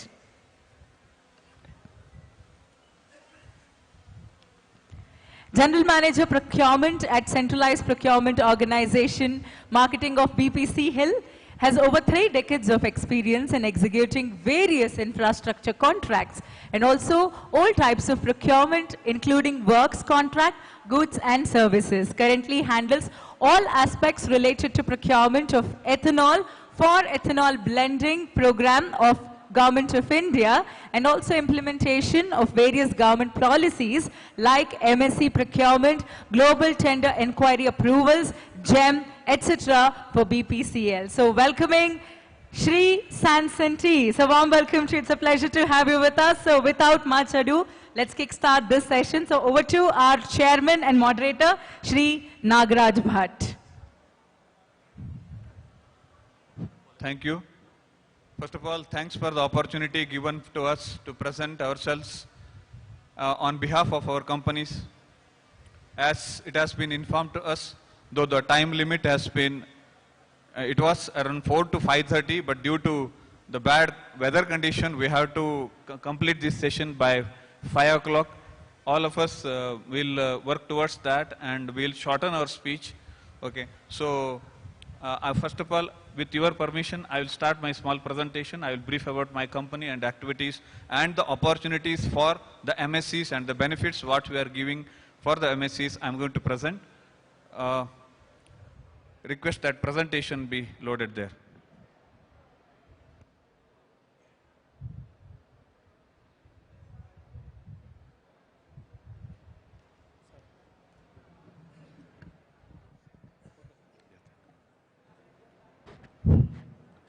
ಮತ್ತೊಮ್ಮೆ ಎಲ್ಲರಿಗೂ ನಮಸ್ಕಾರ. We Bangalore Refinery and Petrochemicals Limited, a Government of India enterprise and Schedule A subsidiary of ONGC Limited. It is a Miniratna category 1 PSU and the nameplate capacity is 15 MMTPA refinery capacity and with the petrochemical complex located at Bangalore, Karnataka. Our vision is to be the world-class refining and petrochemical company with a strong emphasis on productivity, customer satisfaction, safety, health and environment management, and corporate social responsibility and care for employees.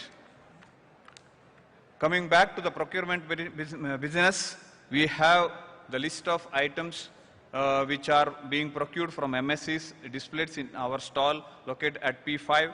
And just to brief about that is pipe fittings, flanges, studs, gaskets, valves, belts and pulleys, pumps, compressor and tubes in the mechanical section, and the list goes on. And in the fire and safety items, personal protective equipments and fire extinguishers, intrinsically safe torches, full body harnesses. And in coming to the chemical category, hydrochloric acid, caustic soda, sulfuric acid, ferric chloride, sodium hypochlorite, calcium chloride and so on. And list of services what we are going to procure from MS and we are procuring and which is going to be continued is housekeeping, hiring of vehicles. We have Tata Sumos, around 400 Tata Sumos which are running within the refinery and as and one basis also, and highly skilled manpower for office management and services. And catering services also is done by MSME, and fabrication jobs, repair and replacement of jobs, painting, scaffolding jobs are being procured from MSC vendors, manpower supplies, engineering services, and skilled engineers, especially for shutdown activities, we are procuring painting and drafting services, etc. In electrical maintenance, we do have the job services for maintenance of electrical activities, and in maintenance also, in our tanks are being cleaned every now and then. Everything is procured from MSC vendors.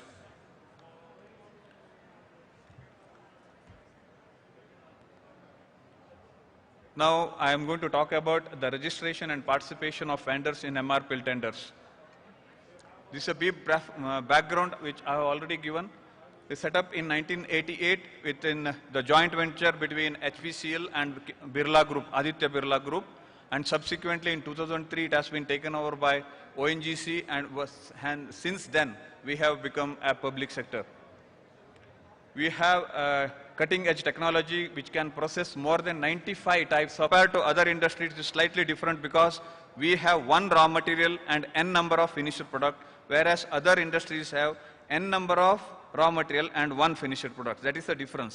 And we have petrochemicals and MS, HSD, ATF, everything coming from crude oil only. Even wax, whatever it is coming from one raw material that is called crude. And we have petrochemicals, which is basically a polypropylene and aromatics, benzene, and another plant is xylene plant is there. Xylene. Mixed xylene is also in our aromatic complex. And it's a basket of products. What we have is MS, HSD, ATF, LPS, LPG and bitumen. And bitumen is the last product which we get. And subsequently it has been processed in our units, and we are squeezing the bitumen and furnace oil, whatever we have. We are squeezing MS, HSD and ATF in that, and ultimately the left material is petcoke, which I think JSW is also one of our customers.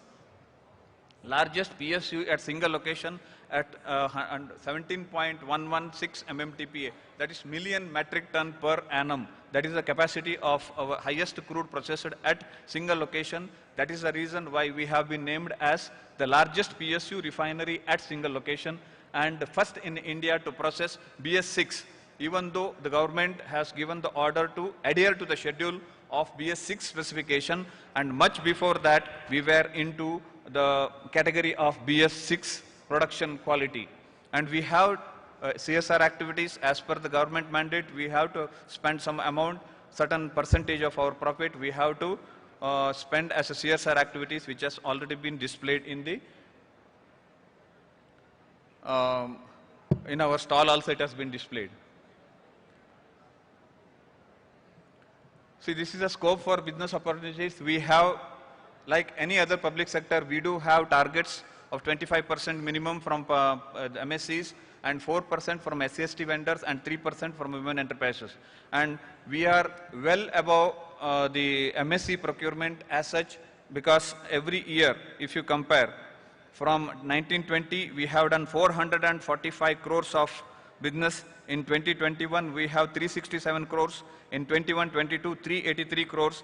22-23, we have 662 crores. 23-24 was the highest, and it is 800 crores from MSCs only. And up to July of this financial year, it is 269. I think we are going to cross this 800 mark also. So these are the benefits which are giving as per the government mandate, we are giving the benefits. EMD exemption is there, and startup relaxation we do give for the certain items, because we are considering the criticality and safety of the items. Considering that, startup benefits are given. How to register? This is in the website. I am going to shorten this because of the paucity of time. And this is our MRPL site. Please do visit www.mrpl.co.in, and we have that MRPL tender system. And within that tender system, we have the registration process. This is the overall, the tendering, that is open tenders, limited tender, whatever the tenders are there. This is the annual procurement plan is also given in the site itself, and this is a registration of vendor is possible. And as such, we have the online registration, as well as our most of the contracts or tenders are coming in GEM portal. Once the contractor gets the GEM order, he is automatically gets registered in a system, because we have GEM or contract is issued, and subsequently SAP order is also done to account and making the payment purpose. And these are the places where we float the enquiries. GEM is the most of, as per the government mandate, we have to maximize the GEM utilization ratio, that is called GUR. And e-procurement system, wherever it is GEM is not possible, we are going through this. And for getting this e-procurement system, we have to have the digital certificate, and you can get the digital certificate with these agencies, and many more are there in the market. You please contact them and get this. And overall, this tender condition is, we have the pre-qualification criteria. Depending on the tender value, we fix up the pre-qualification criteria value also, and 15% relaxation is available for the MSC vendors, and EMD benefit, relaxation benefit is also given. And bid evaluation criteria is given in the tender clearly, rejection criteria is given, everything is spelled out very clearly in our tender process. And we have we do mention our technical query team and commercial query team, and we do 2 officers name each in the tender. In case of any technical queries, please contact these people, and commercial queries for these people. Depending on the complexity of the tenders, we have pre-bid session, and whatever the doubts bidders or potential bidders, whatever they have, that can be clarified during that session.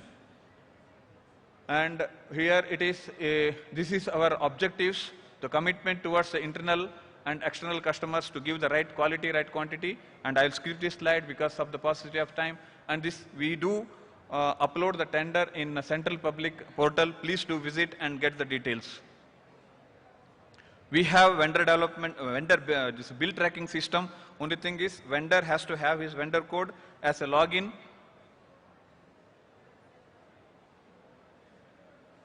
Yeah, this is a login. He has to use username as a vendor code, and password has to be generated automatically. This process is driven automatically, and it is a well-established process, and he has to register himself, and he will come to know that is it. See, vendor registration, he has to give the vendor code, as I said.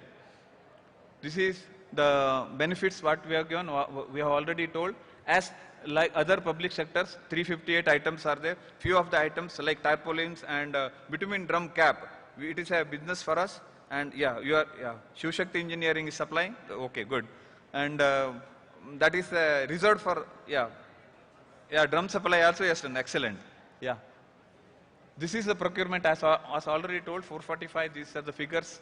And see, these are the do's and don'ts. Why we to tell this? Because bidders do not understand while quoting, and see, they may get disqualified or they may lose the order.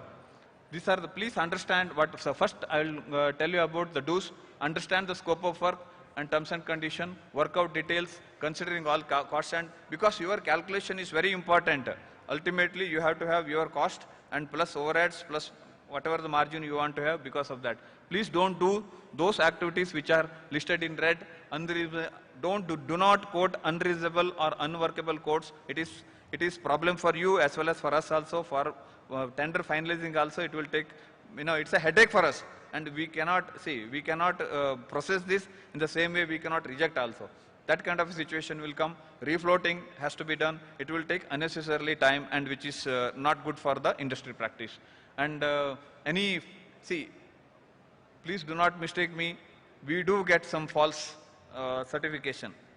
Yeah, especially in Udyam certificate, please take it in the positive way. Please do not give any false certification. Manufacturing benefits, MSE benefits are given to those vendors who are the manufacturer of the tendered items only. We have come across that they are claiming that they are manufacturers, but they are not the actual manufacturers. Okay, they have Udyam certificate. As you all know, it's a self-certified business, and we say that manufacturing, but they are actually not the manufacturing. In fact, some of the cases, the situation has come in such a way that we had to visit their site, and where we have come to know that he is not the manufacturer. And it's a big process, Ultimately, tender will get cancelled and undue delay, and this kind of, please do not do, and do not get into that kind of a business, please. These are the mistakes what I have already told, and this is a list of items which I have read out, and it is listed in the panel also. Thank you very much. In case of any query, you can ask. Now I request, next gentleman, please come. As I already requested, before 5 o'clock, we have to close this. You please take over. Thank you, Mr. Nagaraj Bhatt. Good afternoon to all. Distinguished guests, dignitaries on the dais, esteemed MSMEs and other participants of this event. I welcome you to the small presentation on BEL's efforts towards Make in India initiatives of Government of India, and what way MSMEs are contributing towards BEL's business. If you could please load our presentation. Yeah.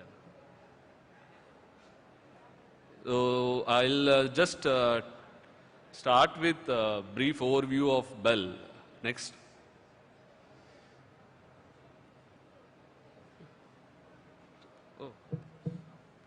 Sorry, it's here. Yeah. So our company was established in the year 1954, And we are a R&D or you can rather say technology-driven company. We stand 56th among top 100 companies worldwide in defense revenue, as well as 63rd among top 100 arms producing and military services companies. These are based on certain reports.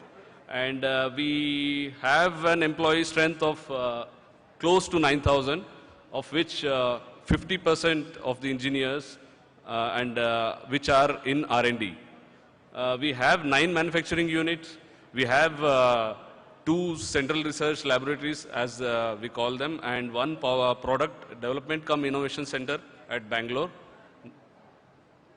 We have our corporate office at Bangalore. We have few overseas marketing officers, as you see on the slide.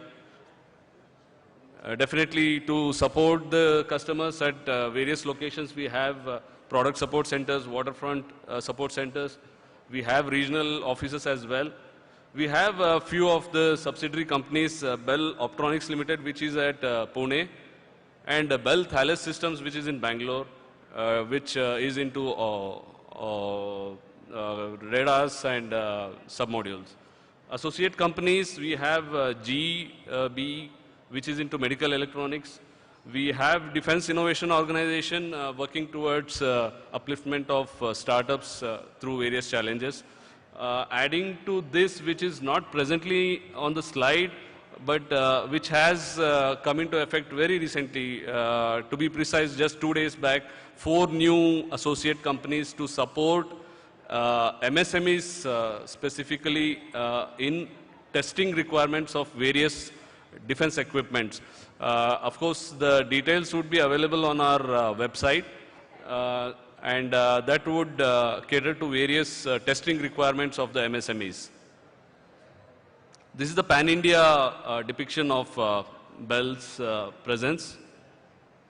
Down south 4, then in the middle you see 2, and north you see 3 units. So these are the business segments that we are into. We are into radars and fire control systems, weapon systems, missile systems, communication equipments, network-centric systems, so on. We have medical electronics and also electronic voting machine, which is a prime product in civil segment. We are a multi-product and multi-technology company. These are some of the areas which we have diversified into in the recent past.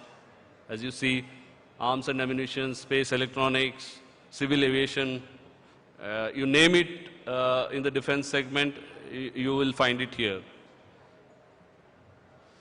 Coming to exports, we have clocked close to $100 million exports last year. And our order book position, export order book position stands at $394 million as of 30th June this year. And as export initiatives, we have, as I quoted earlier, several overseas offices, and we participate in global expos and also meet various defense delegations across the globe. The products that we export are radars, sonars, mini combat management system, then radar warning receivers, missile approach warning system, then software development services, so plenty of them. The countries that we cover, major countries include USA, France, Spain, Germany, Israel. So we have a global presence that way. Then to leverage the global network, we have long-standing supply chain relationship with global leaders.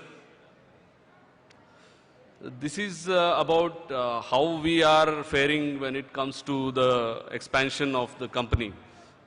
As you see, we have been shelling out close to 600 crores towards modernization. And if I have to name a few of the ventures that we are into, we have started a new plant in what you call Machilipatnam. The name of the place is Nimaluru, to be precise, in Andhra Pradesh. And we have purchased land in Devanhalli for the aerospace segment, then land in Nagpur for explosive manufacturing. We have RPSC, that is product support centers across the country. Coming to turnover, as you see, we have been growing constantly. The recent past, being 23-24, we have clocked 19,800 crores of turnover. Defense non-defense ratio, as you see, 86-14. Exports, I already shared with you. These are some of the accolades that we have got recently. Now, coming to sourcing opportunities for MSMEs, we outsource the non-core areas. Core areas stay with us. For 59% of the materials we have sourced from Indian industries. And we have been consistently, and I take pride in saying this, that we have been crossing this mandatory procurement target of 25% through MSMEs. In fact, it is 30% or more than that that we have been reaching. And collaborative R&D, we have presently close to 330 partners, of which 163 are MSMEs, contributing in various development efforts. We have registered on TREADS platform. We have Make in India display cells across the units. We have nodal officers for development of, vendor development rather, across the units, and the details are published on our website. We have our test facilities offered to the Indian industry at a nominal rate. The details are published on our website as well. We have implemented the Make-to procedure, you must be aware of. And we have, of course, as we come under the Ministry of Defense, any guidelines that comes from the Ministry of Defense, we implement, and anything in favor of or to support the Indian industry, we are there, we are doing it. We have uploaded the items for indigenization on MOD's indigenization portal, which is called as Region Defense Portal. If some of you who are not aware of this portal, this is a portal meant for publicizing the products meant for indigenization, which have been imported by the DPSUs and planned for indigenization. So you have a scope there where you can venture into and get into business with BEL. So you can explore this and find for yourself what you have for offer. Then we also have our items published on positive indigenation lists of the MOD.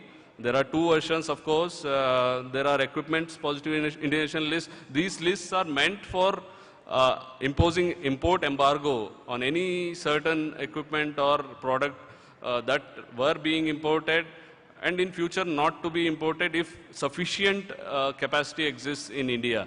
So these are some of the food for thought for all of you here. So you can get your hand on this and see what is there for offer. And we, as I mentioned earlier, BEL and HAL have jointly established something called as Defense Innovation Organization to support the startups through various challenges. If the startup gets through successfully, is given further chance to venture into the products with BEL.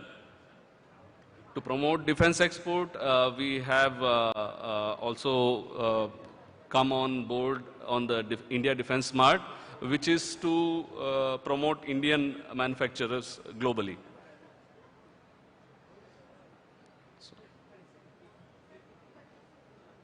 These are further showing what we have been doing with academia as well as startups. As you see, we have got into MOU with few of the premier institutes to work on smart cities, smart agriculture, and defense applications. We have our R&D cell at IIT Madras Research Park.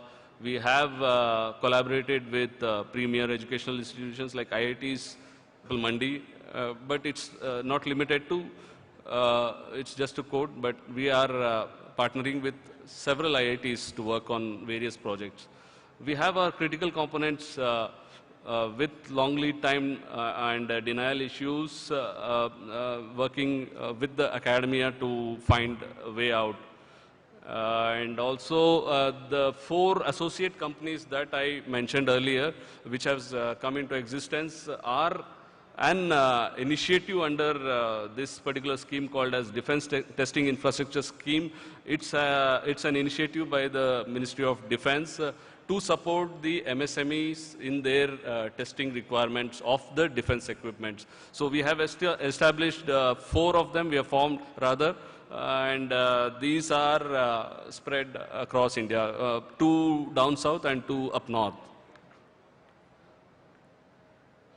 These are the challenges.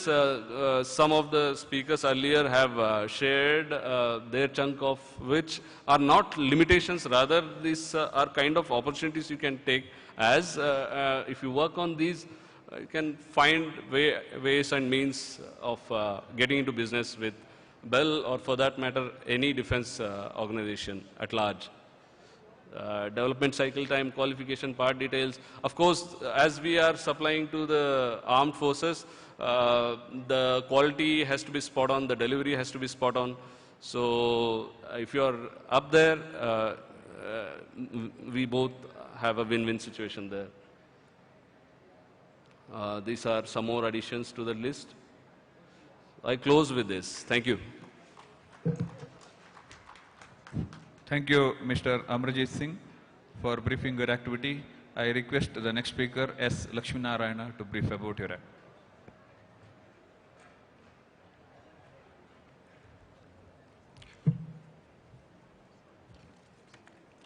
Good afternoon, everybody. I am Lakshmi Narayana, Head of Procurement at BHL ED in Mysore Road. We are in business from 1977 from our Mysore Road facility in Bangalore. So the procurement methodologies have changed quite a lot from 77. Now, of late, we have a lot of new conditions and compliances from the Government of India, because we are a PSU and we come under Ministry of Heavy Industries. So we do business under this ministry, and we are complying to the Government of India guidelines with respect to the MSME procurement guidelines. Plus, we do business on GEM and NIC portals, most of them. But for 2% of the things where we have to do some collaborators or whatever it is. Otherwise, most of our procurement is on GEM portal and it is all transparent. I have made my presentation slightly differently, but then I realized when I came here, the way the people are presenting, it's different, and their product range they are presenting. I have written here some MSME guidelines and what are the preferences that is given by the Government of India as part of the MSME rules and regulations. But I want to speak about what we do and what we are looking and why I came here. So basically, we are a power plant control equipment manufacturing company, wherein all thermal, hydro, solar, gas-based power plants, all the power plants, BHL has a presence in the entire India. So at Electronics Division facility in Mysore Road, we manufacture the control panels and then the human-machine interface, that is the front end to control the process and monitor the process. So having said that, so our deliverables basically in the power segment are control panels, wherein we make our own electronic models, which we call DCS, Distributed Control System. So that electronic models are made in our Mysore Road facility. And then in the power plant, there are something called purchase resold items, which we ship from the vendor's works to the power plant site. Like we have a lot of analyzers, there transmitters and SWAS systems, wherein the scope is to supply and then commission. And in addition to that, in the panel, control panel, what I was saying, there are a lot of items that we procure from various vendors and which also from MSME vendors. We do business as part of our, another speaker has told, 25% procurement shall be from MSME, and we do the same, and we have to comply and give report also every year. So it's there. So one part what I want to mention here is, there is some concession given to women entrepreneurs and MSME SC/ST entrepreneurs also.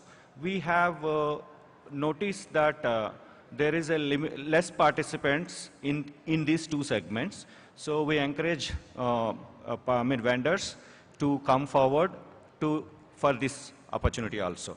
And in addition to that, we have one more vertical, that is the transportation segment, wherein you may be aware that BHEL is the only public sector company which supplies propulsion systems, that is 6,000 HP and 9,000 HP loco systems.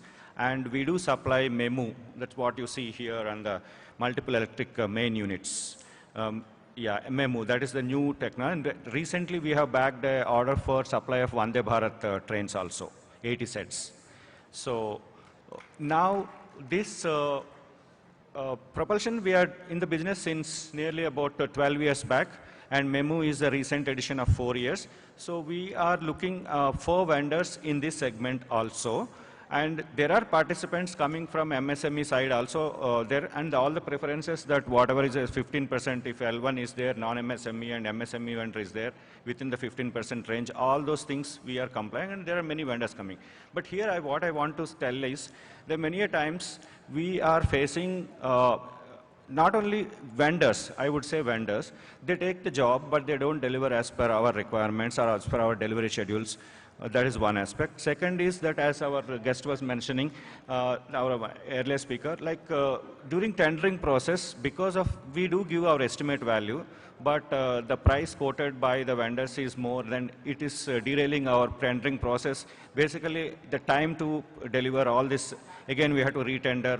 Because of all these issues, there are some issues like that which are delaying our tendering process. This is one more point I want to mention. The third point is wherever I said purchase resold items are there, where services also are part of the supply at sites at various plants across India.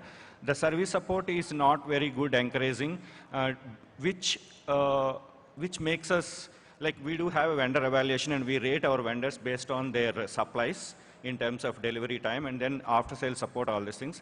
So vendor evaluation time, what happens is, again, we don't send our inquiries to those vendors which we rate them C-class vendors. This is one more thing is there.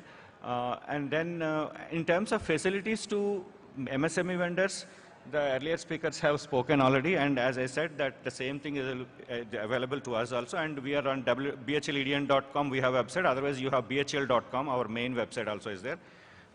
That's what I want to say. Thank you very much.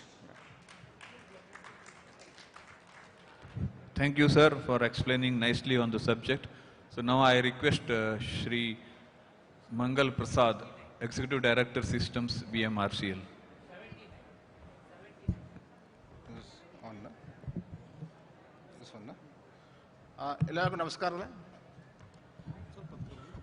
Good afternoon to everybody.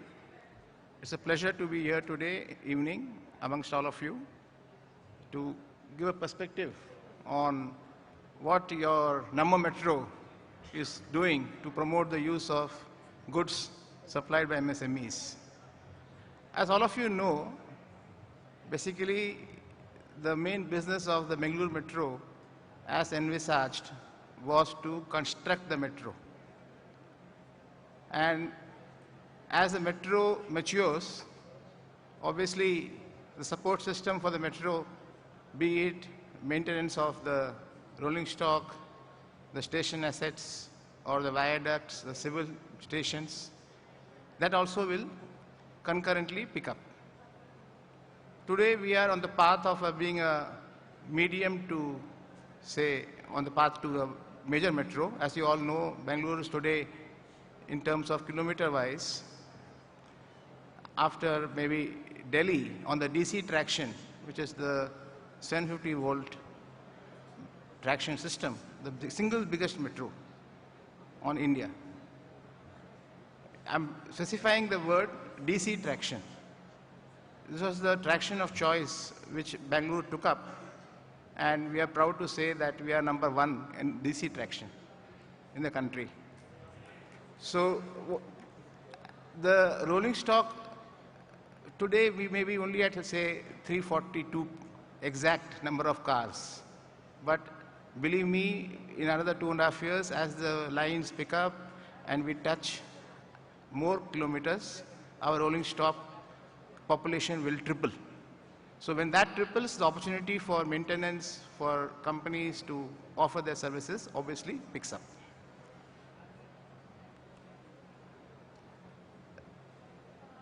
It's not exactly a PSU as such, Bangalore Metro. It's a joint venture corporation. And the role of the government of Karnataka is very significant in the creation of this corporation. Today, we are following all the norms which are laid down by the government of India and the government of Karnataka. So our accountability is at two stages. The government of Karnataka, where we are, and to the government of India, to our controlling ministry, the Ministry of Housing and Urban Affairs. If you see, in our case, if it's the last line in the slide, we have something called as a senior debt. This senior debt is basically what we get from the financial institutions, international financial institutions, whether it's JICA, ADB, and so on. And when we take those loans come with a lot of conditionalities. Of course, as the metros are picking up pace, the onus is more and more on taking what we call as untied loans. So the restrictions, the government of India is very clear that the bare minimum restrictions are placed on the metro entity while availing such loans. These are not, and again I repeat, these are not an impediment to the development of the local industry. It's a very important statement I'm making. So please do not be taken away by such grandiose statements that because the metro organizations are having international funding, MSMEs cannot participate. It is a misnomer. On the contrary, we have an established policy to encourage the use of MSMEs, especially in our operational and maintenance activities. This is a small slide to show the reach of the Bangalore network, which I'm sure many in this hall are very familiar with. So I need not elaborate on this, but to say that in October we are going to commission the what we call as the Reach 3C, which is the north, that BIEC line, just 3 kilometers, and the most expected and awaited electronic city line, hopefully the trials are already on, and it is a laborious process of trials, which are now they are going to the RDSO for evaluation, and those takes time. But hopefully by December or January, we should be having some trains on that line also. That is the electronic city corridor. This is again, this is a small network map. Coming to the phase 3, the further expansion. This, as you all know, is also been sanctioned by the government of India. And this also is having a foreign funding, which has been given to JICA already, to the tune of about 6,000 crores. Now, what is the tendering process? This tendering process, I just wanted to bring out this slide to say what is the elaborate system we follow when we are going tendering. And this same, almost the same process is also adopted for the articles which are purchased on the GEM portal. So they have we have a system of tender appreciation committee, tender scrutiny committee. So a lot of, at various stages, the offers are evaluated.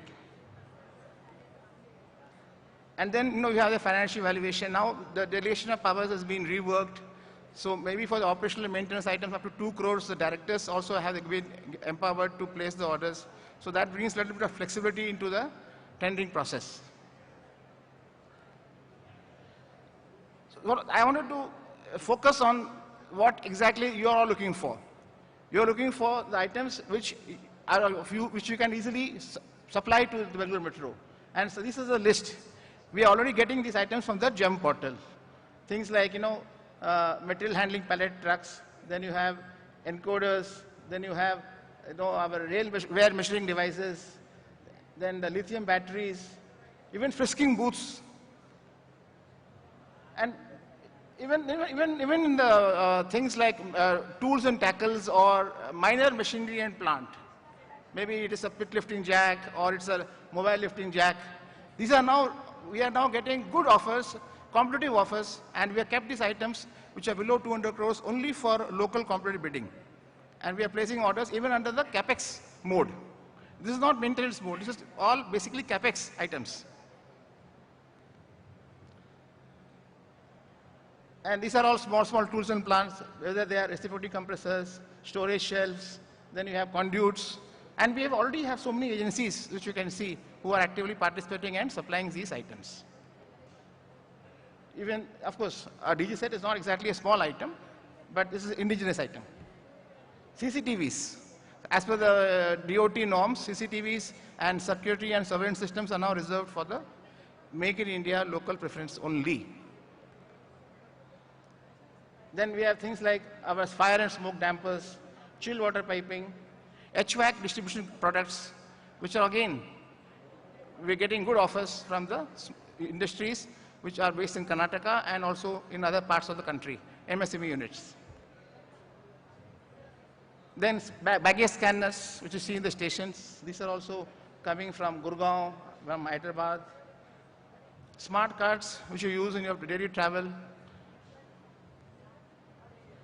Of course, for all non-consulting services, the field is wide open, whether it's housekeeping, security, customer care, and so on. Hiring of vehicles, these are all open to the MSMEs. Then AMCs, a lot of AMC work is on, and the scope of these activities is going to really shoot up in the coming years. Just to give you a small flavor, in the last quarter, which authentic data is available, January to March 24, we placed on our GEM portal about 2.5 crores worth of orders only on MSMEs. And this is going to, now this year we are projecting about 18 to 19 crores only on MSMEs.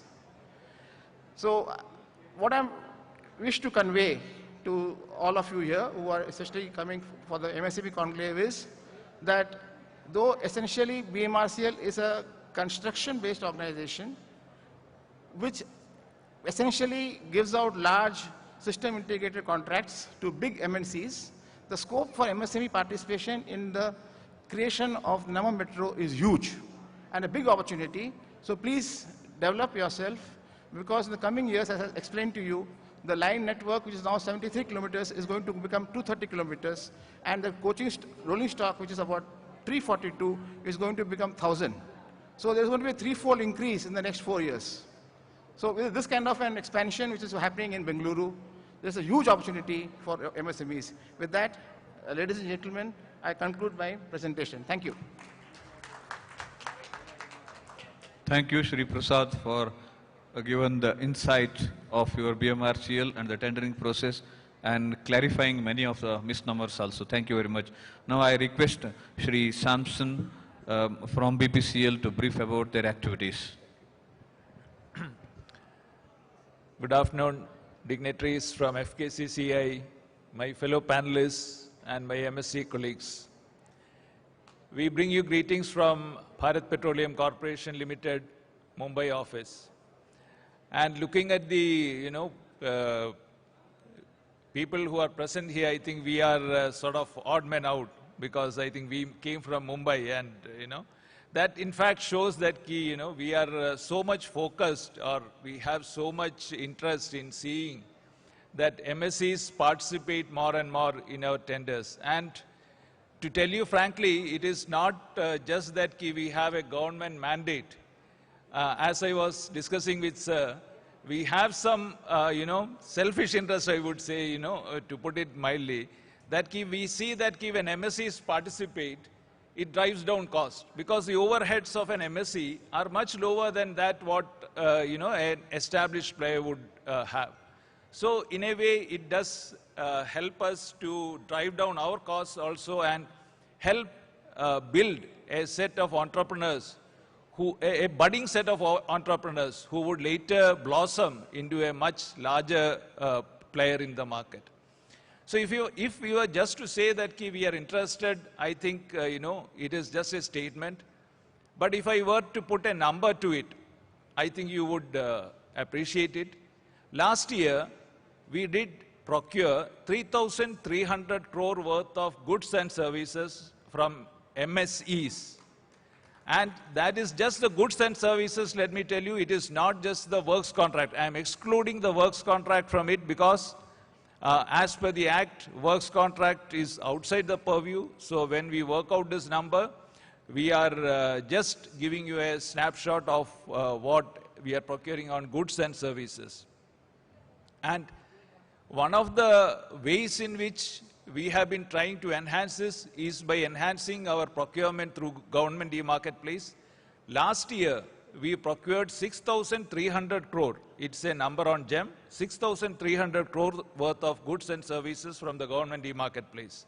And this year, as on date, we have crossed 3,500 crore on GEM. So GEM itself has got a wide array of MSEs. I mean, all over the country, MSEs are present on them. So that is the biggest, market for MSEs that we have.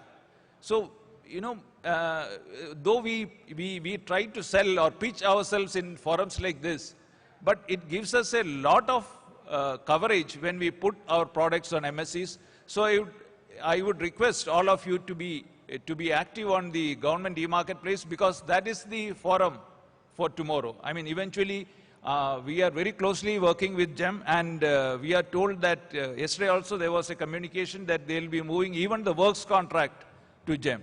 So eventually, all the public sectors will move lock, stock and barrel to GEM, and you can showcase your products there and reap the benefits. Just a small presentation. I am conscious of the time. 5 o'clock we will stop. We are the second largest oil marketing company in the country, and we are next to Indian Oil Corporation, and the third largest in terms of refining capacity. We have an asset portfolio of upstream presence. We are there in the upstream sector as well, and refining, marketing, pipeline, and distribution network.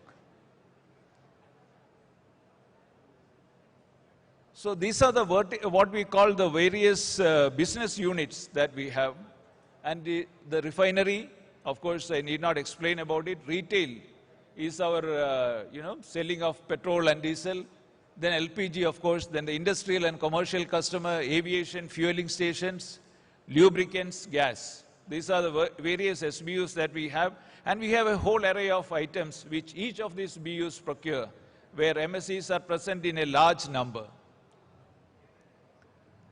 These are some general gyan, so I won't go into that. These are all, I'll just move to, these are some of the items like where, these are basically the large items where MSEs are present currently, and where I think you need not have too much of a capex expenditure. And the LPG cylinders, of course, is a different ball game altogether, so maybe higher. DPR, self-closing valves, then storage tanks, canopies. Canopies are what you see on the retail outlets, signages for retail outlets, the plastic containers. These are very low capex items, MS barrels, cartons for lubricant business, the packaging, the seals. Then, of course, engineering items, many are there. Process chemicals for refineries, many MSEs do sell us this. And safety items.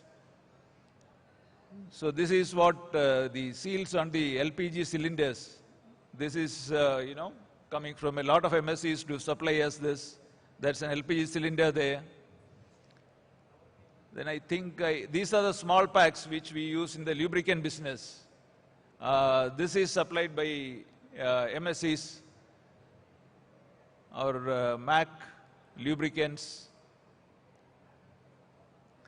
The one on the right top is what you see is the underground tank. That is what, when you go to a petrol outlet, that is what stores the petrol and diesel. And from there it is pumped, and that is from where it comes. A lot of MSEs are present, and it's a low capex, engineering kind of item, where, I would exhort that MSEs come more and more into these sectors. And these are the canopy and the signages that I mentioned earlier. These are the underground tanks, the pipe fittings. Then these are various refinery items where We have currently MSCs supplying to us. Manpower services and vehicle services, I think across the board, all the PSUs or the private sector also must be procuring. So there we have again a large participation from MSCs. I think documentation, I think all of you must be aware, I need not go into the depth of it. We have 24/7 registration, but of course the registration is becoming largely insignificant, I would say, with all the tenders being on the government e-marketplace. So, and we do participate in various vendor development programs, and from BPCL, myself and Rajesh Gehlot here, we are the nodal points for MSc promotion, and we anchor all the programs of MSCs. Any help that you want in terms of anything, you can reach out to us. Our numbers are there on the websites, and we'll be there at any time for any help. That's my name, and that is Mr. Rajesh Gehlot. We can leave our numbers. It is there on our BPCL website also. My executive director is the anchor person for MSCs. So, welcome. Let us build this nation together. Thank you.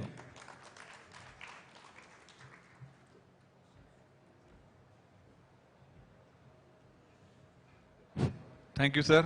Thanks for your explanation and presentation. One common thing you must have observed, we all our POCs are following the same thumb rule. First is jump, second is MSc preference, everything is same. Procedural part, everything is same. So any question to anybody, anyone can answer. Yeah. Sir, thank you very much. It was very informative, and I am going to ask only two questions. Only for two members I'll be asking. One for you, sir, Mr. Bhatt, and one for Mr. Welcome. Koshi. Sir, I was told that you are actually expanding your crude, and you are doing 95 types of crudes. Are you using the containers other than the bitumen for any lube or crude in your refinery, sir? No. The barrels, like how BPCL is using. Say, first of all, bitumen barrel, which is the #1 usage. Okay. Second thing is we do use barrels because whenever we take the shutdown of the unit for annual maintenance, we have to store some catalyst and other things. That time also, see, our requirement will be around 3,000, 4,000 drums. It is not according to the specification of bitumen drums, where it will be of 9 kg specifically. It follows IS specification because it's going to contain the product, okay, finished product. Whereas this is for our storing usage materials, and we do tender that item also. Okay. Now, that tender, I have participated, I have got the contract also, but that is not regular. You don't. It's not regular. It is on annual maintenance basis. If it is required, a particular unit if taken shutdown and something has to be stored, we will go for that. The other thing, are you opening the petrol bunk outlets, sir? Yes, sir. We are on 110. Compared to other OMCs, our numbers are little less now. We are sure and confident that we are going to get that magic numbers also in very near future. So we can come. Of course, yes. Of course, yes. And we do follow the same guidelines what IOC is a big brother in the market is follows. BPCL and HPCL and MRPL. All are same guidelines. If you refer the tender documents, all are same. Everything is same. Thank you. Same specification, same conditions will be followed. Thank you very much, sir. Thank you, sir. Now, question to you. I have already discussed with you, so I need not talk anything. We will leave it you. Last you said, any help, please come to us. I have already briefed you, sir. Only one thing, 1 million to 2 million barrels you use, but in your presentation, that photo is not there of barrels. So please add it in the next one. And secondly, I wanted to know, in Rasayani or somewhere you are opening your another refinery unit, sir? Which is that place in Pune or Ratnagiri?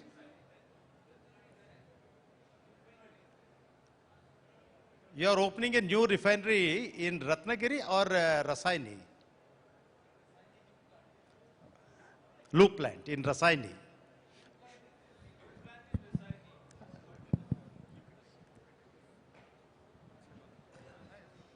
Hello.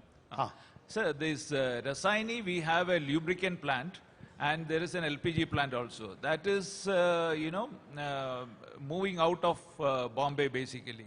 So that is in Rasayani. But there is a central refinery which was planned in that Ratnagiri region. Correct. But that refinery is sort of, it is not very clear. Now you would have read that news that Andhra Pradesh, Chandrababu Naidu has offered some land and, So if that comes, then that may not come. It is something like that. Okay. It's in a very nascent stage. Nothing is concrete as of now. And last question. There was a rumor that BPCL will be privatized. I just wanted to know what is the facts. The latest is that the petroleum minister himself said that the kind of profits and the dividends that we gave far exceeded their expectation of the proceeds from the sales. Congratulations. So that is sealed. That's a sealed matter as of now. Thank you very much. Since you have said about GEM, sir, I request that GEM actually nowadays, through GEM we are going. But of late we have found out that they are charging 1% of the value of the purchase order, which was not there. Sir, 0.3%. 0.3%. Early it was 0.3%. And we said sometimes they don't take the full quantity of the order. You place 1 lakh barrel, you take 10,000. Yeah, we have raised this. I am aware of this because this is, these forums, we get this feedback. Thank you. And, we are continuously in touch with GEM. Early it was 0.5%.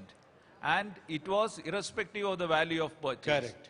Now, the latest one which came last month is 0.3% up to a value of 10 crore. About 10 crore, if the procurement is there, it is a flat fee of 10 lakhs. And they have said that if in any contract you pay 0.3% upfront and it is not utilized, the buyer needs to write to GEM saying that this has not been utilized and your user fee, that will be refunded back to you. Because I have paid that 0.3% to GEM. Yes. And you know that order what has come. They have to refund. Yes, they will refund. Thank you all very much, sir. Thank you very much. Thank you so much, Mr. Nagaraj and all the speakers. Thank you so much. Let's give them a big round of applause, ladies and gentlemen. May I request Shri Ramesh Chandra Lahoti and Srimati Uma Reddy to please come on stage and honor our speakers. May I request Shri Nagaraj Bhatt to please accept this memento as a token of love and gratitude from us.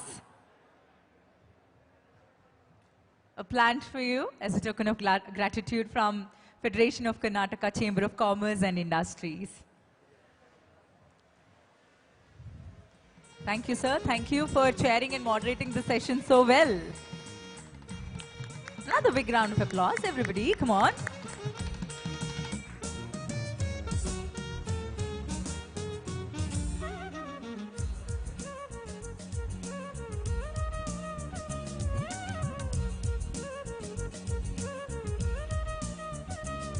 May I request Shri Amarjeet Singh to please accept this token of gratitude from us. Thank you. Thank you, sir. Thank you so much. It was a pleasure to have you here with us today. Shri S. Lakshmi Narayana. So thank you so much. Thank you.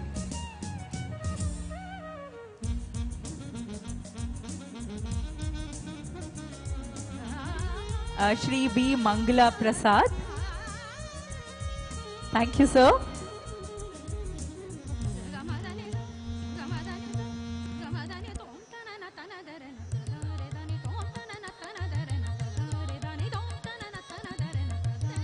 Shri Sanson T. Thank you, sir. Thank you so much. It was a pleasure having you here with us today.